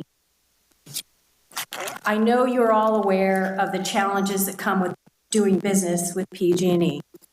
It was highlighted in our Fire Station 3 project, ranging from engineering design to installation timing. Purchasing the streetlight system from PG&E would allow the city to determine the aesthetic, control the quality and timing of installation and maintenance, and ultimately save taxpayer money. The intent of this goal is to add evaluation of the feasibility of city ownership of the streetlight system to Tanco's current scope. The cost of the additional scope is $300,000 to propose to be funded through a combination of TOT proceeds and the general fund. This next goal reviews progress taken to update the airport master plan and outlines next steps in the process. Ideally, the airport master plan should be updated every 7 to 10 years. The current plan was updated in 2004 and doesn't reflect current goals for the airport. The total cost of the update is $639,687, which includes the master plan update and additional information, including an environmental study and spaceport-specific chapter. The cost responsibility is outlined in your memo, but the bottom line is the city is responsible for $88,978 of the total cost. Staff has completed, underlined completed, all of the required steps in order to receive the grant funding. Mark Scandalis, airport manager, submitted the final paperwork this past week. So we now are eligible to receive the grant funding, and given the 15 to 18 month duration needed to complete the update, we'd like to begin immediately. The FAA, however, will not release funds until the third quarter of this year, dependent on congressional authorizations. Council will be asked to accept the grant offer in a separate council meeting and pre-fund the project using airport reserves. Now, it wouldn't be the entire amount at one time, obviously, but as the the study is being completed, we would have invoices to pay prior to receiving the FAA grant monies. As Chris described in detail earlier today, the concurrent spaceport application effort is on track in collaboration with Cal Poly. Staff would like to retain a proven spaceport project management firm to increase the chances of a successful application. Another ongoing goal is the State Route 46 Union Road Overcrossing Project and submission of a Trade Corridor Enhancement Program, or TCEP, Cycle 4 grant application to fund the project. Efforts to find a solution and improve safety at Highway 46 and Airport have been in progress since 1999. And although we are still encountering roadblocks, significant progress has been made working with SLOCOG and Caltrans to make the project eligible for TCEP grant monies. Currently, the effort is focused on Caltrans' approval of the final environmental documents.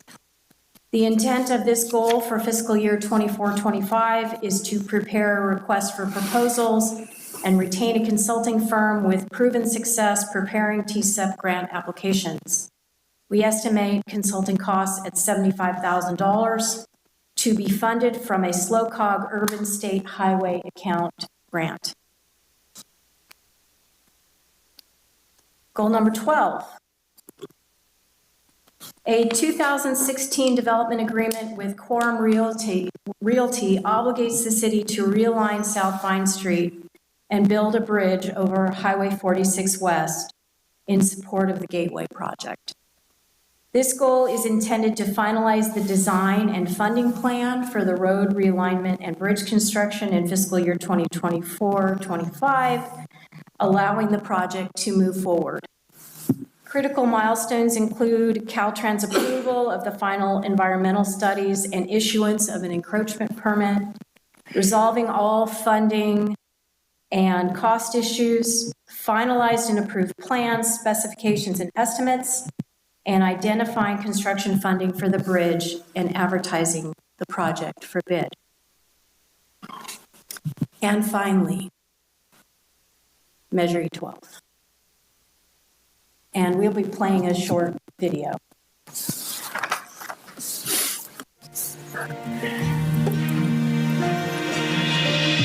E12 truly has transformed our ability to improve the road conditions throughout the city. They're used every day from emergency services, police and fire, public works, sanitation. Everything depends upon well-maintained roads. 2012 was when the E12 sales tax override was initiated by the voters in direct response to the poor conditions of the roads. The voters decided to put in a half-cent sales tax override, which is directed solely to roads. We have about $6 million a year in dedicated revenue that's solely spent on roads. And tourism pays for the majority of that through sales tax. I live on Putter Avenue here in the Country Club States. The roads were falling apart. Me and my daughter loved to longboard, skateboard a lot. The roads were so coarse and you couldn't do anything like that. Now that the roads are repaired, people are a little more happy living here in this neighborhood. When I go on the road with my friends or my parents now, it's not super bumpy anymore. There's no potholes anymore that you fall into, or we can just cruise. The people I work with on the committee from the city have been very professional in providing the necessary information to verify what they're doing as according to the goals.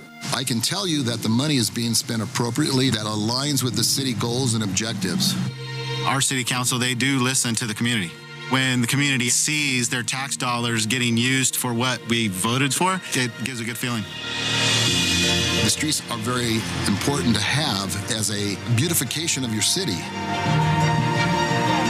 Paso Robles has civic pride, and it's reflected in everything that we do. And I'm super excited about the prospects for the future.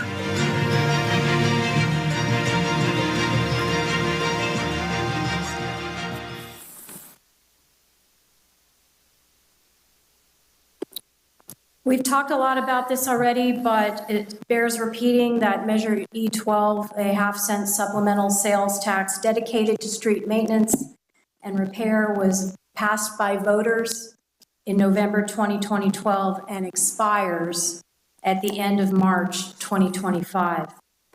E12 has provided funding for over 35 different road maintenance projects, totaling over $46.4 million, with additional $32.2 million committed towards uncompleted projects. Annually, E12 funds between $6 and $7 million in road repair. The intent of this goal is to complete previously approved street maintenance plan projects funded by Measure E12. No one's expected to read this slide, but 27 E12 projects have been completed and 15 other projects are underway. Only 2 projects remain to be started: the 13th Street Bridge and Niblick Bridge deck resurfacing and Melody Drive. To provide some context, Paso Robles has more than 150 lane miles or 33 million square feet of asphalt. Almost 72% of it is in residential neighborhoods. However, if you look at this project map, you'll see that residential streets in large part are the streets that remain to be repaired. The focus at Council's direction has been on arterial and collector streets, and that has a lot to do with pavement condition index and the amount of dollars and work needed to repair arterials and collectors versus residential streets. I think the phrase is bigger bang for your buck. I think more eloquently, a greater impact to the road system as a whole is made by addressing more of the arterial and collector streets, which may require a grind and overlay as opposed to a residential street that may require full depth reconstruction, curbs, gutters, ramps, and utilities replacement. So what is PCI, or Pavement Condition Index? Pavement Condition Index is a number between 0 and 100, with 100 being best, that is used to indicate the general condition of a pavement section. Prior to the expenditure of E12 funds on road repair, Paso Robles averaged a PCI of under 50. Now, with 11 years of E12 projects, the average has increased to about 55. As examples, repair of Spring Street between Niblick and 30th Street moved the PCI from 19 to 78. Repair of Scott Street increased the average PCI from 43 to 100. But as we all know, and the thing about pavement is that it deteriorates if you don't go back and maintain it every 5 to 10 years with crack sealing, slurry seal, or a similar treatment. The funding and repair model we are using now, which has been previously referred to as pay-as-you-go, collects dollars and spends them on the next project, and it does not allow for the amount of maintenance needed to repair our repaired roads. Our engineers estimate that more than $350 million of repair work remains. This includes associated utilities replacements, which can be up to 40% of the project cost. So what happens when E12 expires? We lose the dedicated source of road repair funds with delays to much needed road work, and our average PCI goes down instead of up. If council considers moving forward with road repair without E12, other funding sources like the general fund will have to be considered with impacts on other city programs. Measure J20 funds could be used to backfill the gap, but that supplemental sales tax passed by voters in 2020 has 3 council-adopted priorities: fire, police, and streets. And although a total of $10.1 million has in J20 funds have been appropriated for roads, using more J20 funds will significantly impact fire and police services in staffing, equipment, and facilities.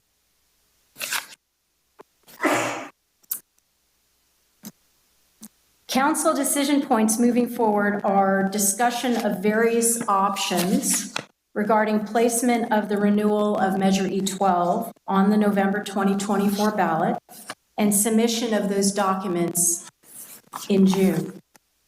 The measure, if submitted, would be considered by voters at the November 5th, 2024 general election. Staff has developed, oh, you changed my slide. Let me chime in here real quick too. This is the repeat of the slide of before. So as Free is going through these options, I just wanted to kind of reiterate and how this funding works, right? A portion of the $6 million a year would be going towards debt service instead of directly to the streets in lieu of getting a lump sum of dollars up front. Okay, thank you. That was a surprise. So we've developed 4 potential funding models with regard to Measure E12. Model 1. This isn't pay-as-you-go. This is renewing the half-cent supplemental sales tax with no sunset date. This model allows the city to bond on the estimated revenue with about $12 million a year, just under 12, $59 million available in the first 5 years for repair, and between $2.5 and $3 million available annual for maintenance in perpetuity. The great thing about this is if it's renewed, we are eligible to receive a one-time influx of funding from the state, which is about $5 million. And with careful planning, because I want to moderate expectations, even with double the work every year, average PCI is expected to increase to 60 by 2055. The cons, the city does, because of the revenue bond, incur some debt. Model number 2 is what we are doing now. It's renewing Measure E12 with a sunset date. This is the pay-as-you-go model with about $6 to $7 million annually in road repair, and there's no appreciable dollars available for maintenance, and no change in our average PCI. Model number 3 is let's do more. It's renewing Measure E12 and increasing it to, instead of a half cent, to 1 cent with no sunset date. This would allow us to bond on estimated revenue with about $118 million in the first 5 years, or $24 million a year for road repair, and the same amount, $2.5 to $3 million available annually for maintenance. With this scheme, and with careful planning, average PCI is expected to increase to 65 by 2045. But with about $24 million spent annually on road repairs in the first 5 years, the proportionate cost of engineering consultants is exponentially increased. Again, it requires the city to incur debt via that revenue bond. And model number 4 is the E12 is not placed on the ballot or is not renewed by voters. No arguments in favor of that one. The cons, we lose that dedicated source of street repair revenue. We have to consider general fund program reductions, and backfilling with Measure J20 funds would have significant impacts to fire and police services. Through the city manager's office, polling efforts have been underway to test the community on these different scenarios, and those results are still to come and will be reviewed with council and the community when they are available. And with that, I appreciate your patience through my long presentation, and I'm happy to take any questions. All right, Frida. Start off with Councilman Strong. Okay, going back to your measures there on Vine Street. If you complete that project, do you have your plans on what to do with the old Vine Street from where it's now going to take off? And it's not going to be rerouted.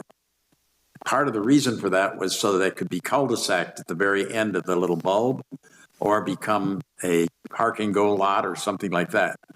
There are plans with community development for a mobility hub at the corner of 46 West and the gate where Gahan is now. So the fully engineered traffic flow through that area, yes. Okay, because that's where Caltrans wants to put a roundabout. And that roundabout is in the plans, yes. I see, thank you. Councilman Rogan? Yeah.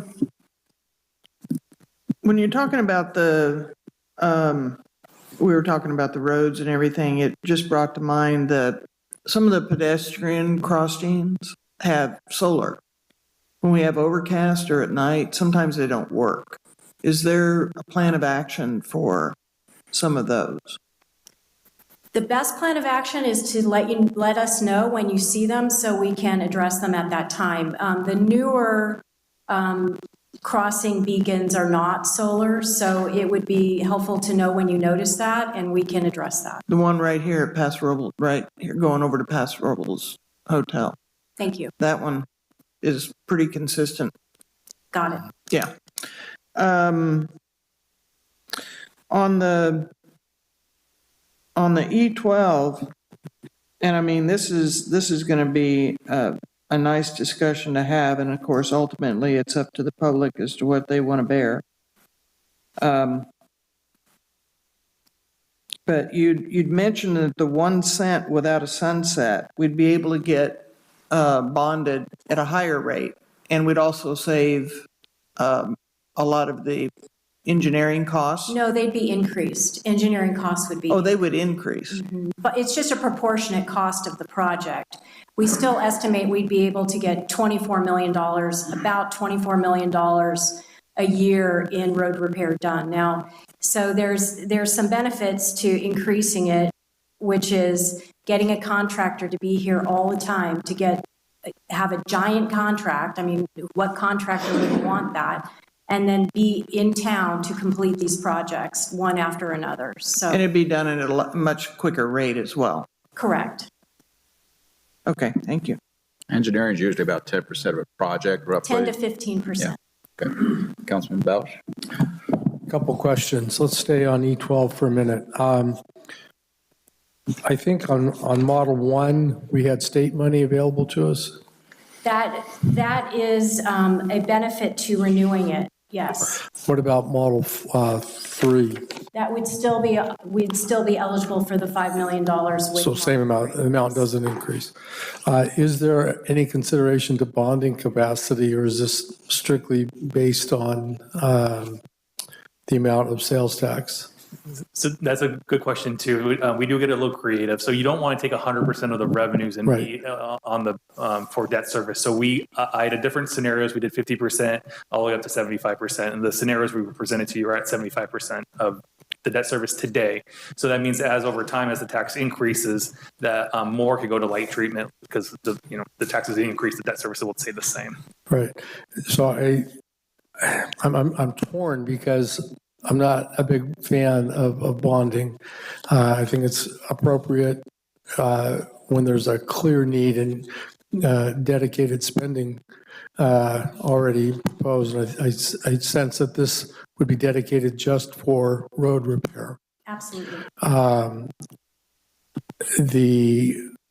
And I don't know if today is the right forum for this, but given previous recent bonds in the city of Paso Robles, measure M16 to be specific, and the negativity surrounding that, I'm not sure if the timing to pass another bond is at the optimum. So we're not actually, just to clarify, we're not going to be putting a bond, we're not proposing a bond measure. We're proposing a revenue bond on the estimated.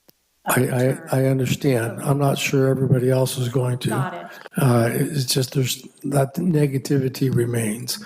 I don't want to, I think it's safe to say that the general assessment is I don't want to spend any more money. Live within your means. Sure. That would have to be overcome. Yep.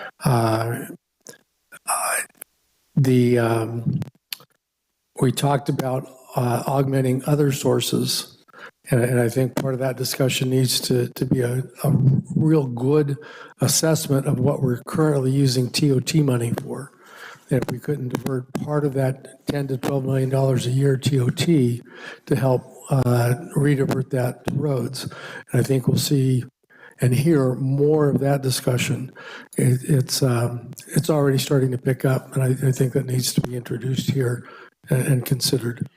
I think it's an important distinction to make that TOT, it goes into the general fund.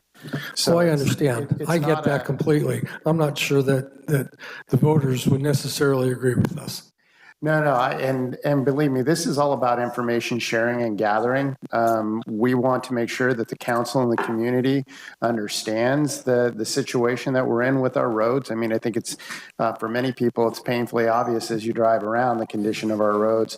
But more importantly, and that's why participation, as in everybody here today, will be able to share that information with the community members that they know, their family members, their work peers, to be able to have a community discussion, because you're right.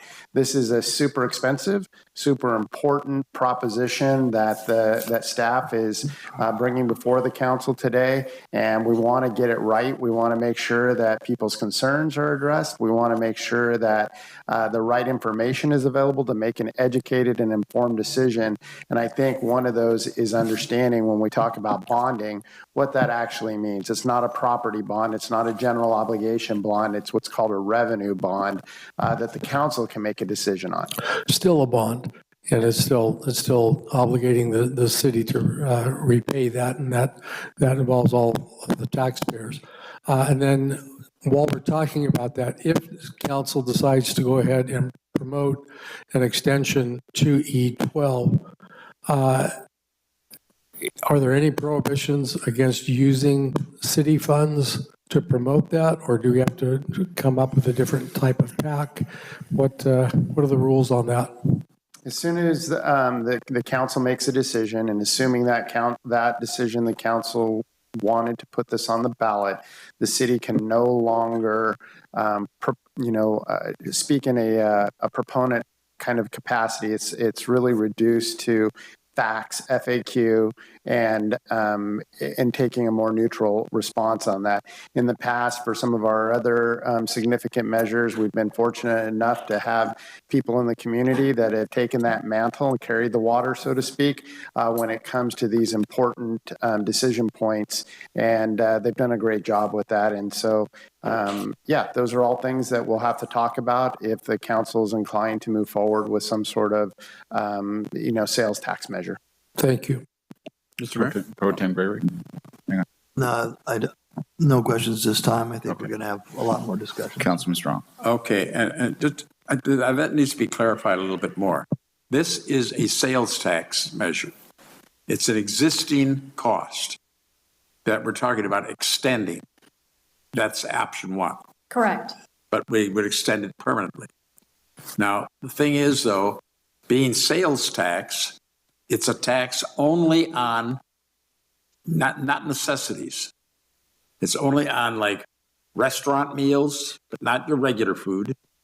It's a tax on big items like appliances, furniture, things of that nature, but not your everyday types of purchases necessary for life. So tourists pay a large percentage of that. And if I remember the study we've had on that in the past, it came to over 40%. Well, it's more like 60, isn't it? So it's close to 60%, yes. Yeah. Well, and that's a great point. That's one of the reasons why Mr. Hewitt's presentation regarding understanding the impacts on tourism on our community. I know that that video that we've shown in the past, there's been a few folks that have questioned those numbers regarding, the contribution of citizen versus visitor. And I think that I think those are all valid questions that the community needs to understand. I think that it's undisputed, though, that tourism plays a huge part in its contribution to our local economy, to our local tax revenue, when it comes to the amount that they pay when they buy things in our community. One more point, and that is, even when we look at what would be the local portion, the 40%, that's by zip code. And our zip code has as many citizens or people living outside of the city limits in the zip code as that live inside it. So almost 50% of that 40% is still paid by non-city residents, not by our taxpayers. So I think somehow we have to get that message across. Chris? Somewhere in the attachment, I think I read that it was like 40% of sales tax. Can we get a clarification on whether it's 40% or 60%? 40% number, if I'm remembering, Councilman Bausch, is the amount of proportionate utility replacement costs. I didn't address the amount of sales tax. But do we have that information?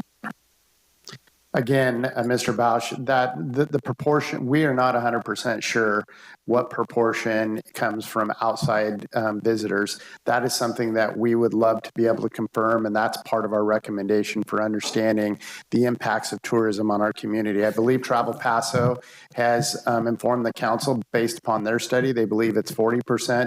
We've heard numbers set at different levels, but I think that it's getting at the heart of that and understanding what that means is something that we're as committed to as any other community member. Thank you. To clarify, Mr. Chair? Yes. The earliest record we have of those numbers was from surveys that were done on every single transaction by actual stores, such as our Walmart. Sports store, Walmart, et cetera, where they had people actually say where they were coming from. Right. And that's how we got a lot of those percentages, was actual surveys of the people buying the items. Got it. I have a question, Frida, or maybe Ryan, with regard to the gas tax that we all pay in for a gallon of gas these days, and how much of that we actually get back in the way of street maintenance from the state.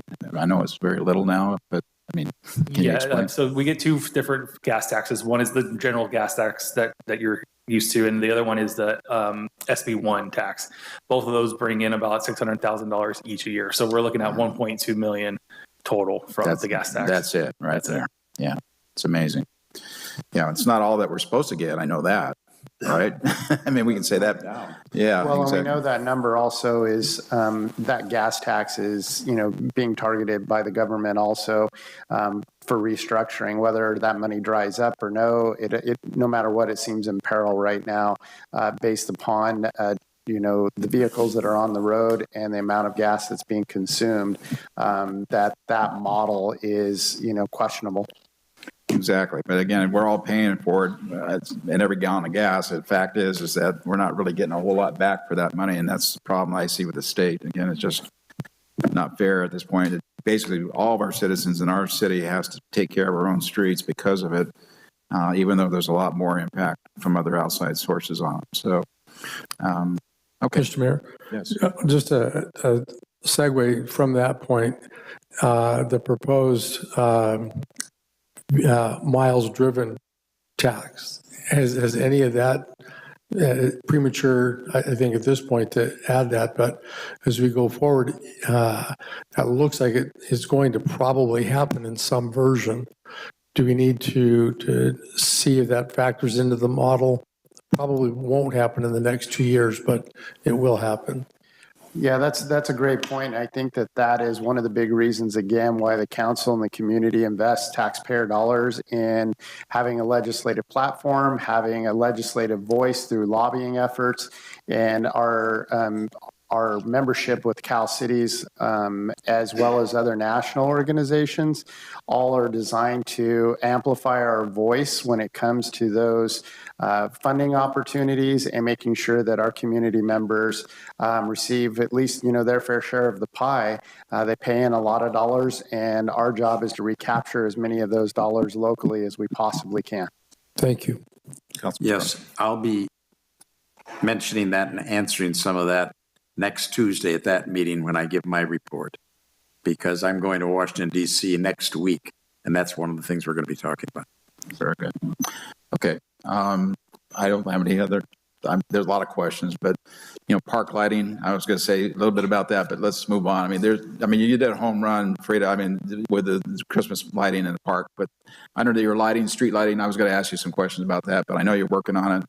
We'll You'll hear see about it at the council this next Tuesday, this upcoming council meeting. Very good. You can't spoil all of our secrets, Mr. Mayor. Okay. All right. Thanks, guys. One thing, Mr. Mayor. Yes. Frida, I know everybody's working on the streets and everything, and we all know up where I live, and I'm representing the people up there who keep knocking on my door. Up Fairview and Sunset, we have moguls up there that we kind of dip around.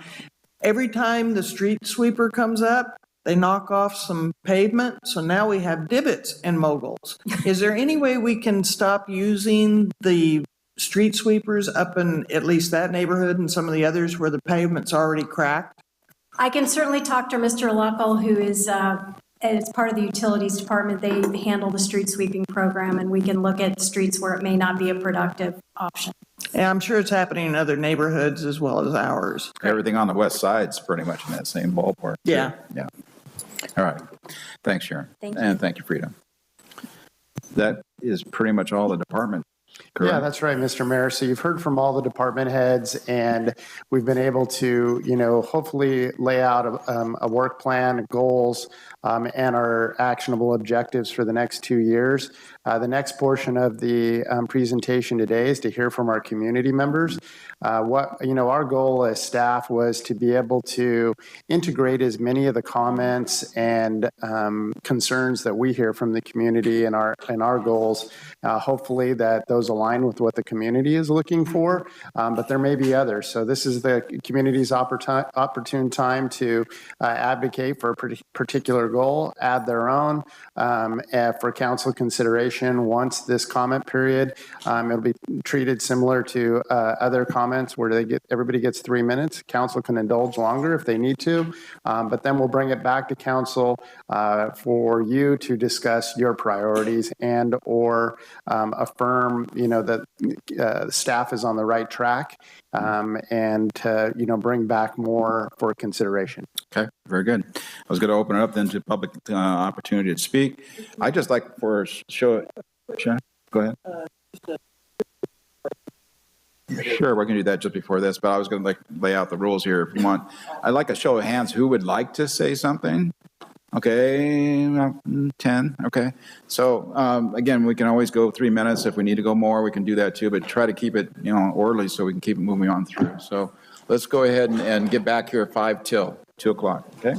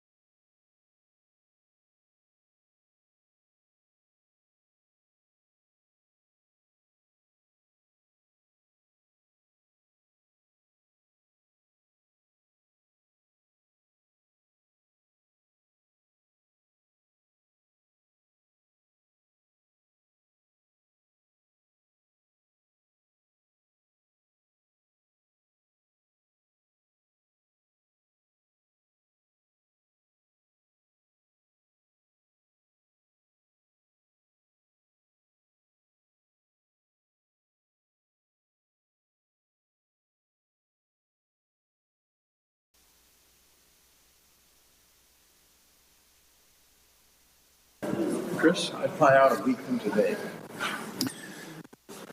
All right, welcome, everybody. Let's go ahead and get this started then for the public side. If you would, just go ahead and line up and we'll recognize you and give you 3 minutes. And who would like to be first? Welcome. Yes, ma'am, go ahead. Go ahead, turn on the mic. Yeah. Sharon? Oh, my name is Mary Lou Gomez, 212 Panorama Drive. Sharon, thank you for mentioning that about our roads. I do not like roller coasters, and my street is like a roller coaster. Having said that, it's been a lovely, lovely meeting, very long, but very informational. Thank you, everybody, for being here. And I'm here really as a taxpayer, and just to say how wonderful it is to have an amazing library that keeps growing, a rec department that keeps growing, and it has more great things for our children. I'm an avid advocate for our young taxpayers, for future taxpayers, and having things for them has been a challenge, really. I've been here for 20 plus years, and I see more and more how we are growing as a town. And having a mobile library is going to be amazing for our underserved children and families that might not know how to use the library or might not have access to the library because of where they live or the resources that they have. So us bringing our town, bringing those resources to where they are, it's amazing. Also, thinking in the future, we have a community school coming up. And that would be an amazing collaboration also for the city and our district to connect together.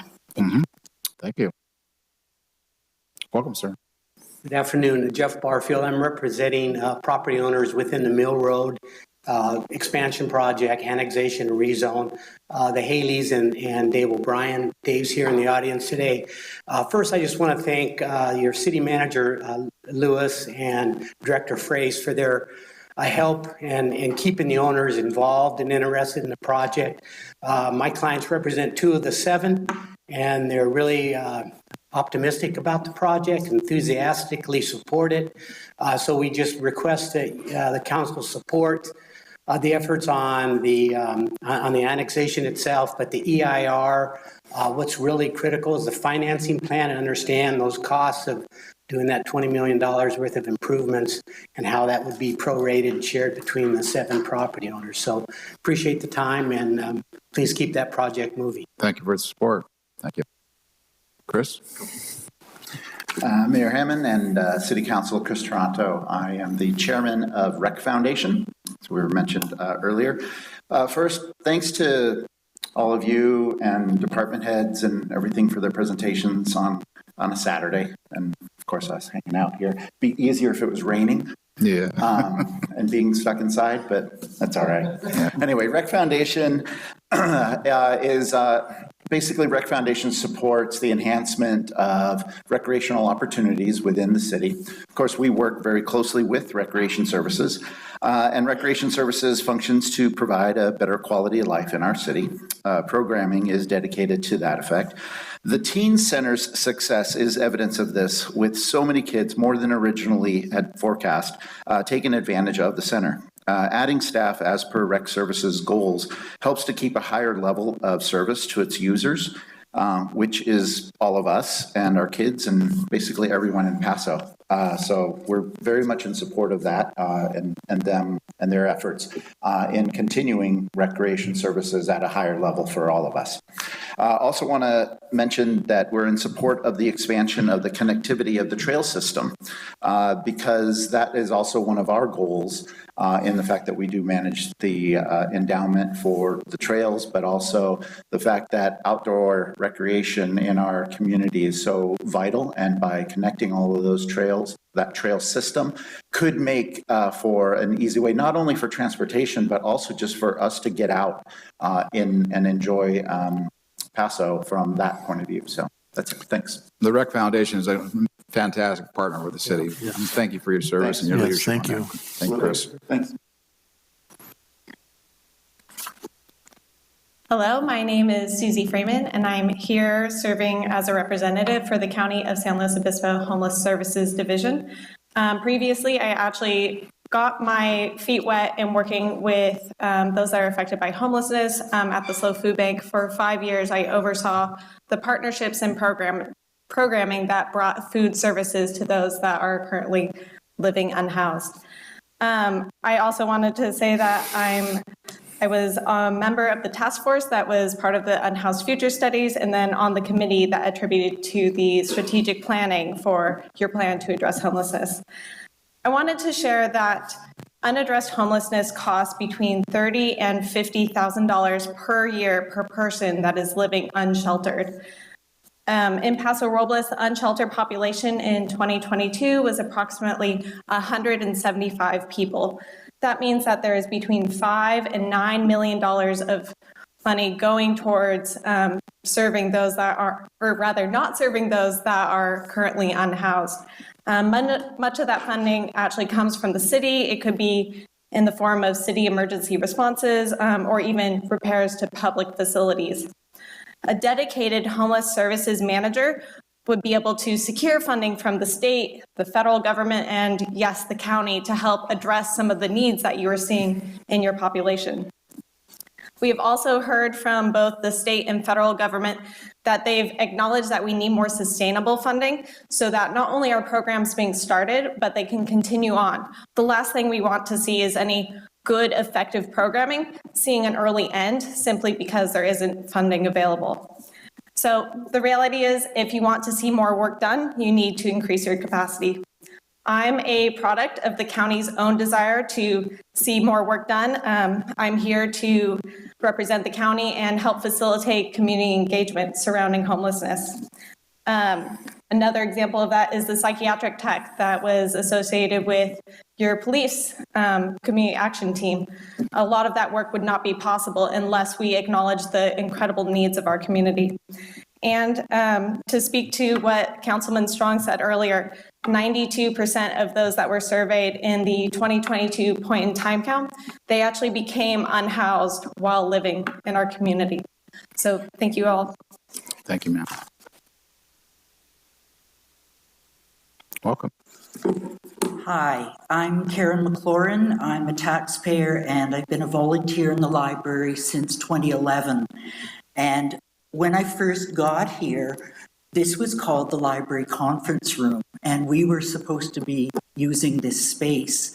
I understand there may be plans for the city to take over this space and have offices. You heard how excited Eric is and the rest of the library staff about the new programming that's happening with the outreach librarian, having a teen librarian. We need the space in order to do those special programs. And one of the, I guess from other libraries I've worked at, they had, for example, tool collections that could be rented out or rather borrowed from the library, more teen programs. We don't have a separate area. When I'm on the reference desk, you know, there are a few teens, a lot of little kids too, but we don't really have a special space for them or to meet their needs, and we do need the space. I wanted to quote Albert Einstein, who said, "The only thing you absolutely have to know is the location of the library." Thank you. Thank you, ma'am. We agree. Dana, welcome. Hi, good afternoon. I'm Dana Stroud. I'm a resident of Paso Robles, and I also serve on the Rec Foundation board with Chris Toronto, who spoke here earlier. And it's such a privilege to be on that board, and we appreciate the relationship that we have with the Community Services Department. I have 5 points that I want to make very quickly. First and foremost, when you approved the Rec Services strategic plan back in 2022, that provided a roadmap for all of us to follow, and it provided a great roadmap for you as council to be making your decisions. What staff has provided you today comes directly out of that roadmap and comes with the feedback received from the community participants in that process. So we highly encourage you to consider those recommendations. Very specifically, when we're talking about the addition of the recreation program coordinator who will take care of the teen center services. And Chris talked about the success of the teen center, but more importantly, they're also going to take on the services through that mobile recreation program. That's intended to help reach some of those parts of our community that don't have access to all of the recreation services that we're able to provide. And by taking it on the road and getting into the neighborhoods to provide those opportunities for those folks in those areas to recreate and enjoy recreation activities, extremely important opportunity for them.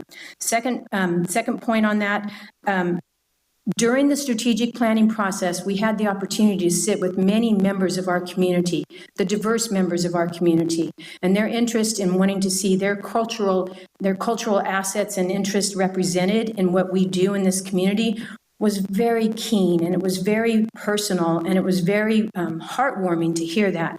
And the opportunity now to have those work collaboratively with our cultural organizations to bring awareness around what diversity we have in the community is such a key opportunity for us. So finding that support to support a staff assistant to coordinate with those community-based organizations, key part of what that strategic plan was and the feedback that came from those interests here in our community.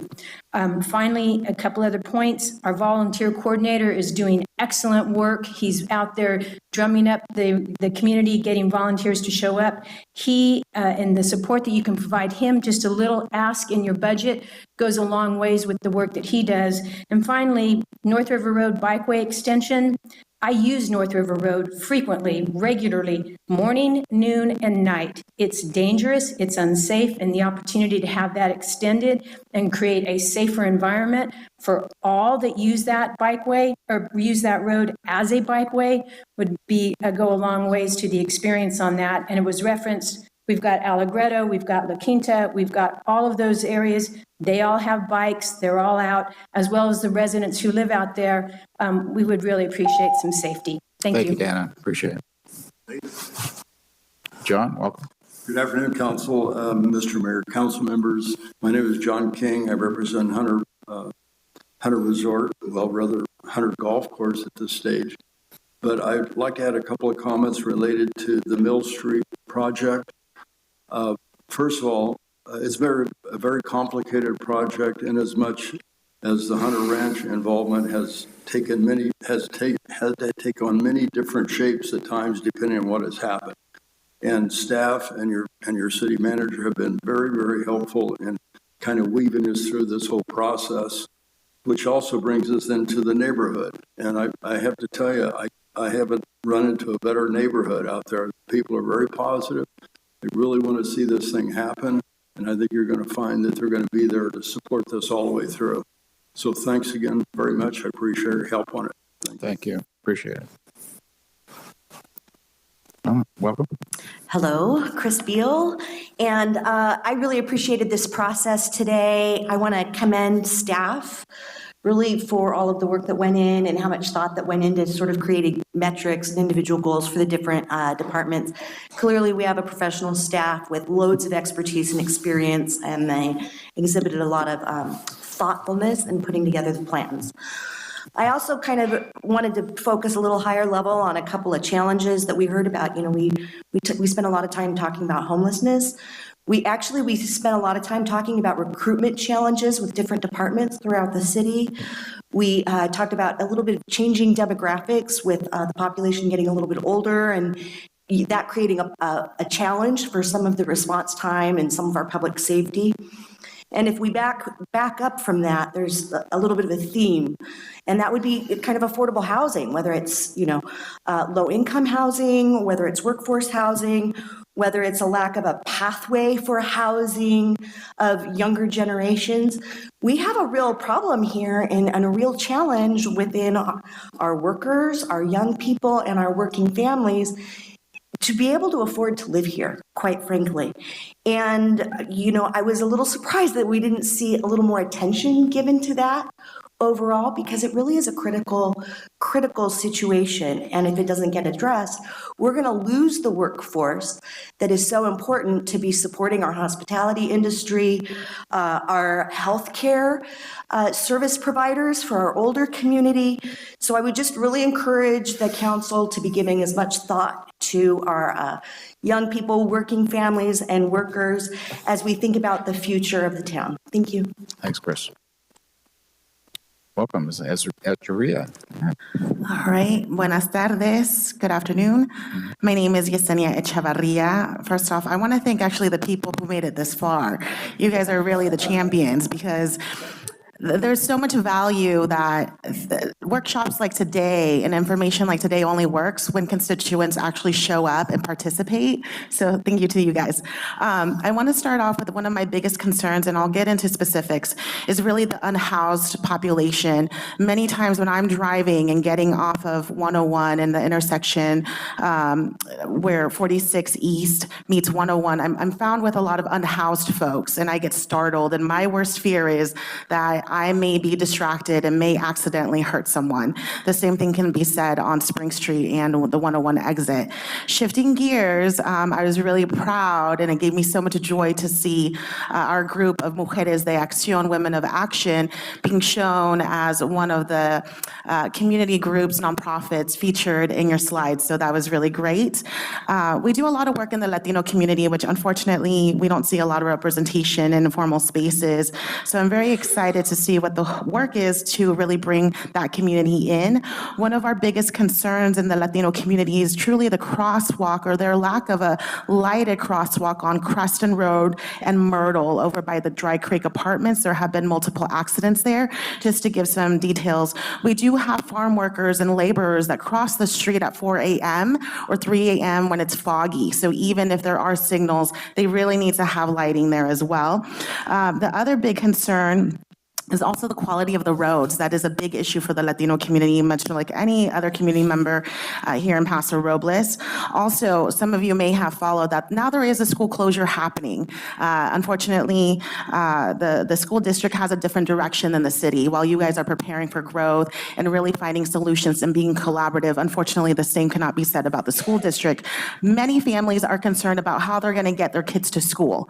If there is a way to come up with transportation, a way to litigate some of those big concerns for our families that are now talking about having to have a parent not work, having to find a new job, it's really going to impact their pockets. So we're really concerned about that. The other key part that I want to focus on as a partner, as a resident, as someone who founded a nonprofit here in Paso Robles, Mujeres de Acción, we host the Dia del Niño, Children's Day, as well as the Mexican Independence Day and a few other events that we want to do. But we really need funding. Something amazing that the city of San Luis Obispo did is that they give grants for nonprofits and groups that are hosting culturally inclusive, diversity-fueled events, which I think would be wonderful for our community to see that partnership and ongoing. And lastly is focusing on our children, focusing on the teens that are truly the future. Part of the reason why I feel so proud of this community is that I grew up here in this community. This is my home. And I always knew that I wanted to come back and serve my community. I wanted to really give back from the great experiences that I had. But it really starts with our children and our teens. And we really have to make sure that we have enough going on for them to keep them busy. I'm a true believer that when we invest in children and youth, we get a return on investment. So thank you so much. Thank you. Austin, welcome. Good afternoon, Austin Solheim. I'm the Director of Operations and Development for El Camino Homeless Organization, Paso Robles campus. Today, I really wanted to just come up and talk about homelessness. And first and foremost, I just want to say how proud I am as a citizen and someone who works here in our community to see that as one of the topics that comes up as priority. And I know that there's a multitude of different pieces and different things that are happening in our community. I wanted to talk about the homeless services manager, the position that you guys are specifically debating kind of coming after. When it comes down to the funding that all of our nonprofits receive, our city receives, it comes down to quality data data. And that is something that the county has really been working on and instrumental in implementing a new system. But it really takes that data coming from North County, not just our county as a total, but what's coming from North County, what's coming from Paso Robles, what's coming from Atascadero. Mayor Hammond, to your point, absolutely, I see collaboration between Atascadero and Paso Robles. That is something that ECHO does very well already, with 2 campuses serving all of North County, including more emergency shelter beds in North County than anywhere else in San Luis Obispo County as a total. On that, I really want to focus on the funding that ECHO receives. I want to thank the City Council and I want to thank the community for the funding that we currently receive. Currently, ECHO receives in the last budget about $222,000 per year, a total of $444,000. When that investment originally came in, that was because the campus that we purchased, the Paso Robles Home Key Campus, in collaboration with the Housing Authority of San Luis Obispo, ECHO operates emergency shelter programs out of 1/3 of that campus. We only operated about 1/3 of the total rooms of that old Motel 6 project. But in there, we have been able to grow to include 70 emergency shelter beds. Originally, you invested in our mission and belief that we could make a difference. And in 2023, 201 individuals and families got back into stable housing through our programs, over half of them directly from the Paso Robles campus. And I am even more proud to come up here today and tell you that on Wednesday, we will accomplish an incredible goal of hitting 50 already in 2024. At 47 today, with 3 moving into their apartment on Wednesday from the Paso Robles campus. Well done. An absolutely incredible goal. And as you look at addressing homelessness, you look at that as a topic. I ask that you look at the funding that you provide ECHO and give us the opportunities to sustain the growth through our operations, our staff, and all of the pieces that we do.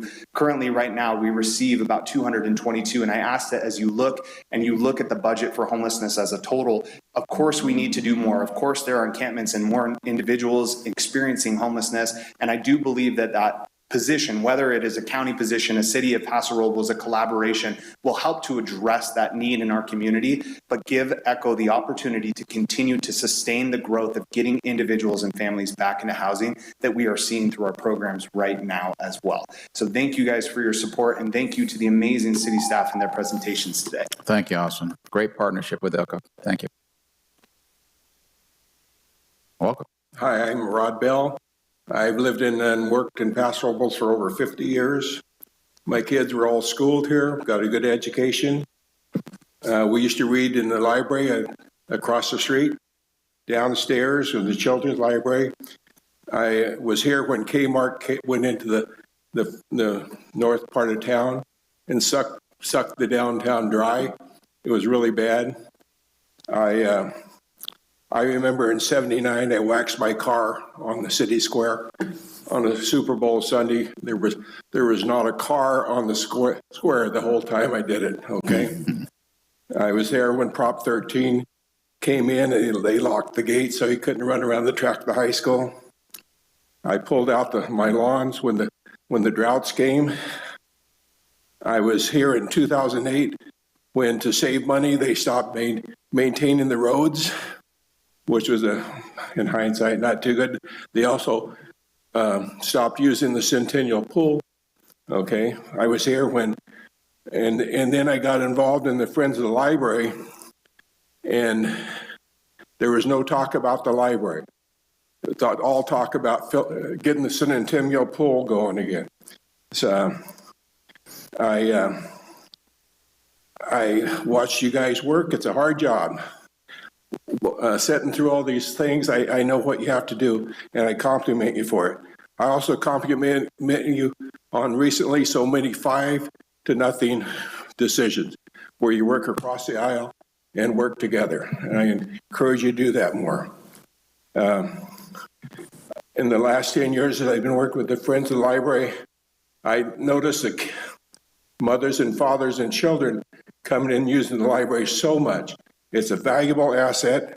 And in the last year or two, with Eric, there was a new excitement about the library, and I encourage you to consider them when you balance all your priorities. Thank you. Thank you, Rod. It's bound to repeat our history if we don't remember it. Thank you.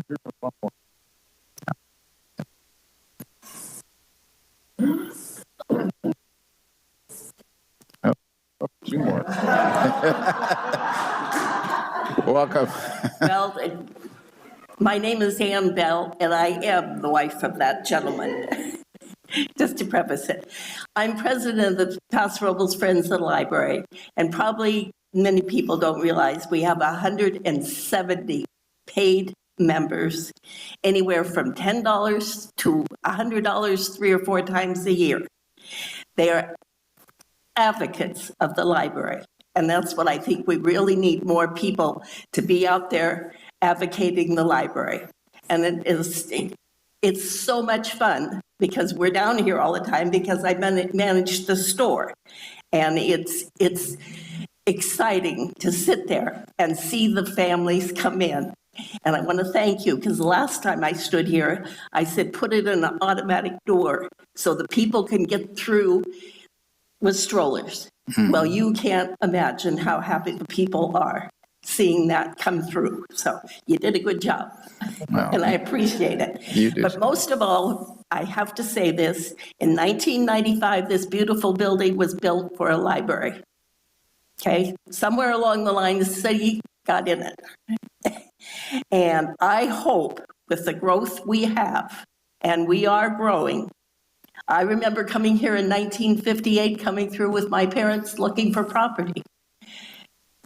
It was 4,000 people. We now have 31,000 or 32 on the signs, don't vary, they vary. So please, as we grow, think of what space we need to accommodate the people that are coming here. And Eric and Helga did a fabulous job. I've been here since 2012 as a volunteer at the city, and I'm very, very proud of it. And Eric is on a mission to make this the best library in California. So, and he came from a great one in Texas. So please think of us. Thank you. Thank you, ma'am. Welcome, sir. I guess I'm the last. Yeah, you're right. Hi, I'm Victor Pop. I'm fortunate enough, I think I've probably had conversations at some point in time over the years with virtually everyone in the room here. And I think, first of all, I would want to acknowledge how important that is, you know, to be able to be honored to know that each one's that available and have given their time and comments and so forth. I think as a citizen, you know, to be able to say that, I'm very proud of. Thank you for all the time that you guys have put into this today, particularly the city. I think one of my first comments is that I'm part of the Supplemental Sales Tax Committee. That's a big issue today. The refunding of A12, and I think the comments I wanted to make was to let the citizens know that the oversight of the monies that have been spent, the accomplishments have really, I'm very proud of to be part of a committee that is showing those type of accomplishments. Each meeting is professionally run. You have full city support. You have various departments that speak. It's a very well done, very informative. It is open to the public. Any road concerns that you have, it is open to to coming in and speaking on what concerns you have. So I wish there's 3 or 4 different proposals as to how we're going to continue that. But certainly, as a citizen, someone who also is involved in hospitality and the visitors, very important to have a solid plan moving forward. I'm a little surprised that if it wants to be on the ballot here real soon, what did you say, June? That we're into March, guys, and we really need to move ahead with a solid plan because the alternative is not pretty. I think my only other comment is just related to tourism and hospitality. I'm glad that as part of it's 1/3 of the budget.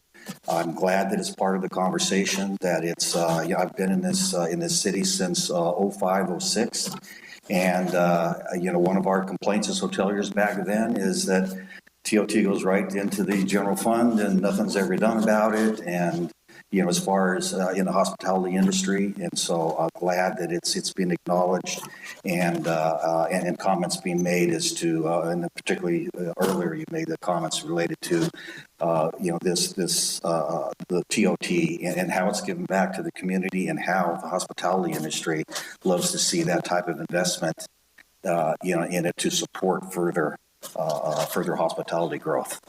I think the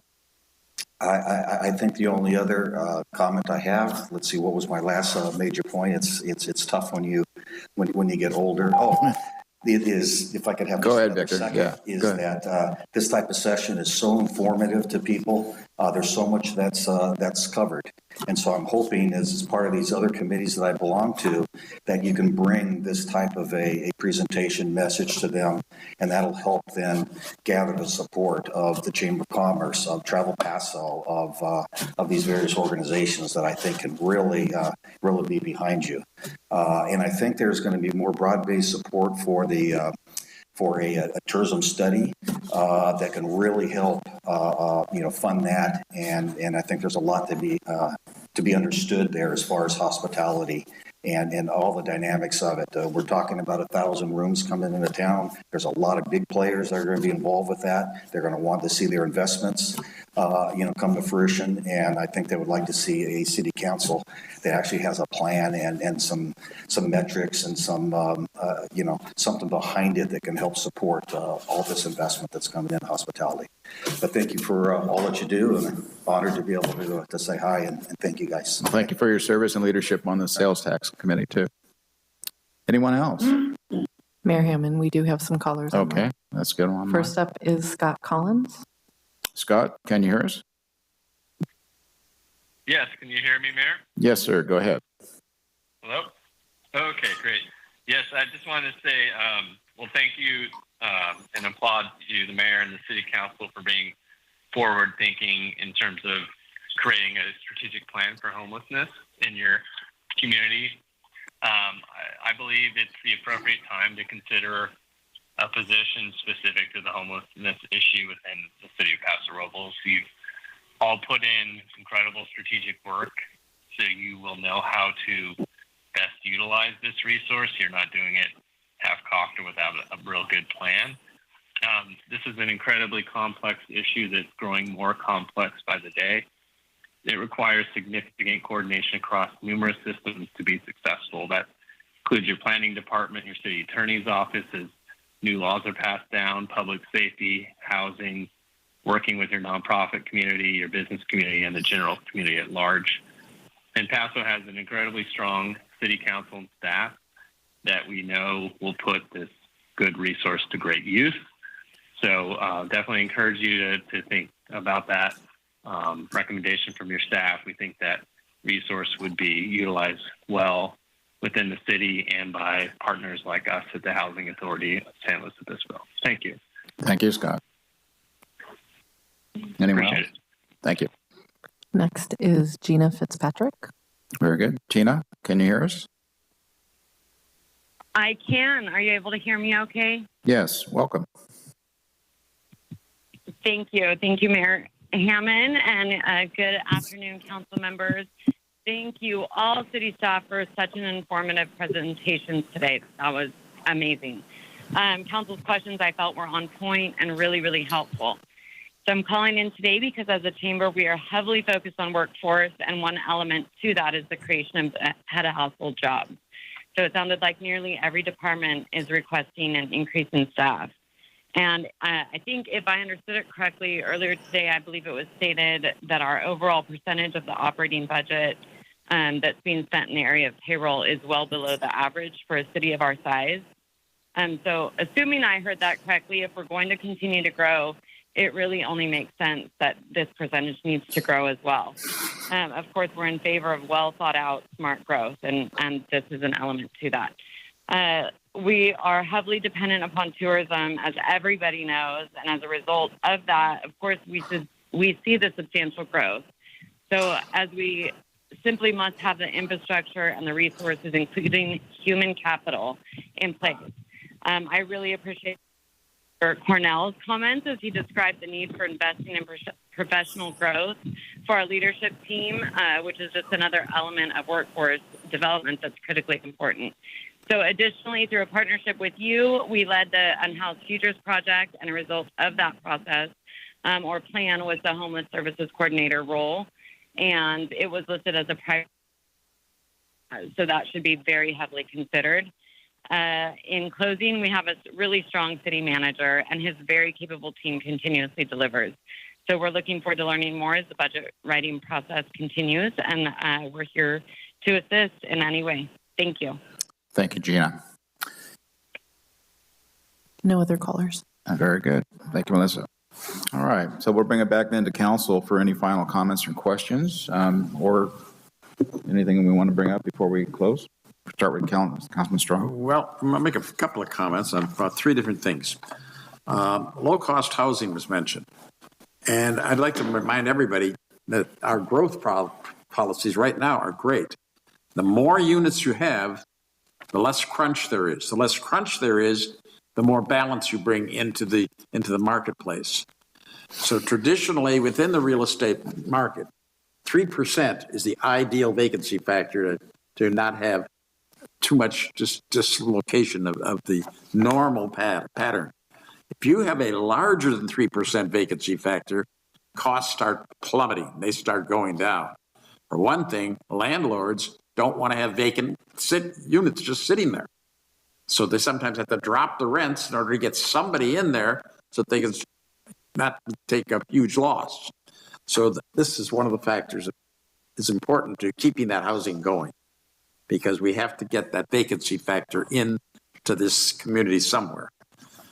Next, in the library and recreation, there's an aspect of it that we're not even considering. When you have library and recreation services available throughout the entire community, especially in the lower income areas, you reduce crime. Those young kids need something to do. You give them positive things to do, and they don't get into mischief, which technically is illegal and destructive. All right? So let's not neglect those areas, and let's keep in mind that they have a role to play also in public safety. And the same thing, we started planning for a new city hall in the 1990s. The property we had put aside for that, we built a public safety center on. And that took away the property we had planned on for a city hall. Because when we built this structure, it was supposed to be just a library with city hall here only temporarily until we built the one kitty corner. Well, it's been well over 20 years, over 30 years. I think it's time for us to start to consider moving forward again somewhere in this city on a separate city hall and separate from this building, or out over our parking lot if it is geologically safe or something. But this building should ultimately have to become the library. And we need a city hall that's not just part of this building. That's something I think we should be considering. Maybe not in this budget, but we better start thinking about it now so that we can plan for it in an appropriate time. Well, that's where we are right now, Fred. I mean, we are actually modifying what we heard today. If there's something goal-wise you want to try and add, that's what we're doing right now. Well, so, I mean, if you think this is important. I just think we should start doing some preliminary planning for what we're going to do with City Hall. Because I know the library is just desperately trying to serve this whole community, and the demand here is increasing tremendously. Just look at the figures on the usage of this library right now. It's better than it's ever been, and it's increasing. So we better be prepared for it. Okay, Sharon, any final comments? Questions? Along on that line, what if you built, instead of another city hall, built satellite libraries in different places throughout the town so that you can service more areas? We could utilize Centennial, perhaps, adding on there or something there. I think that's a discussion to have. But the one thing about City Hall, too, is It was put here originally because this was the center of the city. This is no longer the center of the city. The center of the city now is somewhere over on the east side. It's really not on the west side anymore. This is only about 1/4 to 1/3 of the population of the city. So it's worth considering, I believe. Okay, very good. That's it, Sharon? Okay, comment? Okay, start on this side. So I'd like to go back to housing as well. I think that affordable housing is critical.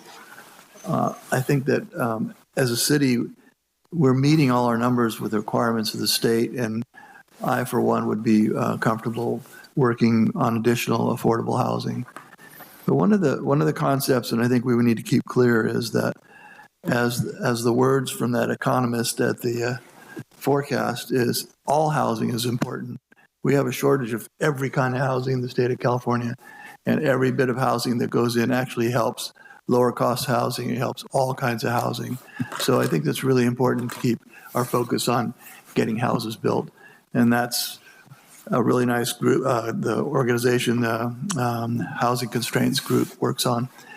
The other thing I'd like to comment on is the homelessness coordinator. I think it's really important to have an orchestrated, well-communicated effect on homelessness. We're doing really, really well now because of our partners, and I think we need to maintain doing that. I think it's really important part of our goal setting, because the better we do in that job, the better off we have in our community with that issue. And then my final comment is on E12. It is so nice to be able to fix the roads with the money we've had, and we've done such a good job. And I don't see Deedis over here anywhere, but Deedis has just done a splendid job. I'm on the supplemental tax committee as a liaison, but it's such a critical part of our future. It's so important to us, and we need to address it, meet about it, talk about it. And I think we need to support this, because one way or the other, we're going to have the funding. The state is not going to give us anything. The feds are not going to give us anything. They've taken all our tax away for gas tax, and we've got to do it on our own. And it's the Paso Robles way to do things. It's a can-do-it attitude. We've got to focus on that, and I'm going to advocate strongly for it until I'm not allowed to anymore. But it's so important to our future, because having the roads fixed, the west side's been getting a lot, and we got Creston Road coming. But it is a very important part of our future, and I'm going to really focus and push on E12. We can discuss it more, whichever one it is. I'm in favor of just getting the funding as it is now and then bonding for it. But we need to really focus that. It is the most difficult part of our job. We're doing a great job on fire and safety and police and water, but we don't have money for roads, so we have to fix that issue. It's one of the biggest issues we're faced with. So I just want to say those words, that I want to focus on E12 a lot. We really need it, and I'm going to encourage our citizens to please help us support that effort. So thank you. Thank you, Steve. Thank you. We've discussed an awful lot. So first of all, thank you very much to staff for all of your amazing work today. A lot to think about. Look forward to the additional meetings that we're going to have as we kind of bring this and crystallize this and bring this all into focus. To me, there are major issues that I think we're going to have to prioritize. Major issues, roads, certainly one of them. How are we going to fund that? Our housing issue, whether it's working for increased rentals, land costs so expensive. How do you increase the supply of housing in order to drive job creation? If we don't have good affordable housing, it's going to be very difficult to increase the job base, whether it's head of household jobs or just supporting the existing jobs in agriculture or hospitality or tourism.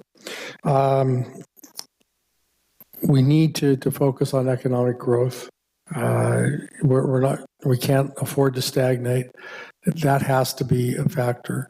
The services that we provide, our library services, for example, we heard a lot about that today, critical to a good, vibrant culture. But we also have the arts program. We need to worry about that. How do we take the available funds and create that balance? It's an ongoing discussion. It's not going to be solved with one meeting or even 6 more meetings. It's an ongoing discussion. With that, we have a lot of good partners. We talk about housing. We have Paso Robles Housing Authority. I think they specialize in that. I don't know that we need to maybe give them additional discussion. They kind of operate autonomously, and that's a good thing in my book, but set some goals and some partnership parameters. Their big problem is, where do they find the land to build this housing on? Same challenge that other builders have. We saw what happened with Olson and the 60 plus units going up on Lene Road right now. That's a great example of a good partnership. How do we work better with Paso Robles Housing Authority? How do we work better with someone like ECHO? ECHO's done a great job. They've transitioned from overnight to 90-day programs. Do we need to spend, if we take $200,000 for a manager, could we maybe partner with ECHO and give them additional responsibility rather than hiring additional employees? I don't know if that's the right solution. It is a solution to consider. We talk about our roads. We need to fix those. So we need money to do that. We're going to be asking, it seems like, we're going to be asking our local citizens to pay more in the form of sales tax, and our visitors. It's a lot of trust. Have we squandered that trust over the parking issue? Where are we going with this? That has to be something to consider. We're in trouble on trust right now and transparency. How do we fix that? Those are all issues that we're going to have to come to terms with before we can get money for the roads. I look forward to the additional meetings like this. I look forward to more public input. It's something that we as elected representatives, we're supposed to represent the community. Let's hear from the community so we can do a better job of that. Thank you. Yeah, Pro Tem Gregory. Chris reminded me of something else. I also want to show my support for our staff, keeping our staff, maintaining our staff, taking care of our staff, and all the things that you're proposing in today's conversations. People are what makes this city work, and our staff is wonderful. But I think we can do more, and I want to promote that activity because being an employer myself, and many years ago, people are our city. Your staff is our city. You guys provide so much support for us, and we have so many excellent people that are on staff that we should really focus on helping staff get healthy, maintain their presence here, and get more people on staff. So I just wanted to say that. Thank you. Yeah, I was going to kind of go down that road to myself. I wouldn't want to be sitting in this seat in all these years if I didn't have staff, professional staff like yourselves out there, helping us. Again, it's quite an honor to work with people that know so much about what we're talking about and can give us, as a council, more direction on education and where we want to be for a certain particular topic. Again, it's important. I think I'm very happy with the finance department. Ryan, you live within our means, and that's what's important. That 1%, that we saw on that pie chart was telling. We definitely do what we say we're going to do, and we don't overspend. I think, again, with this E12, we talked about this originally when Ty started coming in on board here, that we have so much on the west side that needs to get done. And the reason we're not doing it is because the PCIs are so low that it's going to take a lot of money. So to me, if we were to refund this E12, move for a bond where we can get a lot of it done at a less cost per square foot, bigger project, less money per square foot. I think that's going to be really in the best interest of all taxpayers within our city. And the flip side of it is we're not all paying the full amount of this, with our TOT and our folks that come to visit us, that there's a certain percentage of that dollar that we don't have to fund.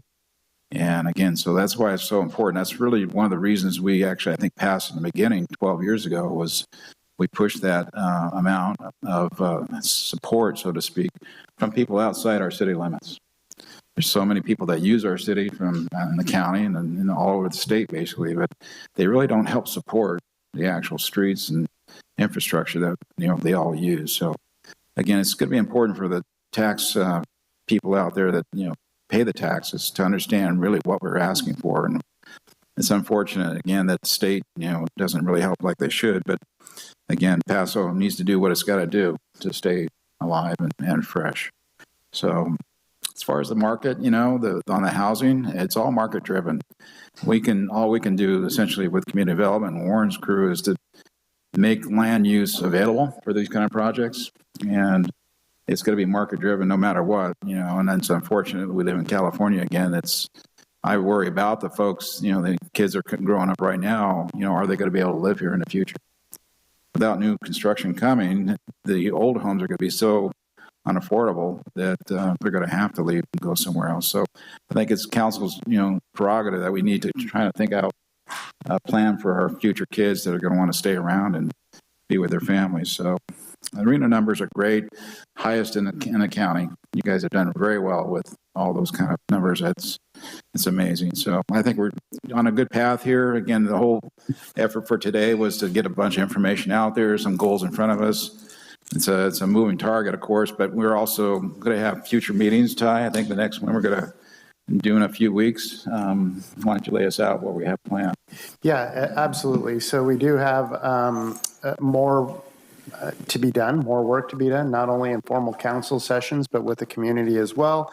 Mr. Hewitt and I were discussing that one of the things that we also want to add to this is, and is Chris Beal still here? She had a request for meeting with the city manager or coffee with the city manager. And I think that we need to stick this into that rotation as well. So we'll have a coffee with the city manager and another opportunity to, in an hour's time, do what we've done in about 4 hours to, again, provide another opportunity for the community to understand where we're going. The new, hopefully council agrees, improved goal setting session to increase the transparency and the information sharing with the community.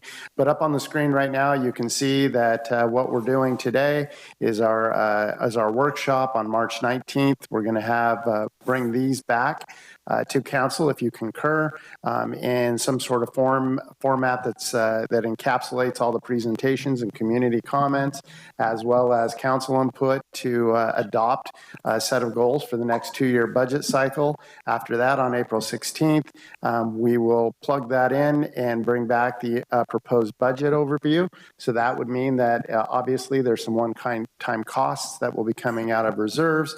There's some expansion of services and staffing. All of those things need to have numbers plugged into them as well, and make sure that, as you put it, Mr. Hammond, that we're living within our means.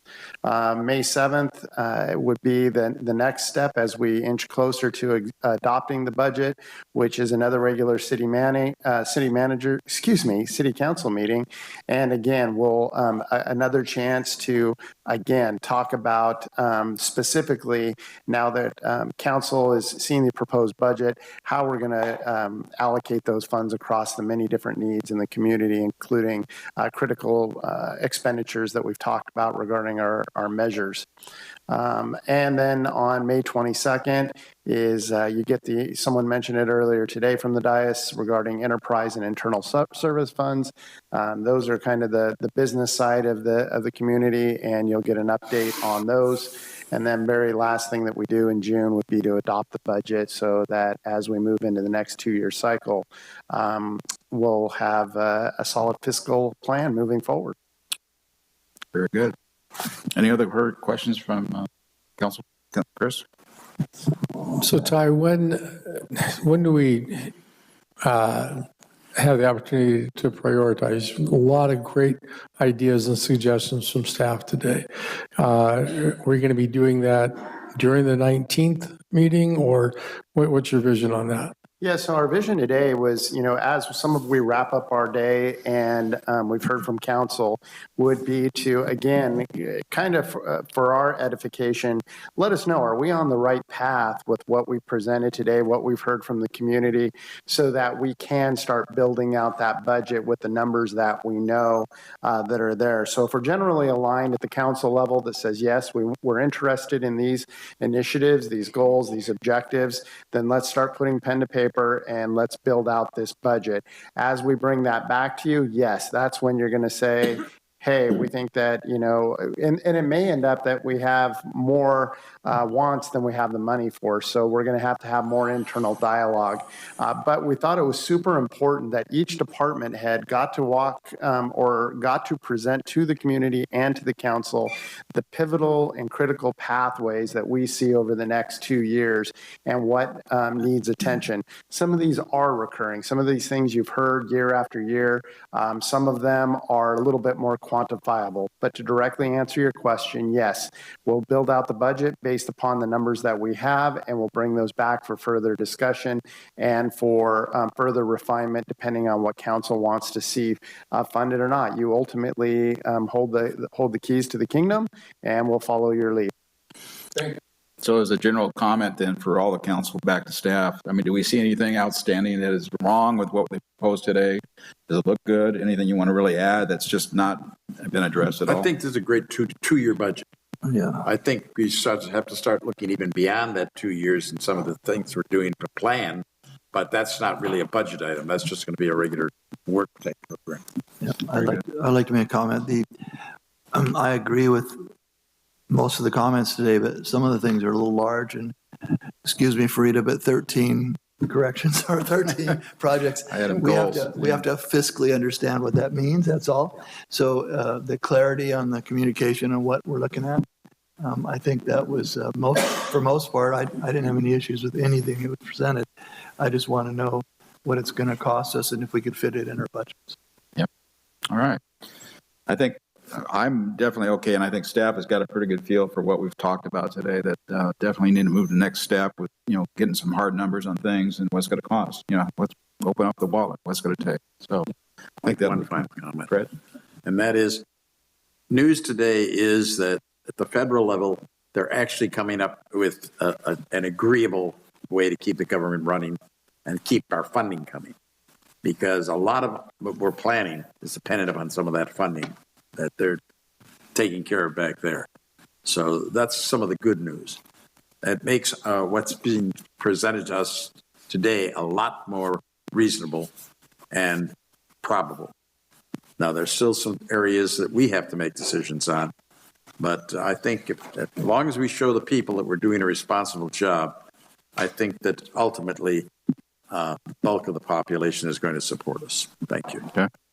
I'd like to thank all the public that came out today. Again, thank you. It's a long Saturday, and we really appreciate your input.